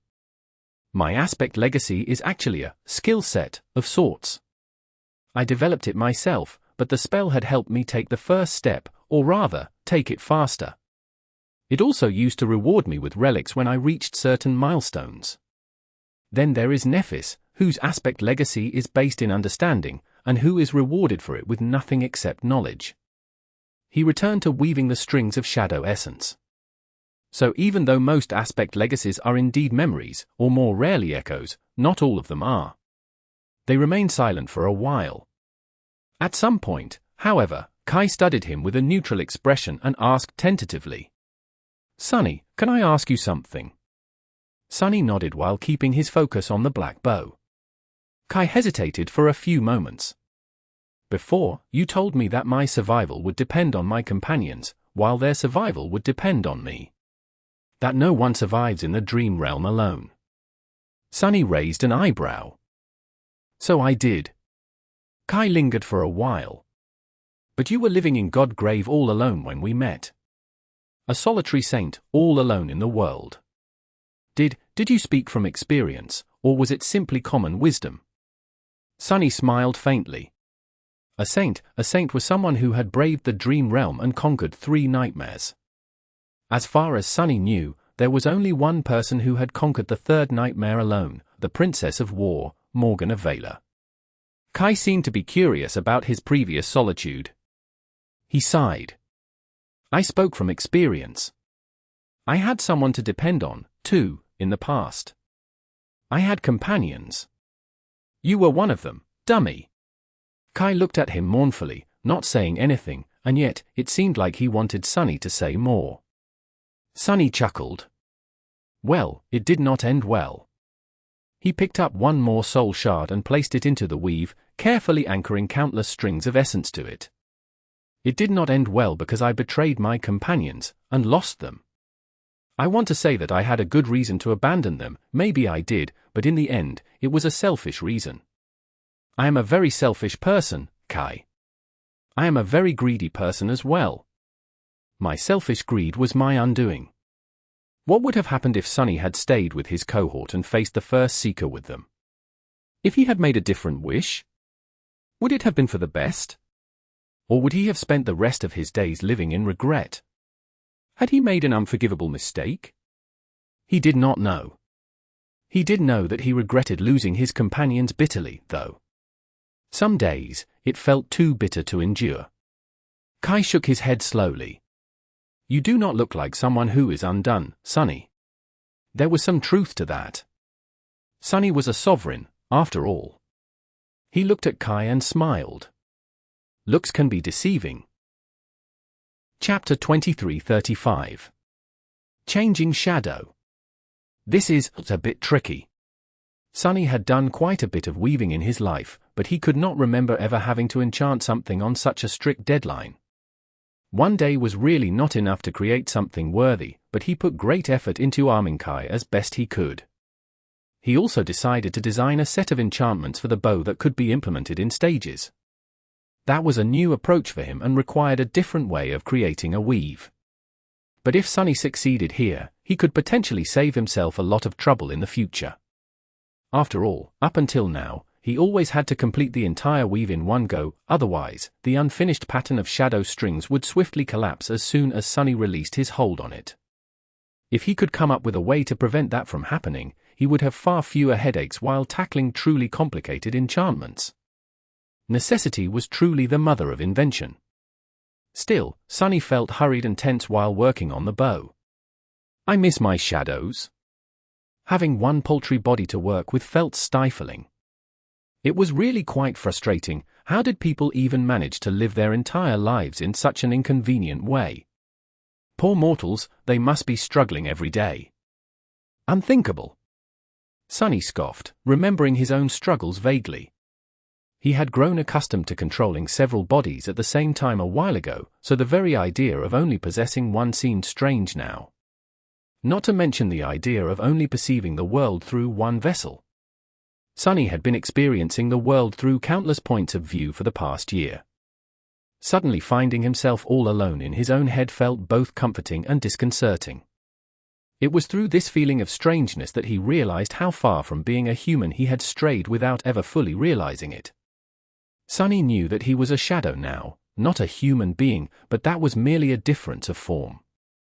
Here in Ariel's game, however, he had no choice but to admit that his very mind was growing further and further apart from that of a human. It had nothing to do with becoming numb to human emotions, like what Nephis had experienced due to the agony of her flaw, and more with the nature of his consciousness itself. But then again, maybe it was not that different after all, on the fundamental level. Was it merely a matter of repetition?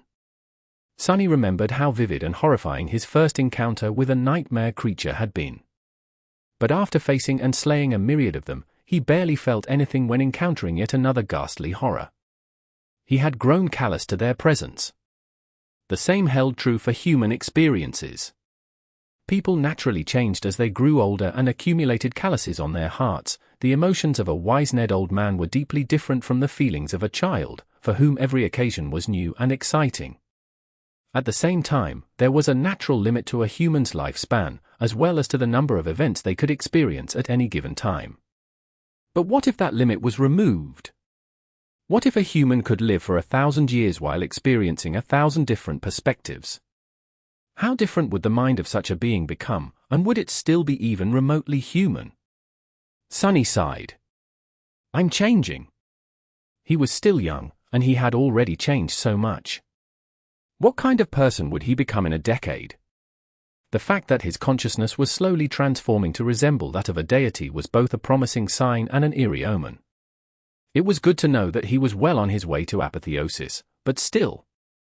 Sunny had already seen supreme humans who had lost most, if not all, of their humanity. The example of Anvil and Kisong was right in front of his eyes, and they were both hateful. He hoped that he would never become callous and indifferent to human suffering like they had. That he would not change that much. I miss my true name, as well. A true name was meant to serve as an anchor of oneself. Without it, the promise of unending change seemed frightening. That said, even in the throes of unease, Sunny knew that some things about him would never change. For example, his love for Nephis. The two of them had been separated many times, by the conflicting nature of their values and beliefs, by the boundaries separating different worlds, by the deadly depths of political strife, and even by fate itself. And yet, despite it all, they still always ended up together. Nothing had been able to pull them apart yet, and he knew that nothing would ever be able to pull them apart in the future, either. That was one constant in his tumultuous life. Funny. Sunny thought of himself as an anchor that kept Nephis tethered to humanity. But maybe she was his anchor, as well. Taking a deep sigh, he forced his 6 hands to move even faster. In the end, he succeeded in placing the first enchantment on Kai's bow, as well as crafting 2 powerful arrows from the crystal shards. He even managed to enchant the charming archer's quiver. It was a good start. And there was still some time left before sunset. Turning his head, Sunny looked at the altar standing at the heart of the ash castle. And at the jade figure of a snow beast laying on it. His eyes narrowed. Shall I? Letting Kai experiment with his improved bow and new arrows, Sunny rose from the ash and walked over to the altar. Slayer followed behind, her steps soft and quiet. Picking up the figure of the snow beast, Sunny hesitated for a while. I wonder what truth I will learn this time. How about learning why the world had ended? Taking a deep breath, he focused on what he wanted to learn and tossed the jade beast into the billowing smoke. Chapter 23:36. A Strange Truth. She wore a knee-length kaitan, its pristine fabric as white as snow, with a deer skin tied around her shoulders. Her hair was cut short, held back by a simple leather band. Her gaze was calm and sober. As the woman rested, a doe emerged from the forest. Instead of being scared of the human, it approached her tentatively and lowered itself to the ground, resting its head on her lap. The woman lowered her hand to caress the wild doe gently, her fingers drowning in the soft fur. Then, she suddenly turned her head and looked at the sea, its surface rising and falling tumultuously. Far away, a sail appeared from beyond the horizon. A ship was approaching the island, struggling against the waves. The wind had brought a storm, and with it came the guests. Asterisk. 3 people disembarked from the ship, an old man, a warrior carrying a round shield, and a child with red hair. They made their way along the winding path and approached an old shrine. The shrine was neither grand nor magnificent, but it emanated a feeling of solemn holiness. Its walls were built of white marble, with rose vines covering them like a cloak. An altar stood in front of the shrine, with fire burning in a stone bowl. The old man made an offering to the altar, placing fresh grapes, leaves of laurel, and hawk feathers on its weathered surface. Finally, he burned incense in the bowl and stepped back, kneeling reverently on the ground. The warrior stood behind him, leaning on his spear. The child, meanwhile, furtively reached his little hand to snatch the grapes. Shocked, the old man slapped the boy's hand away. Oro. The boy flinched away and stumbled, his lips trembling. Let him have it. The woman's voice resounded from the other side of the altar. She appeared without making any noise, as if by magic. The forest seemed more alive in her presence, and roses suddenly bloomed on the vines behind her. The boy froze, looking at her with wide eyes. The old man lowered himself to the ground, while the warrior bowed deeply. Why are you here? The old man straightened and looked at the woman with awe. My lady. I bring news of woe. She regarded him silently, making the old man continue. A supreme beast is rampaging on the northern borders of our kingdom. The mountain gate is no more, and several cities have already been ravaged. We've come to beseech you, as a hero, to defend our lands once more. The woman's beautiful face remained expressionless. Is there no warrior left in the kingdom to defeat a rampaging beast? The warrior looked away in shame. The old man, meanwhile, smiled wistfully. There are those who can kill the beast, my lady. However, only you can stop its rampage without spilling blood. The woman remained silent for a while, then turned away without saying a word and disappeared into the shrine. A few minutes later, she returned carrying a bow and a quiver of arrows, a leather bracer fastened on her forearm. The old man shifted and looked at her with glee. Our ship. But she simply shook her head. No need. She picked up a hawk's feather from the altar, looked at it silently, and then threw it into the fire. A moment later, two wings like those of a hawk unfolded from her back, sunlight pouring through the brown feathers. The woman fastened the quiver to her belt and stretched her wings, preparing to take flight. Before that, however, she lingered for a few moments. Taking the grapes from the altar, she offered them to the boy, and then awkwardly patted him on the head. Don't let your elders kneel in your stead, boy. A moment later, a graceful figure soared into the air. The boy was left on the ground, looking at the sky with wonder in his eyes. Asterisk asterisk asterisk. A mountain chain lay in ruins. Beyond the broken cliffs and fractured land, pillars of smoke were rising into the sky from a devastated city.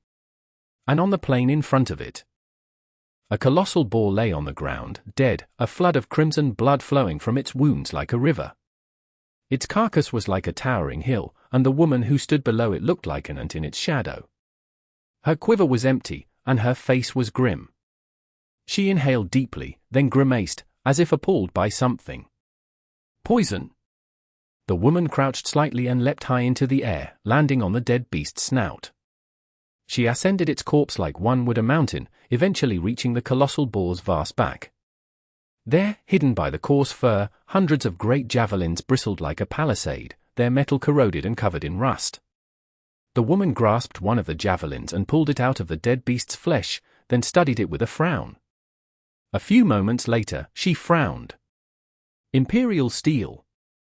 Her expression darkened. Turning north, she looked at the crumbled mountains. Where a narrow mountain pass had been, now there was a wide valley. An impregnable gorge had turned into an open road. A shadow fell on the woman's clear eyes. And with that, Sonny found himself back in the ash castle. He gasped, then swayed slightly, disoriented for a moment. What? What the? Which of his questions was this truth supposed to answer? He wanted to know how the world had ended, not how a strange woman had slain a rampaging supreme beast. And more than that. Oro? Oro of the Damn Nine. Now that was a blast from the past. As Sonny spat the name of the young Imperial soldier he had killed once, in his first nightmare, Slayer shifted slightly behind him. Turning around, he looked at her veiled face, then studied her graceful figure. That was a scene from your past, wasn't it? Slayer tilted her head, looking at him expressionlessly. Sonny stared at his shadow for a few moments, then looked away. Right. She doesn't know what truth was revealed to me, and on top of that, she doesn't even remember her own past. And even if the truth Ariel's game had shown him was about Slayer, technically, it was not her past. Because Slayer was not the woman from the vision he had been shown, but a shadow creature born from the woman's shadow instead, long after the woman died. Still, there must have been a reason why Ariel's vision had given him this truth, and not any other. The scene must have been important, somehow. As important as two diamonds meeting in the middle of the Doom War. If it was, however, Sonny had no idea why. He took a few deep breaths, trying to suppress his frustration, then slowly regained his composure. No, it's fine. There were 12 more snow abominations for him to slay, and 12 more truths for him to uncover. One of those should hold the answer he sought. Chapter 2337. Actionable Strategy. The last volcano was surrounded by snow-covered mountains from all sides, and their pristine white peaks loomed oppressively in the distance. While Kai and Slayer were preparing for battle, Sonny assessed his army. He had a Saint, a Transcendent Shadow, and 24 Supreme Shades at his disposal. Each individual Obsidian Wasp was powerful and lethal, but strangely enough, Kai and Slayer, the Ash Beasts, were much more deadly than the Shades despite their inferior rank. And, of course, there was Sonny himself, the Ash Tyrant. With a sigh, Sonny drew the map of Ariel's game in the ash again and studied it with a somber expression. Kai fastened the black quiver to the sash of his ivory armor and looked at him questioningly. "You seem troubled." Sonny nodded slowly. "I am, a little. By now, we know a lot about how this realm works, enough to plan a strategy, at least. However, there are still two questions that are left unanswered. One of them is somewhat important, but the other one is vital." He pointed to the map. "First of all, while we have some idea what the castles and the shrines do, the special square at the very heart of the board is still a mystery. Much more importantly, though, we don't know if there is a difference between how figures move. For example, we don't know if some figures can move diagonally between the mountains or cross several peaks in one move." He sighed. "Well, if they can, there is no point in making strategies. We will be surrounded in no time, no matter what we try to do, then, it will just be a fight to the death." He looked at the map and narrowed his eyes. "If we assume that all figures can only move one square at a time, though, then, it is quite obvious what we must do." On the grid in front of him, the Snow Tyrant was guarded in the northern castle by a Snow Demon and 2 beasts. One Snow Devil was guarding the center of the board, while the second one was guarding the eastern shrine with 2 monsters. 3 Snow Beasts surrounded the Ash Castle, while the last Snow Demon was alone in the southwestern corner. Which meant that the western shrine was left unguarded. Sonny pointed to it. "We need to reach that square, entrench ourselves, and kill as many enemies there as we can. The problem, of course, is that the Snow Demon in the left corner can get to it much faster, and that we are surrounded by snow beasts from all sides." He smiled darkly. "So, we need to kill one of them before they attack us from all sides come dawn." He would have preferred to spare all 3 snow beasts to kill them later at the shrine, but the situation left him with little choice. He had to break the blockade around the Ash Castle tonight, before the Snow Worm and the Clockwork Giant received a chance to attack the Ash Castle from west and east simultaneously. So, the only real choice Sonny had was which of the 3 snow beasts to attack. Naturally, finishing off the Ice Hive was the easiest choice, which was not to say that it would be easy. That said, he would rather deal with one of the cursed ones first. Sadly, he could not. Launching an attack on the mountain conquered by the ghastly worm would bring him too close to the Snow Demon in the far west, while challenging the fearsome giant would take him further away from the western shrine, well on his way to being caught by the group of snow figures guarding the eastern shrine. So, only one choice remained. Sonny glanced at the 2 shrines, suddenly remembering the 4 words carved into each side of the jade board. Snow, Ash, Fear, Truth. Suddenly, he realized that the rune of Ash was carved just below the square where, as he knew now, the Ash Castle stood. The rune of Snow was directly opposite, under the square where the Snow Castle stood. The shrine that the Snow Demon guarded, was it the Shrine of Fear, then? Which meant that the shrine Sonny wanted to occupy was the Shrine of Truth. He smiled. How fitting. His hair was disheveled, so he tied it back with a band made of shadows. Then, Sonny moved his shoulders, stretching them before the battle. "Prepare yourselves." We are going to wipe out the ice hive from existence today. While somewhat unfortunate, it was not a bad choice. That way, at least, Sunny would gather more shades before facing the truly powerful snow abominations further down the line. Just as he spoke those words, the sun finally touched the distant horizon. Its radiance turned vibrant red, painting the sea of clouds with 1,000 shades of scarlet, crimson, and carmine. It was as if the lonesome mountains were rising from a sea of blood. The volcano quaked. Then it roared, and the pillar of smoke rising from its depths swelled, growing wider and more voluminous. The clouds of ash above them boiled. A powerful wind blew from the south, scattering the ash and carrying it north, west, and east. Just as it had happened with the snow, the plumes of ash reached across the glowing red abyss of sunlit clouds, absorbing the intense radiance of the eventide. Soon enough, the tendrils of ash solidified into colossal obsidian bridges, which glowed with the reflected light of the setting sun as if imbued with burning embers. It was a pretty sight. Sunny inhaled deeply, then commanded his troops forward. Attack! Chapter 2338. Dire Penalty. In truth, Sunny suspected that even if he had access to his full titanic strength, he would not be able to put a dent in the obsidian bridge.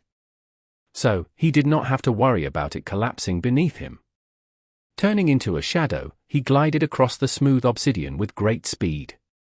Sunlight burned in the depths of the volcanic glass like embers, and the winds howled above. Kai and Slayer followed behind, escorted by the insect-like shades.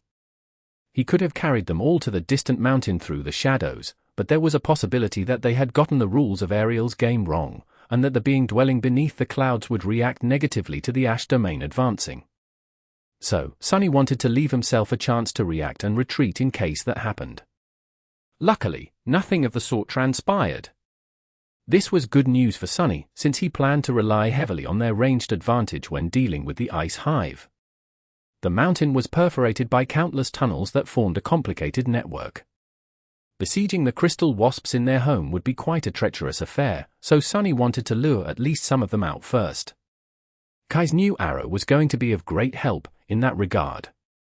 Since it could phase through solid matter, he could use it to wound the snow abominations while they were hiding in the depths of their ice fortress, enough so to send them into a rage, at least. Sunny had half expected that the crystal wasps would hurry to the surface themselves, forming a solar array to bombard the attackers with colossal beams of incinerating light while they crossed the bridge, but that did not happen either. The abomination seemed quite comfortable waiting for the enemy in the depths of the hive, where they had both the terrain and the numerical advantage. However, Sunny's plan met a different obstacle. Just a few moments after stepping on the bridge, he suddenly emerged from the shadows and swayed, a strained expression on his face. Ah, that feels terrible. He expected that attacking a square of the snow domain would weaken him, just like the crystal wasps had been weakened when attacking the ash castle. However, he did not know just how severe the penalty would be. Sunny felt sapped of his vitality, frail and feeble, as if he had aged several decades in a single moment. His body was weakened, while his soul was frozen, the essence circulating sluggishly as the rate at which it was replenished fell drastically. Behind him, Kai staggered in the air, while Slayer came to an abrupt halt and slid across the obsidian surface, keeping her balance with the grace of a dancer. Her eyes remained cold and menacing, but her brow curved in a subtle scowl. Even the obsidian wasp seemed to slow down. Sunny looked back at the ashen slopes of the fuming volcano, wondering if the weakening hex would be removed if they returned. Kai and Slayer had already shown that they can hit targets on the distant mountain from the edge of the caldera, after all, so, crawling back to start a purely ranged assault was a possibility. It was not a very good decision, though, because it would take Kai many hours to significantly reduce the number of enemies from that far, let alone to eradicate the ice hive completely, if that was even possible. And the time they had to conquer the snowy peak would run out as soon as the sun disappeared behind the horizon. Sunny frowned. They were close to the middle of the obsidian bridge, just about to escape from under the clouds of ash and see a clear sky. Looking at Kai, he said evenly, "Kai, try wounding one of them from here." The charming archer landed on the glowing obsidian and retrieved the enchanted arrow from his quiver. The crystal arrowhead glistened as he narked it on the string, and then Nothing happened. Kai struggled with his bow for a few moments, muttering something to himself, then lowered it with a complicated expression and looked at Sunny. "I can't." He grimaced. "I can't draw my bow. It's too heavy." Sunny blinked a few times. Curse it all. So that was what it meant to be suppressed by the snow domain, which spanned 48 out of 49 peaks of Ariel's game. Or rather, that was what it meant to attack a mountain surrounded by the snow domain from all sides except for one. Sunny sighed, knowing that his plan had gone belly up. He could potentially manipulate the black bow to make it easier to draw, but that would not help the situation any weaker, and Kai would not even be able to scratch the crystal wasps, let alone kill them.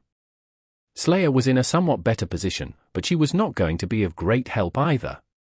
Both of them were transcendent, and weakened even further by the snow domain. Facing scores of great beasts in battle would be a tall task for them.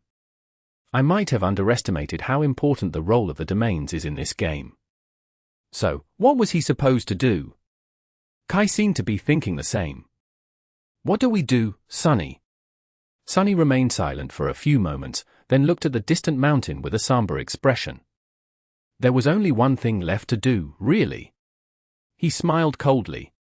"You two make sure that none of them escape." Kai raised an eyebrow, confused. "Escape? Escape from what?" Sunny took a step forward, summoning the helmet of the Jade mantle. His low voice sounded even when he spoke. "From me." With that, he suddenly disappeared, taking the obsidian wasps with him. Kai and Slayer were left alone on the bridge, bathed in the scarlet radiance of the setting sun. Almost at the same time, the shadows within the ice hive stirred, surging forward, and a fearsome figure encased in an armor of inca-black jade stepped out of them, facing a rattled crystal wasp like an omen of death. Chapter 2339. Invading the Ice Hive. His turbulent thoughts settled, giving way to the cold and tranquil state of battle clarity. There were around 50 crystal wasps left in the hive, each of them a great beast. The network of tunnels and caverns was their fortress, while Sunny was weakened as an invader into the snow domain. Each abomination was more powerful than he was due to the rules of Ariel's game, but that was a trifling matter. After all, Sunny had come this far by facing enemies who were much more powerful than him.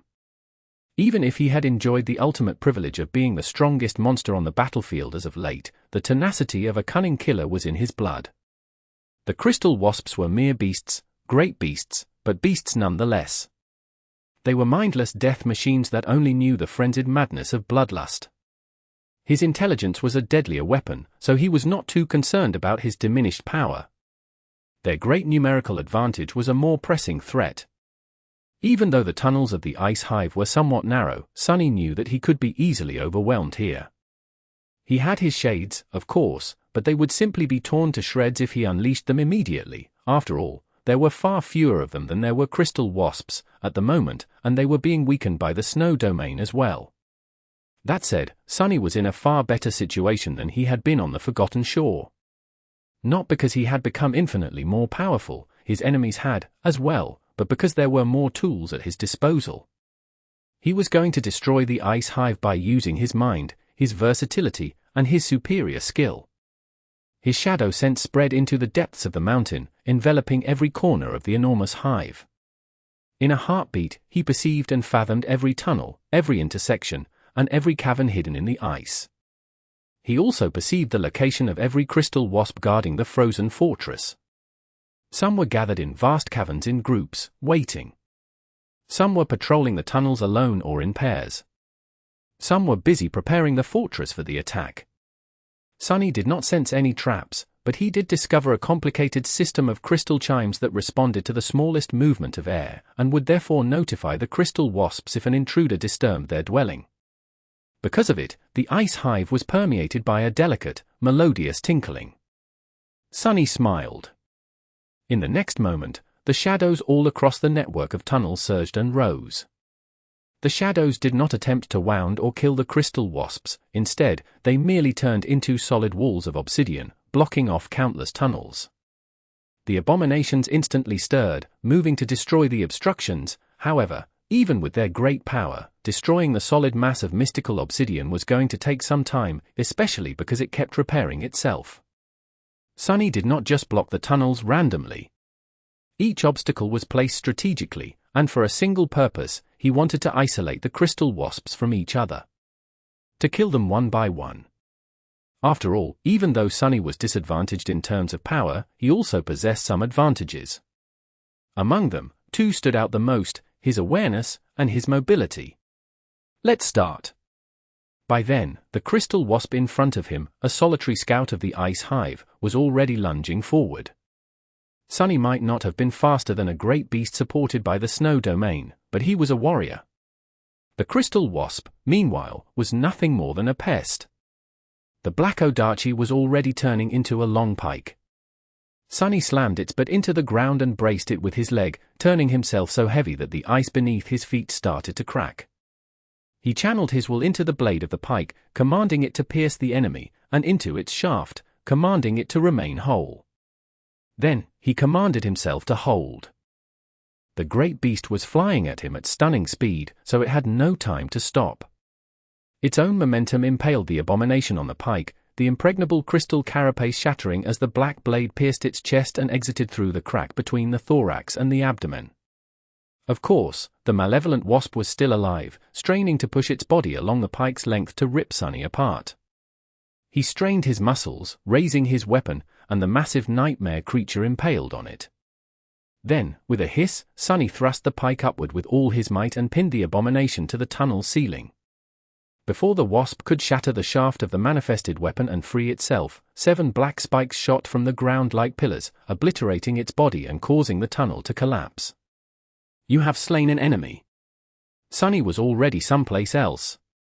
Stepping through the shadows, he appeared on the opposite side of the ice hive, deep inside the mountain, in a small cave where another solitary crystal wasp was digesting the remains of its fallen kin. Those of the abominations who had escaped the previous battle with grievous wounds were mercilessly devoured by the less damaged beasts to mend their wounds. The ice hive seemed to operate according to the principles of ruthless practicality. Sunny did not have time to observe how the crystal wasps turned their food into crystalline liquid, and how they used that liquid to heal and strengthen themselves. Manifesting a sword out of shadows, he severed one of the abomination's legs at the joint and danced away from its retaliation. The rest was simply a matter of technique and swordsmanship. Despite the great beast's superior size and physical might, Sunny swiftly crippled it, thus reducing its agility, and then beheaded the creature with a precise strike. You have slain. That's 2. He was gone by the time the corpse of the abomination hit the ground. 49 to go. Chapter 2340. Conquering Tyrant. His hunt was swift and brutal. Using Shadow Step to instantly move between distant areas of the ice hive, he picked the stragglers off one by one. His combat skill and indomitable killing intent were more than enough to slay the fearsome crystal abominations, even if clashing with so many great beasts in quick succession was swiftly depleting his stamina. In a narrow tunnel, Sunny severed a menacing crystal wasp in 2 with a razor-sharp Odachi, and then pierced its head through the eye when the upper half of the abomination kept crawling at him in a murderous frenzy. In an ice cave where drops of water were falling into a vast and clear pool from a forest of crystal stalactites, he kept another great beast at a distance with a spear for a few moments, then found an opening and split its abdomen open with a vicious strike. Its head shattered under his boot a second later. In a passage so narrow that a single crystal wasp could barely fit inside, Sunny closed the distance to a frenzied great beast, diving past its side-like legs, tore its carapace open with the gauntlets of the Jade mantle, and shattered the delicate flesh beneath with his fists. The melodious sound of wind chimes was drowned out by the clangor of battle, roaring thunderclaps, and the loud ringing of shattering crystal. By the time Sunny was done dealing with the solitary nightmare creatures, he was slightly out of breath. The entire slaughter had taken him no more than a couple minutes, and he had never stopped moving, seamlessly stepping between the shadows as if the sequence of brutal clashes was one uninterrupted battle. 37 to go. That was how many crystal wasps there were left in the ice hive.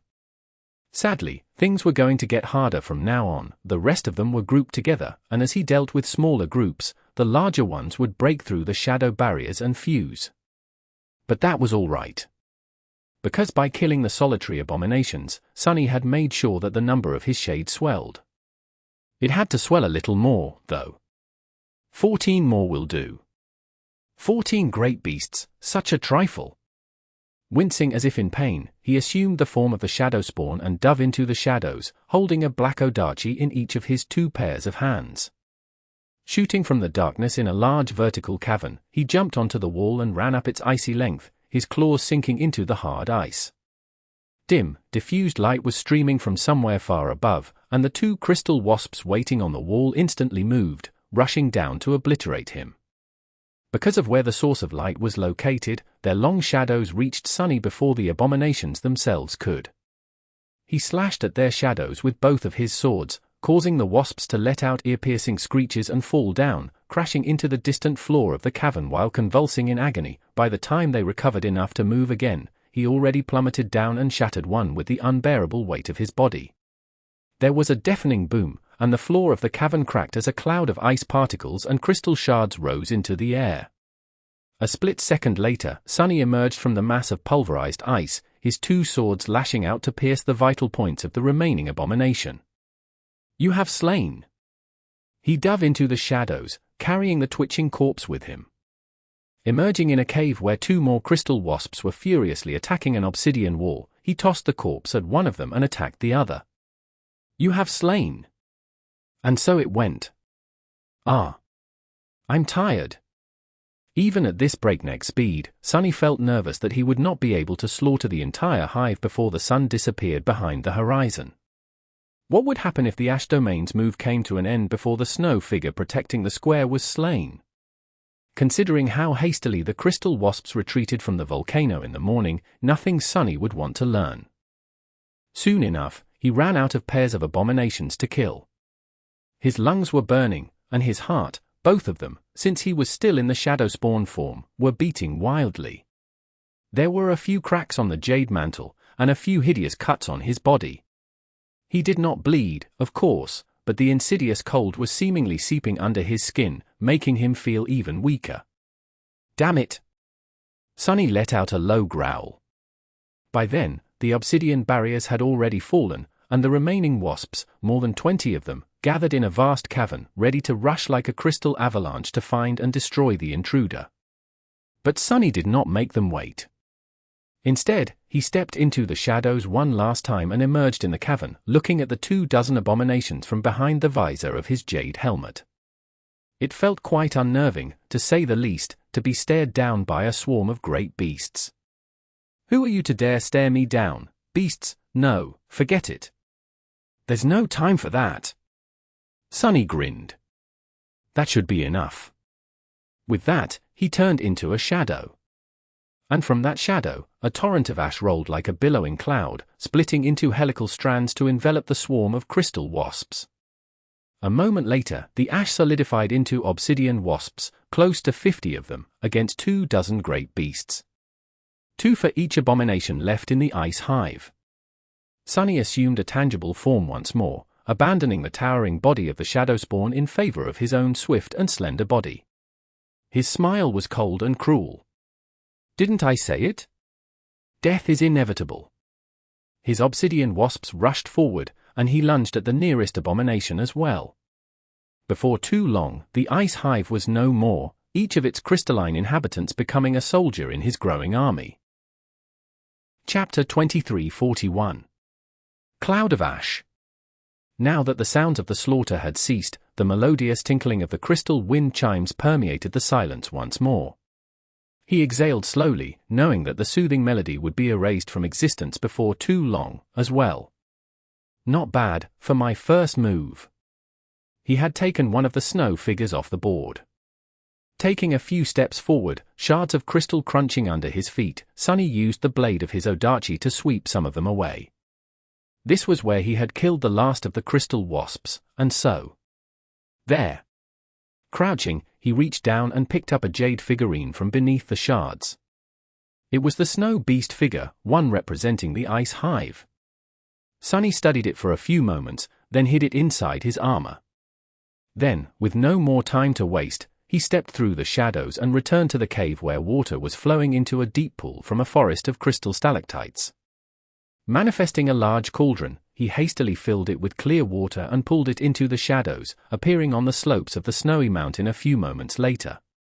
Kai and Slayer were already waiting for him there, the last rays of the setting sun painting their silhouettes with fiery shades of scarlet. Sunny offered them a friendly smile and brought some water to his lips, drinking greedily. "Ah. I guess it's not poisoned." Then, he raised an eyebrow. "What?" Kai had been staring at him with wide eyes. The charming archer shook his head slowly. No, nothing. It's just, they were great beasts. All 50 of them." His gaze could penetrate solid rock, so he must have seen exactly how Sunny had dealt with the crystal wasps. Sunny grinned. "Were they?" "An expected result, then. It would be a shame if I couldn't do this much as a supreme. After all, I killed my first great devil as a sleeper." Finally, he found a chance to work this one in. Kai's eyes trembled. And a moment later, the mountain trembled, as well. Sunny sighed, then looked at his friend languidly. "I suggest you brace yourself." Kai frowned. "Brace myself?" "For WH. Just then, the sun finally disappeared behind the horizon, and the peak of the mountain exploded with a deafening roar. A towering pillar of smoke and ash rose into the sky, expanding into a mushroom cloud. Sunny remained nonchalant as a great fireball bloomed behind him, and a wave of scorching wind broke against his back. For that, the mountain quaked and trembled, as if convulsing.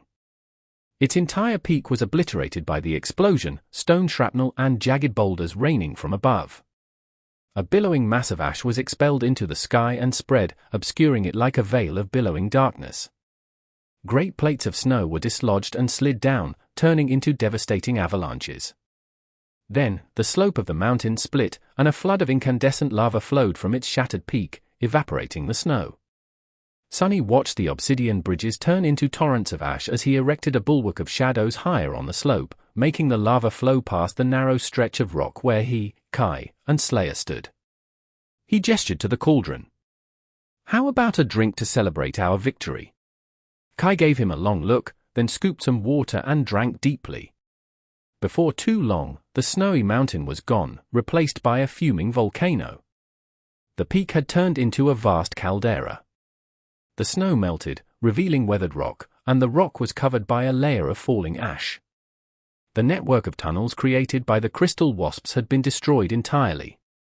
Most of the tunnels collapsed, while those that remained were now filled with cooled magma. Night fell, submerging the artificial realm of Ariel's game in darkness. If there was one flaw to the newly established volcano, it was that there was no fortress here for them to hide from the falling ash. So, instead, Sunny created a simple house out of manifested shadows, complete with a few items of crude furniture. There was a desk, a few chairs, and a bed. He even manifested a blanket and a couple of pillows. He did not need to sleep just yet, but Kai could probably use a bit of proper rest. So, Sunny sent the charming archer to bed and sat at the desk, creating more arrows for him. Slayer stayed outside, guarding their makeshift home, even though they had never been as safe as they were here, in Ariel's game, for as long as the sun was hidden behind the horizon. "I wonder what they'll do at dawn." Sunny had hoped that the snow worm and the clockwork giant would move to conquer the Ash Castle, but now that he thought about it, that was pointless. After all, the special nature of castles was that the squares they stood upon never changed color. So, they could not be truly conquered. That meant that the two snow beasts would probably pursue him north. Will we have to fight one or both of them to reach the shrine? That would be unfortunate, since Sunny wanted to kill them as a sacrifice to Ariel's game. He briefly considered tossing the figure of the snow beast in his possession into the vent of the newly created volcano, but decided against it in the end. There was no altar in front of the main vent here, so he would probably not receive a revelation by doing so. In the morning, the rising sun turned snow into glass bridges again. Sunny, Kai, and Slayer watched the clockwork giant walk across one to the Ash Castle, while the snow worm crawled back to the mountain where its nest had been, directly west of the newly created volcano. Sunny sighed. They were boxed in, soon to be corralled. The snow worm blocked the way west, while moving east would lead them away from the western shrine. That only left the northern direction. But if there, after one move, they would be surrounded by 2 snow beasts from west and south, and a snow devil from the north. He winced. What a bother. Chapter 2342. Divine Whims. After a while, there was even a semblance of garden, perched precariously on the steep slope of the volcano. The bushes, the trees, and the flowers were all inca black and intricate, but devoid of life. Sunny sat in front of a flower bed full of black roses for a long time, staring at them intently. Eventually, one of the roses slowly changed, its petals swelling with a vibrant red color. Color was another property of matter, after all. When light shined on an object, some of it was absorbed, and some of it was reflected. The reflected light was what humans perceived as color. Sunny had never attempted to shape the manifested shadows to absorb and reflect light in a specific manner, but nothing really prevented him from trying. He had successfully turned the shadow rose red after experimenting for a while. Funnily enough, changing the color of a single flower had been more difficult, and strained him more, than building the entire manor. Both the manor and the rose were destined to be destroyed in no more than a day, when the volcano was conquered by the snow domain. Their beauty was fleeting, and would be gone in an instant. But maybe that was what made art truly precious. Its evanescent nature. Sunny had never deemed himself an artist, but at that moment, he thought that maybe being able to create something beautiful was not too bad. He studied the red rose for a few minutes, then shook his head and made it turn black once again. Black flowers suited his taste better. Even knowing that his black garden would be swallowed by ice and snow come tomorrow, Sunny still made it permanent, partially in defiance of that inevitability, partially out of a strange hope that it would survive against all odds. It's truly remarkable. Turning his head, Sunny looked at Kai, who had approached him at some point. There was an expression of wonder on the charming archer's face, prompting Sunny to raise an eyebrow. What is? Kai hesitated for a few moments, then gestured around them. This. The trees, the flowers, the manor, just appearing out of nowhere on your whim. They say that supremacy is like taking a half step into godhood. It all sounded like mere words to me before, but now, I am starting to understand what a demigod is.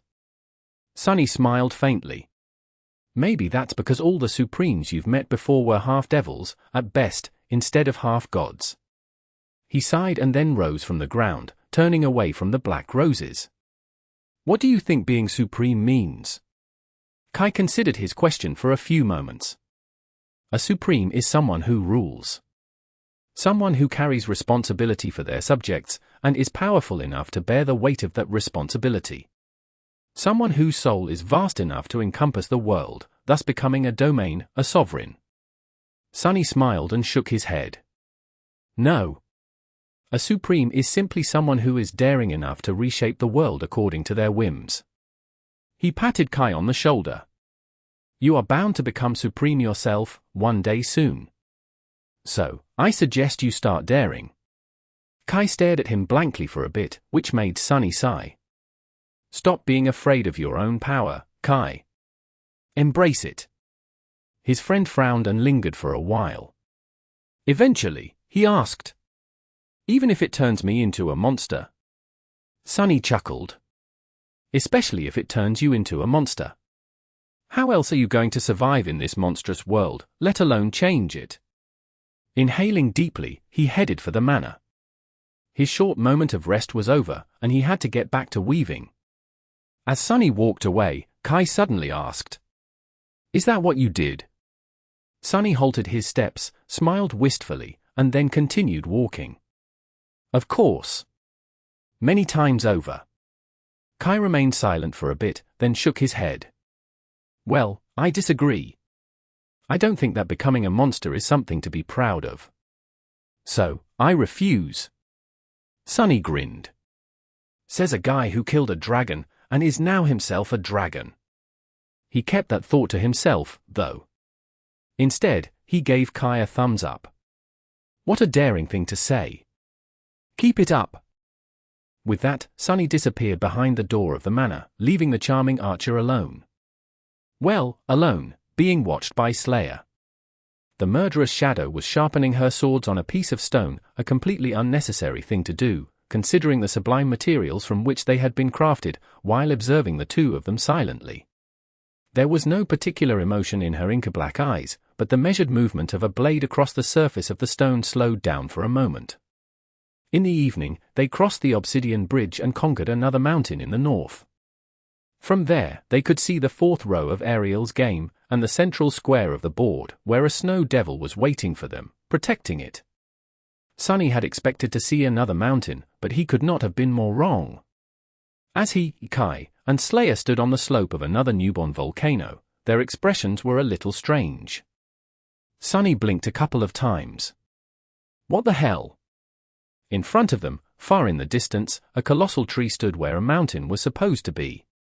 Its roots were hidden beneath the sea of clouds, and its branches seemed to support the sky, spanning many kilometers across. Kai looked at Sunny, dumbfounded. I'm not seeing things, am I? How can such an enormous tree exist? Sunny nodded slowly, unable to look away from the fantastical view. No, you're not. And indeed, that is one humongous tree. He shook his head in disbelief and said, his voice full of wonder. I mean, it's almost as large as a single branch of the largest tree I've ever seen. Chapter 23:43. Game of the World Tree. The bark of the tree was dark, while its branches were bare and shrouded in snow. Its branches were like a frozen nebula, while the tree itself was like the axis of the world, rising above the sea of clouds much higher than even the surrounding mountains. Sunny could not see its roots, but he suspected that it was at least 10 times taller than the Soul Devourer had been at its peak. Of course, it was still infinitely smaller than the inconceivable tree whose stump he had witnessed at the heart of the burned forest. Eventually, Kai exhaled and said slowly, "It's like I'm looking at a world tree." Sunny shook his head. "I've seen the actual world tree once. It is located north of the Forgotten Shore, and all that remains of it is an unfathomably enormous stump. This one, well, maybe it's a sapling of the world tree." He studied the tree for a while, then said with a hint of doubt in his voice, "Perhaps it is. We don't really know what this miniature realm is made of, and if these mountains are even real. But if this tree is indeed real and is a child of the Heart God's world tree, then it might very well be the thing that holds this entire realm together. Ariel might have used it as the core of his game's world." There was no evidence to prove his theory, really, but Sunny was inclined to believe it. But even if he was wrong, just to be safe. "Whatever you do, Kai, don't look inside that tree." The charming archer raised an eyebrow. "Why?" Sunny hesitated for a moment. If it really is the central element of this world structure, then it might very well be the source of the being beneath the clouds, or at least connected to it. Who knows what slithers deep inside that enormous trunk? You might see something that your mind can't endure. Kai shivered. Noted. Sunny studied the tree a bit more, then scratched his head. It does make me wonder, though. Currently, it's shrouded in snow. How the hell will it become covered in ash if we conquer it? A tree can't erupt with lava, can it? He chuckled. Would it bloom if it was conquered by the ash domain? Or would it literally spew molten rock? The latter was not impossible. Considering the size of the giant tree, its roots could very well stretch wide and deep enough to reach the mantle of this artificial world, or maybe even its molten core, if it even had those. In any case, Sunny was more interested in something else. There was a snow devil guarding the central square on the jade board. Can you see it? Kai looked into the distance. He remained silent for a while, then hurriedly looked down. Yes. I think so. Sunny sighed. So, what kind of horror is it this time? A bestial monstrosity with rotting flesh? An eerie, creepy wraith? No, don't tell me, it's some kind of insect, isn't it? Damnation! Why does it always have to be insects? Kai lingered for a moment, then shook his head. No. It looks like a human to me. Sunny frowned. A human? No, wait. Is it human, or does it look like a human? Kai lingered with the answer. I'm not sure. That devil, he's just sitting there with his legs crossed. But I can't really discern any details, just. I think that he looked back at me, too. Sunny considered the new information silently. Devils were sentient, intelligent, and cunning. They also wielded unholy powers, much like Awakened wielded aspect abilities. More importantly, this particular devil was either great, or cursed. The former was tolerable, but the latter was truly bad news. At that moment, Kai suddenly added, "There is something strange about that devil. I am not sure what it is, but I think I saw something behind him, like a string that glistened for a short second. In fact, I had the same feeling when looking at the other snow abominations we faced, as well. All of them are a bit strange." Sunny gave him a dark look. "Hey, I am already on edge, so there's no need to say creepy things to scare me even more, okay?" The moon was rising above the sea of clouds, and the snow-covered branches of the colossal tree shone in its pale light. He sighed. Damn it. Anyway, be prepared to fight that thing, whatever it is. This next dawn was going to be a perilous one for them. The snow worm and the clockwork giant were still 2 moves away, but the snow devil could attack the newborn volcano in 1, meaning that it could attack them in the morning. As long as it was willing to, he commanded to. Sunny still did not know what level of control the snow tyrant had over the other snow figures. It was in the nature of nightmare creatures to attack beings whose souls were devoid of corruption in a murderous frenzy, but if the tyrant was in control of these abominations, then it could suppress their demented, overwhelming desire for a while. After all, Sunny was the ash tyrant, and he was accompanied by 2 ash beasts. They had already shown their ability to eliminate snow figures, so the snow tyrant could show reluctance to send its devil into battle alone. They would just have to wait and see. And so, they did. In the morning, as the sun rose above the horizon and illuminated the sea of clouds with beautiful golden light, ethereal glass bridges connected the volcano to the surrounding mountains once more, and to the colossal tree, as well. Behind them, the volcano they had left yesterday was conquered by the clockwork giant and was covered by snow once again. To the left, the snow worm crawled to a new peak and coiled around it, blocking the way west. And the snow devil remained where he was, not in a hurry to attack. Sunny cursed quietly. It was good news that they would not have to fight the devil today. However, it was also terrible news, because all clues pointed to the fact that the snow tyrant was capable not only of controlling the snow figures, but also of doing it strategically. He grimaced and looked away from the snow-covered tree, his eyes turning a few shades darker. "We are going to kill that hideous worm in the evening. Get ready."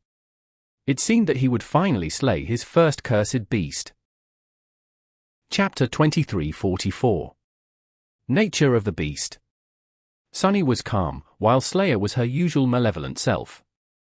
Kai, however, seemed worried. Watching him count his arrows for the 10th time, Sunny sighed. That worm is a beast.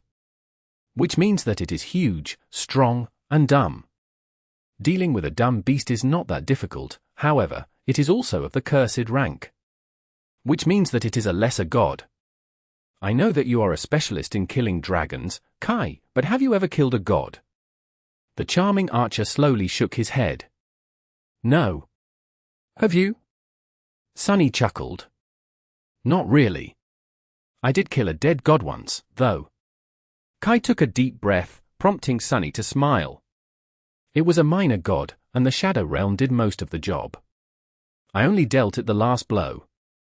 He paused for a moment, then shrugged. I have yet to slay a cursed beast, but in normal circumstances, it would not have been too big of a problem. Sadly, I am severely weakened by the current circumstances. So, we will have to really apply ourselves today. If we don't kill that thing before night comes, we'll probably die. They did not simply have to kill the snow worm, they had to kill it before the sun disappeared behind the horizon. If they failed to slay the cursed beast in time, they would have to retreat to the volcano.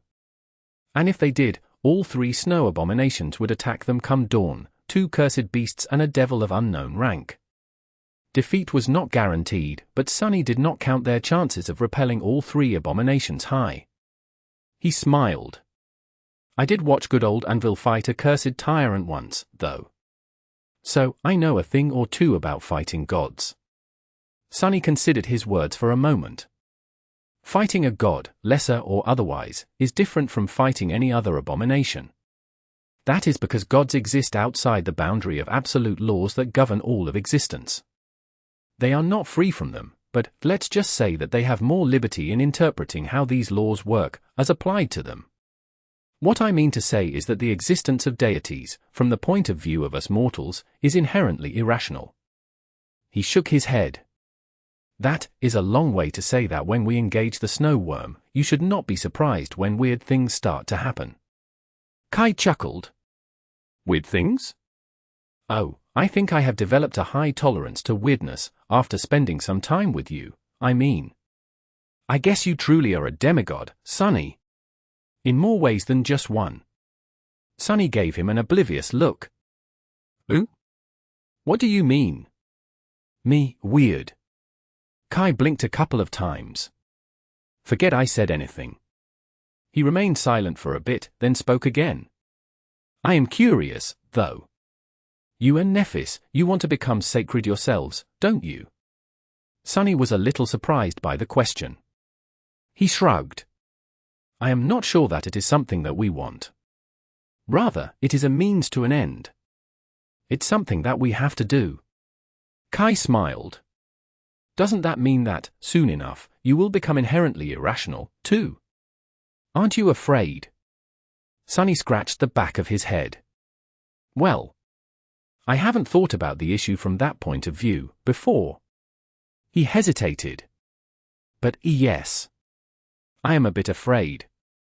Actually, I am very afraid. Of what I will become, and what I won't be anymore. He remained silent for a while, then shrugged. But I have some experience with that. Becoming something new and leaving some of myself behind, I mean. I am not sure if I should say this, but did you know? Actually. Sunny looked at Kai somberly. You may not believe it, but I haven't always been this good looking. Kai stared at him. Ah? Sunny gave him a solemn nod. Indeed. I know it's hard to believe, but if anyone can, it's you. After all, you can sense when people tell lies. Kai cleared his throat. I see. So, correct me if I'm wrong, but are you saying that you becoming attractive is a change of the same magnitude as someone mortal becoming a god? Sunny stared at him with indignation. I am definitely not. That bastard. But at least Kai wasn't counting his arrows anymore. Instead, he shook his head and laughed quietly. For what it's worth, I doubt you'll leave a lot of yourself behind even if you do become a deity, Sunny. I am not sure how to describe it, but you seem like someone who will always be himself, no matter the circumstances. Sunny smiled. Then, he frowned. Are you, perchance, implying that I am already so weird that becoming any weirder will be impossible? Kai coughed. No, of course not. I definitely was not implying that. Sunny grinned. Good, good. Because if you had, I was going to take it as a challenge. Just then, the sun finally touched the horizon, and the volcano they were standing on spat out a billowing cloud of ash. Soon enough, a bridge of glossy obsidian connected the ashen slope to the distant mountain, glowing in the scarlet radiance of the dying sun. Sunny smiled. Let's hurry. You know what they say, the early bird gets the worm. He jumped down to the surface of the bridge, utterly appalled by himself. Gods, what the hell did I just say? Did I really say that? The early bird gets the worm. It seemed that hanging out with Kai so much after being deprived of the charming archer's company for so long was having a negative impact on his sanity. That joke was truly, unforgivably awful, worthy of being spoken by the despicable old fool, Jest. The last thing Sunny wanted was to resemble Jest in any shape or form. Groaning inwardly, he rushed forward. He had to kill a cursed beast, and he had to do it quickly. Chapter 23:45. Infinity and Finality. Out there on the slopes of the volcano, they were still within the bounds of the ash domain. Therefore, they could exert their full power. Granted, their power was not great enough to seriously wound a cursed beast. The snow worm was so enormous that it was difficult to miss it. At the same time, its body was so vast that their arrows were no different from tiny needles, dealing almost no harm to the abomination. But that was all right, because Sunny did not need them to harm the cursed beast. Instead, they had to play a different, vitally important role in the opening act of the battle. Instead of quality, it was the quantity of their attacks that mattered. They had to sink as many arrows as they could into the snow worm, and do it as swiftly as possible. That was because the arrows they were shooting were quite special. Sunny had crafted them himself, after all. In the past few days, he had been observing the snow worm carefully. He still did not know a lot about the cursed beast, but he was certain that it wielded the concept of infinity as a weapon. Its pale body could grow endlessly, devouring as much space as the snow worm wanted. It could become dozens of kilometers long, or shrink to merely a few hundred meters. Naturally, that also made the snow worm nearly indestructible. After all, no matter how much of its gargantuan body Sunny destroyed, the beast could simply produce more. And more, and more, and more, until the entire mountain was buried under its pale flesh. So, there were two ways to kill the bizarre god beast. One way was to destroy its rotten soul, which Sunny could achieve by focusing on attacking its shadow. The other was to suppress its power, somehow, but of course, Sunny did not have to pick just one strategy. He could very well implement both, and the arrows were meant to accomplish the latter. He had been crafting the arrows to subdue the snow worm for the last 2 days, and had made quite a few of them. The enchantment woven into the jagged crystal arrowheads was based on one of the memories he had crafted for Rain in Godgrave, in case of emergency. The purpose of that enchantment was to lock something in space, which was supposed to save her in case the veil of clouds above Godgrave unexpectedly broke. Now, Sunny was not too knowledgeable about these matters, but he was pretty sure that the concept of infinity was innately connected to the concept of space. At least it was in the context of the snow worm, which existed as a living being that could potentially occupy an infinite amount of space. So, if its body was pinned to space by the enchanted arrows Sunny created, its ability to grow endlessly was going to be compromised, either suppressed or at least interfered with. That was the plan, at least. Kai and Slayer did not have to aim that hard to hit the gargantuan cursed beast, but there was another challenge facing them.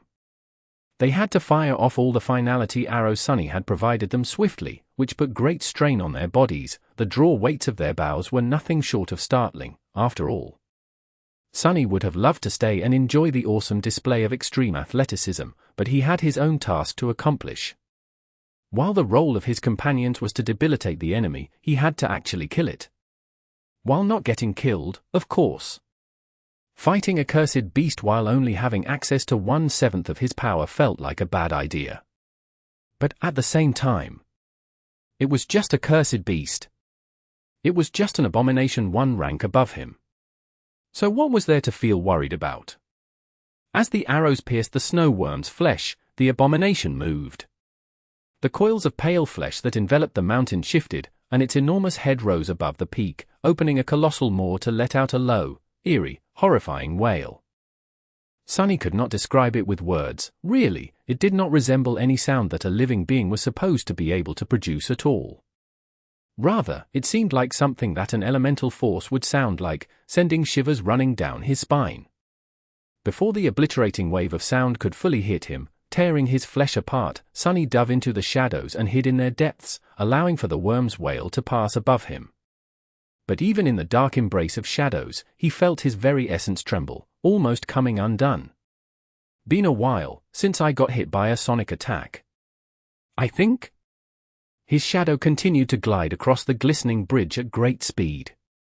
And just before he reached the snowy mountain, winged figures burst from it in a veil of ash, spreading like an obsidian swarm. They were the shades of the crystal wasps he and Slayer had slain, almost 100 of them. 2 more arrows pierced the snow worm's flesh, making it convulse and shrink a little.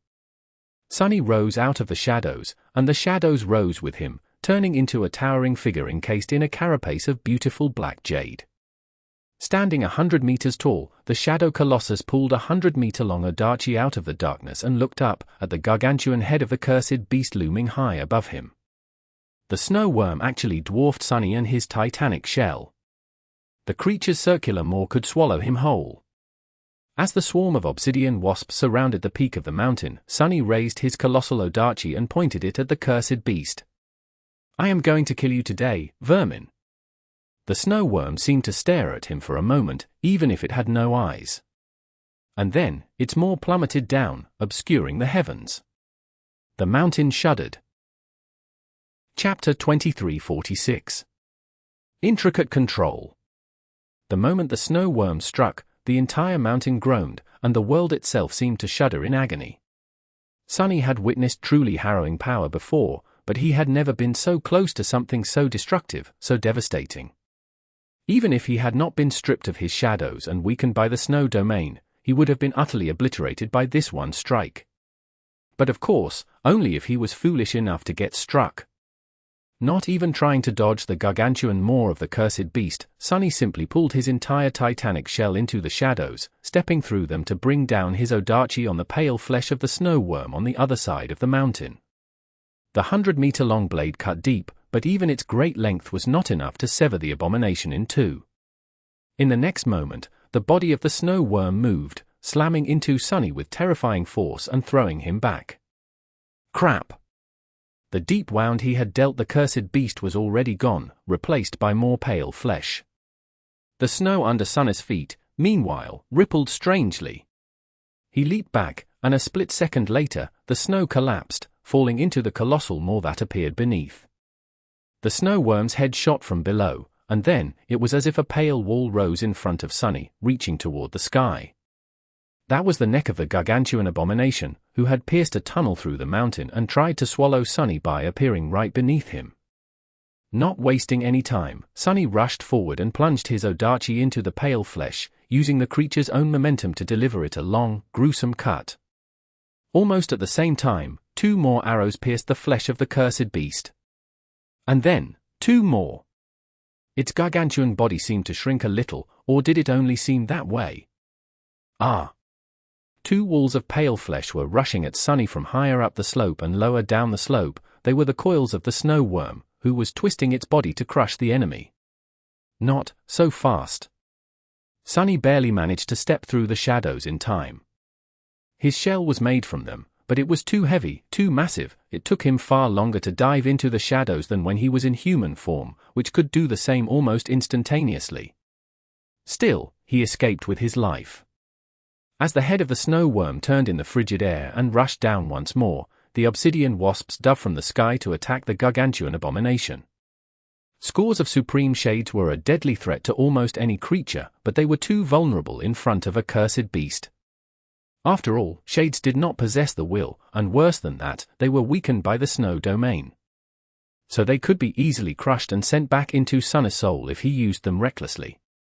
Luckily, there was one silver lining to how heavily suppressed he was here, in Ariel's game. Sunny had gone about becoming supreme in a somewhat backward fashion. By the time he learned how to manifest his domain, it was already vast and powerful, built out of tens of thousands of shades. Faced with their overwhelming number, he had always struggled to control his Shadow Legion, control it with any level of precision, at least. But here, Sunny was devoid of his vast army. Instead, he could only command a relatively small number of shades that had been earned inside the game. That allowed him to command each one intricately. He had been training himself to control the obsidian wasps precisely for the past few days, ever since earning the first one. Handling 100 shades was far easier than thousands, especially since his mind was free of having to control his other incarnations and keep an eye on the members of the Shadow Clan. His mind had plenty of unused capacity for the first time in years, so his efforts to learn how to control his shades better fell into fertile soil. At first, Sunny simply concentrated on having the obsidian wasps move in different directions. Then, he made each of them follow an elaborate path. After mastering simple maneuvers, he moved on to practicing more intricate and complicated tasks, eventually arriving at simulated battles between different groups of shades. By now, the obsidian wasps did not exactly feel like extensions of his own body, but he felt confident in making each of them do precisely what he wanted. That expanded his strategic repertoire greatly, of course. Right now, he had to give his shades an opportunity to attack the snow worm without being destroyed by it. So, he aimed them precisely at the areas on its enormous body where its tough hide had been cut by his towering Odachi. The obsidian wasps plummeted from the sky, their glass-like wings burning with a crimson glow in the light of the setting sun, and crawled into the snow worm's open wounds. Hidden within its voluminous body, where they could not be crushed and devoured by the cursed beast, they bit into its flesh, burying themselves deeper and deeper into it as their legs and mandibles cut and shredded the abomination's muscles. The snow worm was gargantuan, but its size could be used as a weapon against it. For now, no more than a dozen shades had managed to crawl into its wounds, but there were going to be more wounds, and more obsidian wasps finding their way into the creature's body. The arrows shot by Kai and Slayer, meanwhile, were constricting the snow worm's ability to expand itself more and more. It's working. As the cursed beast's head fell from the sky on Sunny, its shadow covered him. Turning his Odachi downward, he plunged it into the abomination's shadow, then collapsed into it to flee the horrifying maw at the last possible second. His strike dealt some damage to the creature's vast, corrupted soul, not enough to threaten its life, but enough to be felt. The snow worm's flesh rippled in agony. I think I can kill it. The only question was, would Sunny be able to kill the damp monstrosity in time? The sun was setting, and the clock was ticking. If he was not fast enough, the one being killed would be him. Chapter 2347. Curse of Abundance.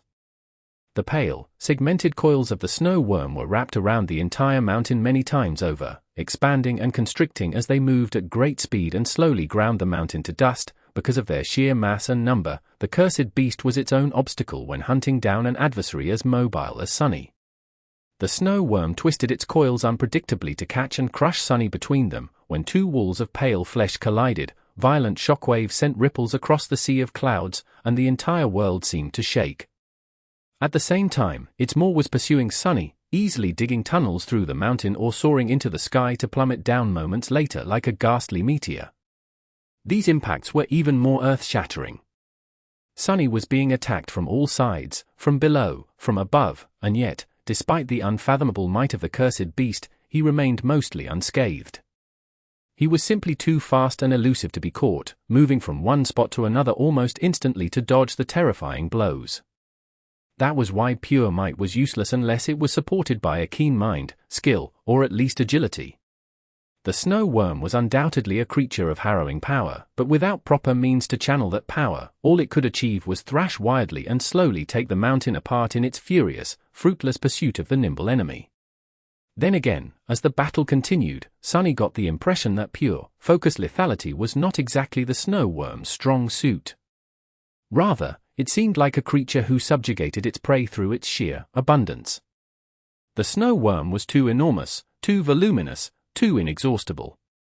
Its infinite body allowed it to weather an infinite number of attacks, only for more pale flesh to burst forward, burying the enemy under its endless mass. So, it could simply endure endlessly, until the enemy was exhausted, tired, and spent. In this case, the snow worm simply needed to endure until nightfall. It was a single-minded and patient creature. And yet, it was exactly its single-mindedness that made the snow worm so terrifying. Its extreme mastery of a single power, of a single concept, used both for attack and defense, made it almost inevitable. As the sovereign of death, Sunny took offense to that. After all, nothing was supposed to be more inevitable than death. If only my legion was here. Growling, he fled from the snow worm while shredding its flesh with his great blade. Sunny did not discriminate between attacking the body of the cursed beast and its shadow, dealing both physical and soul damage to it. The soul of the snow worm was as vast and seemingly endless as its flesh, hiding an infinite amount of vile darkness. When souls received a certain amount of damage, they collapsed and crumbled, except for Sunny's own tenacious soul, which was reinforced by soul weave and therefore had no such threshold. And yet, he felt that the soul of the snow worm was too enormous, too ancient, and too deep to be destroyed that way, at least while he was devoid of his shadows and weakened by the snow domain. Perhaps that was what the souls of all deities were like, or perhaps the soul of this corrupted deity in particular was especially abundant. In any case, destroying it was not something that could be accomplished easily. Fortunately, Sunny was nothing if not resourceful. Even if dealing a sufficient amount of soul damage was not feasible, he had other means of destroying a soul. After all, he wielded the power of shadows, the power of death. Just as Nephis had mentioned, each will was unique, and his was all about killing intent. It was the will to see living beings die. That was both his natural affinity and a skill he had developed by wielding Serpent, the slaying blade.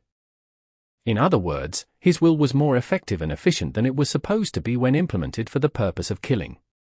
And while the snow worm was a being of a higher rank than Sunny, its will was not as sophisticated as his. Sunny understood it as he was desperately fighting the appalling creature. Yes, the snow worm was more powerful than him, and its will was far more dreadful. However, just like a mindless beast could not fathom a combat technique, the gargantuan abomination could not wield its will with focused intent either. The will of the snow worm was not much different from the elemental and largely directionless will of the millipede swarm. And so, Sunny actually had a clear advantage over the profane deity. Therefore, he could infuse each of his soul attacks with the power of death, with the focused will to see the enemy die, and that will slowly accumulated, poisoning the soul of the snow worm. The quantity of damage he dealt to the enemy soul might not have been sufficient, but its insidious quality was a completely separate issue. Even if each cut dealt to the shadow of the cursed beast was insignificant due to how vast it was, all of that vastness was poisoned by the death will regardless of its nearly endless nature. As soon as Sunny expressed enough will to kill the snow worm to overcome its will to live, the creature was going to die. Which was not to say that he would be able to achieve that before the sun disappeared beyond the horizon. However, that was only half of Sunny's strategy. The other half was far simpler. He simply wanted to rip, shred, and devastate the snow worm's gargantuan body. That, too, was a way to kill the enormous cursed beast. Chapter 2348. Death Will. By now, almost all of them had found their way into the cursed beast. They were slithering there, wreaking havoc and mangling tissue while burrowing deeper and deeper. Even if the wounds Sunny dealt to the gargantuan abomination were relatively insignificant, being mangled and devoured by 100 supreme shades from the inside was not. And yet, the snow worm endured the harrowing amount of damage being dealt to it almost effortlessly, demonstrating the vast divide between the supreme and the sacred, or rather, cursed, ranks. More than that, even buried deep within its flesh, the obsidian wasps were not entirely safe. In fact, many of them had already been destroyed. Some were simply crushed by the unfathomably powerful muscles of the cursed beast. Some had accidentally found their way into its digestive system and were either ground to dust or dissolved entirely. Some met their end in ways that Sunny could not even describe, let alone understand, while some were destroyed in more bizarre ways. Since the snow worm wielded the concept of infinity as its weapon and could expand or shrink its body at will, some obsidian wasps were simply torn asunder when the point in space they had occupied suddenly expanded. Others were crushed into infinitely small balls of obsidian when the space they had been occupying shrank. Of course, none of them were actually destroyed, rather, they were returned to the dark expanse of Sunny's soul. But they were eliminated from this fateful battle, which was ostensibly the same. Gods, just how indestructible is that thing? The mountain was full of holes by now, groaning precariously, which made it difficult for Sunny to find sure footing as he kept escaping the cursed beast's terrible attacks. The snow worm showed no outward signs of being seriously harmed by the swarm of obsidian wasps, for now. Which was not to say that it was unharmed. In fact, Sunny could sense the cadence of the battle slowly changing.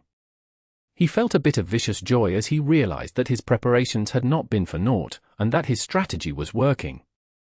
Just as he had planned, he was going to defeat this overwhelmingly powerful enemy by using his advantages, his intelligence, cunning, and skill.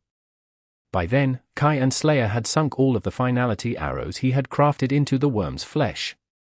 The enchantment Sunny had so laboriously created were locking various segments of its body in space, making it more difficult for the creature to exercise its infinite power.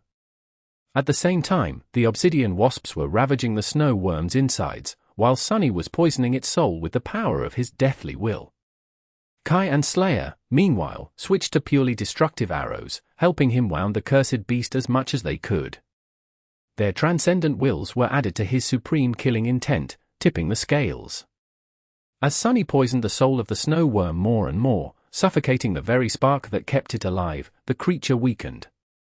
The weaker it became, the less it could resist the binding power of enchantments constricting its power. And the more constricted its power was, the more physical harm the obsidian wasps could deal it. Which, in turn, made its life force weaken more. It was a virtuous cycle to wicked cycle? It was a cycle that would bring this gargantuan, mindless, corrupted deity to death. Come on, you scum, die faster! Sunny's shell, too, was slowly coming undone. Even if he managed to avoid being struck by the snow worm directly, the damage dealt to the shadow colossus through simply being in the epicenter of unimaginable destruction was mounting. Still, he persisted. Because he could sense it, slowly but surely, the enormous body of the snow worm was shrinking. Instead of infinitely growing, it was gradually reducing in size. He could not see the result due to the sheer scale of the snow worm, but he could sense it through the shadows. Already, there were fewer coils surrounding the mountain. And as the battle continued, the rate at which the snow worm was shrinking only accelerated. By the time Kai had run out of arrows, Sunny could already see its tail. The more of the creature, too, had diminished in size. It could still swallow Sunny in one bite, but at least not without doing some chewing first. As he stepped through the shadows and rolled on the heavily damaged, perforated slope of the mountain, a new shadow suddenly joined the fray. What is this maniac doing? A haunting sound that resembled a song suddenly permeated the sky, and a sonic wave struck the head of the cursed beast, shredding some of its flesh and changing its direction slightly. A beautiful dragon plummeted from above, landing on the cursed beast's back and striking at it with its long, sharp claws. At the same time, Kai seemed to have spoken something. The snow worm largely ignored his command, but not entirely. Sunny almost missed a graceful figure that shot an arrow into an open wound of the cursed beast from the dragon's back. Slayer wanted to kill the weakened deity, as well. The sun had already fallen halfway behind the horizon. We need to hurry. After that, the demise of the snow worm was hastened. The damage dealt to its soul and body had accumulated, and its ability to command infinity grew unstable. It shrank its body more and more, crushing the obsidian wasps within, but it was already too late. Soon enough, the cursed beast could barely wrap itself around the mountain.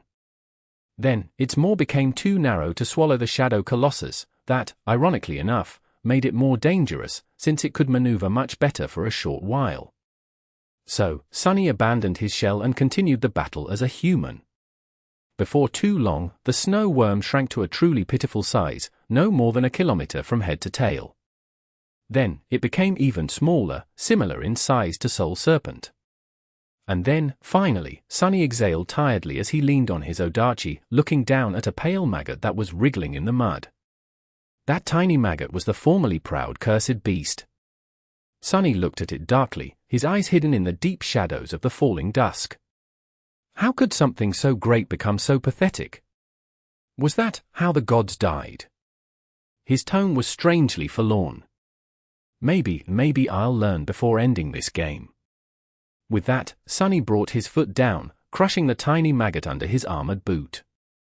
There was a moment of silence, and then, he heard the familiar words.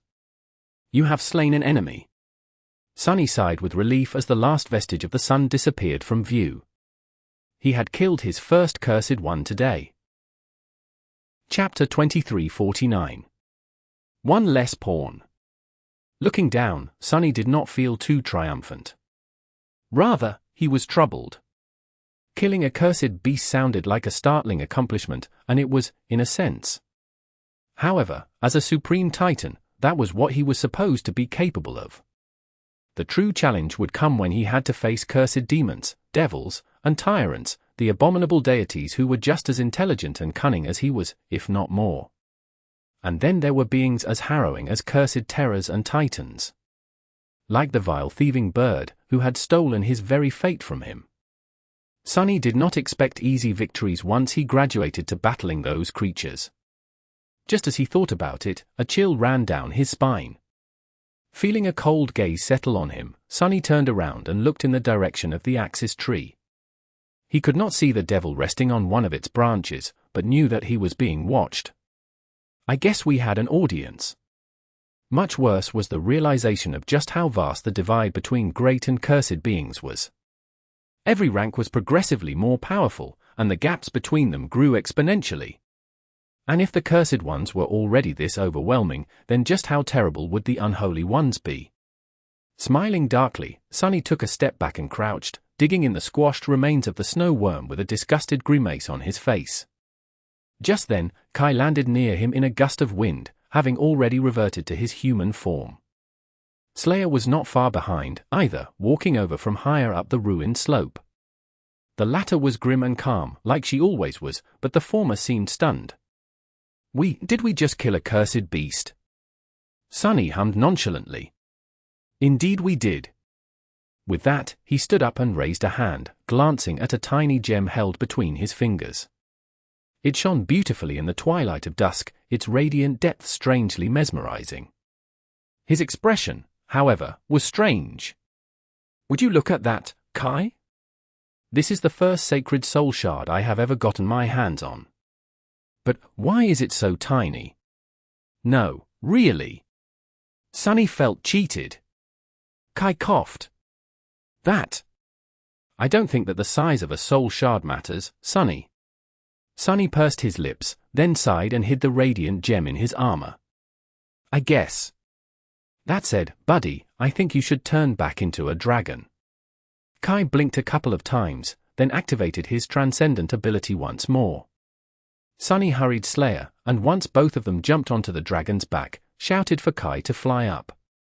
A few moments after Kai rose into the air, the eruption started. This one was far more violent than the previous ones due to how severely damaged by the snow worm the mountain had been. It practically fell apart and then rose again, its slopes formed by the cooled lava. A new volcano stood in place of the collapsed mountain in no time, just as tall and seemingly indestructible as the mountain had been. Once the three of them landed, Sunny went about erecting a new shadow manor. He shook his head while building it, somewhat shocked. That Ariel was really something, wasn't he? Who just goes around making mountains out of thin air? Unbelievable, truly mind-boggling. That's a real demon for you. Kai was observing him with a nonplussed expression. Hearing that, the charming archer shifted his gaze to the opulent manor that was rising from the darkness, as if summoned by magic. Yeah, unbelievable. This time, Sunny went for a modern style with panoramic windows that opened to the beautiful sight of the starlit sea of clouds. Making manifested shadows transparent was much easier than imbuing them with color, so he went a bit crazy with the glassworks. Of course, an actual architect or a designer would shed tears at his clumsy attempts to build something, but it was more than enough for a temporary shelter that would be destroyed in a day or two. Once inside, Sunny rested on a sofa and sighed. He did not quite get its properties right, so the sofa felt both too hard and too soft at the same time. It was these little details that were the hardest to master. Shaping the facade of a building was relatively easy, unless he wanted to adorn it with decorative elements, but making the interior feel real was very difficult. He was exhausted, both physically and mentally.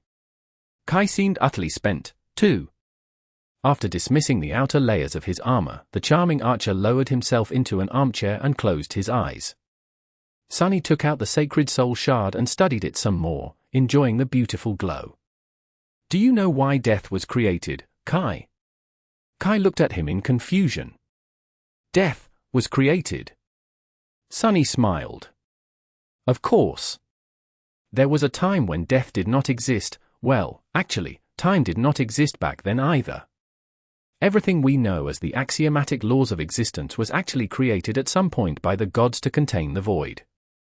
The void was endless and everlasting, after all, so they needed to create some form of finality to cage it.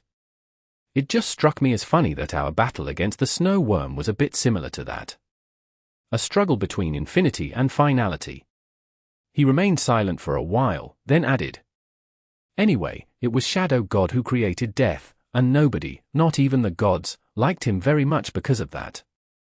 Death was initially a weapon against the void and the eternal beings that dwelled in it. Even now, death dutifully destroys the corruption, which is caused by the malignant influence of the void. That is why we can kill a cursed abomination and retrieve a sacred soul shard from its corpse. Kai blinked a couple of times. Oh. I never thought about that, actually. Now that I do, it does seem peculiar. Sunny threw the soul shard into the air and caught it. But really, if you think about it, death doesn't really exist. Or rather, death is not what people think it is. Kai raised an eyebrow, confused. Sunny chuckled. People think of death like it is the end, but actually, it is merely a transformation. Shadow God swallowed everything that died and digested it, I guess, within himself. Ground it all into pure essence, then released it back into the world. He is gone now, but the laws he established still persist.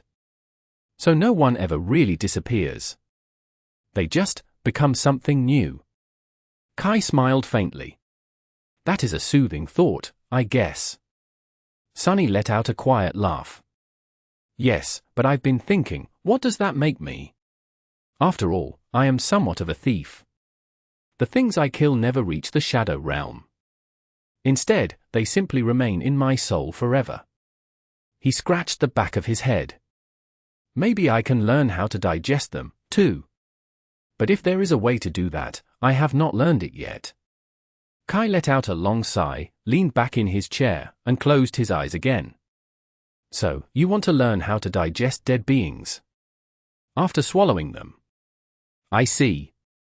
Any particular reason why? Sunny fell into deep thought and remained silent for a while. Then, his eyes gleamed. Come to think of it, it is all because of that dastardly worm. I mean, that thing was huge, right? So I was really hoping to eat some worm meat today. But it just had to go and turn tiny in the end. No meat for us, damn it. Hearing another deep sigh, he frowned and looked at Kai with reproach. What? Aren't you hungry? No way.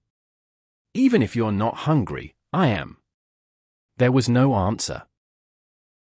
Chapter 2350. Igneous Rock. Sunny let out a relieved sigh. At this point, his position on the board was still precarious. He needed 3 moves to reach the Shrine of Truth, and so did the Snow Devil. Considering that it had the initiative, though, the Guardian of the Axis Tree would have arrived there first if it wanted to. Now that it had skipped a move, though, Sunny had the initiative and would reach the shrine sooner. It was a bit unnerving, really, because he could not help but question the behavior of the enemy. Why had the Snow Devil remained passive? Was it because staying on the Axis Tree gave the Snow Domain some kind of advantage, or was it simply because the Snow Tyrant wanted to surround the shrine with more figures before mounting a 3-pronged attack to crush Sunny in one fell swoop? We'll see when we get there. There was something else for him to consider, as well. There were 8 more snow figures on the board that Sunny could not see. None of them had appeared, yet, and he suspected that they had been staying in their initial positions until now. But Sunny had a sinking suspicion that all of them had departed from their squares this morning, moving in the direction of the Shrine of Truth. There was a very simple reason why he believed that. Before, the Snow Tyrant had no way to guess where Sunny was going. After all, he had gone directly north after abandoning the Ash Castle, never changing direction. But then, Sunny turned west and killed the Snow Worm. That indicated his desire to conquer the Shrine of Truth, and gave the enemy an understanding of his plans, and, therefore, the ability to build an appropriate strategy. How troublesome. It would take the group of snow figures in the north from 4 to 6 moves to reach the Shrine of Truth. The group occupying the Shrine of Fear, meanwhile, would need from 6 to 7 moves to get there. There was the Snow Demon from the left corner to worry about, too, who could already be in the Shrine of Truth or en route to it. But Sunny was not too worried about a solitary figure. In any case, the coast was clear, for now, at least. We should enjoy these days of peace. Once they reached the shrine, it would most likely be one dreadful battle after another. So, it was good that Sunny had a few days to prepare. Most of the obsidian wasps had been destroyed in the battle against the snow worm. It was going to take some time for them to repair themselves. Additionally, he could dedicate this time to weaving. He could create more arrows for Kai and improve his bow. More importantly, there was the sacred soul shard in his possession now. Using it, he could create something truly special. But currently, Sunny was worried about something else. Looking away from the axis tree, he stared at Kai and nudged him on the shoulder. "Well? Did you find it?" Kai coughed awkwardly. "Well, it's a big mountain, Sunny. Give me more time." Sunny blinked a couple of times. "What do you mean, it's a big mountain? You can see through ash. You can see through rock. How hard can it be to find a piece of flawless white jade in this pile of obsidian and solidified magma?" Kai let out an exasperated sigh. "It would be less difficult if I could concentrate for a few moments, Sunny." Sunny scoffed. "Oh. I see you know how to talk back now. Hey. Look at Slayer, she has never talked back to me once." Slayer gave him a look, her black eyes full of such chilling malice that he almost flinched. "I mean, she does drink my blood and tries to kill me every week. But at least she does it silently." The thing Sunny wanted Kai to find was, of course, the figure of the snow beast he was supposed to receive for killing the gargantuan worm. He had been so engrossed in appreciating the aesthetic beauty of the sacred soul shard, and not at all overcome by greed, that he had forgotten about it entirely at the moment. And then, the entire mountain fell apart. Considering that they had to move on from this newborn volcano by evening, Sunny felt quite pressed to find the jade figurine. After all, it was invaluable. He was already starting to grow nervous when Kai finally smiled. "There, I see it." He pointed in the vague direction where the snow worm had died. "It's right there, about 500 meters underground, stuck in igneous rock." Sunny let out a relieved sigh. "Good, good." Then, he fell silent. After a few moments of that, Kai finally asked, "So, are you going to dig it out?" "No, wait. You probably have better things to do." He glanced at Slayer, then looked away and added wistfully, "I guess I should dig it out." Sunny remained silent for a while, then shook his head. "No. At least not yet. I have another candidate in mind." With that, he took a deep breath and turned into a shadow. Nothing happened for a long while. Then, suddenly, a flood of ash escaped from the shadow, rising into the sky like a towering pillar. Then the pillar of ash bent and plummeted down, twisting as it assumed form. Soon enough, the maw of an enormous black worm struck the slope of the mountain, easily burrowing into the seemingly impregnable rock. The shadow turned into a human once again.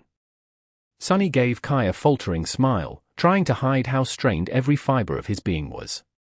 That should be quicker, no."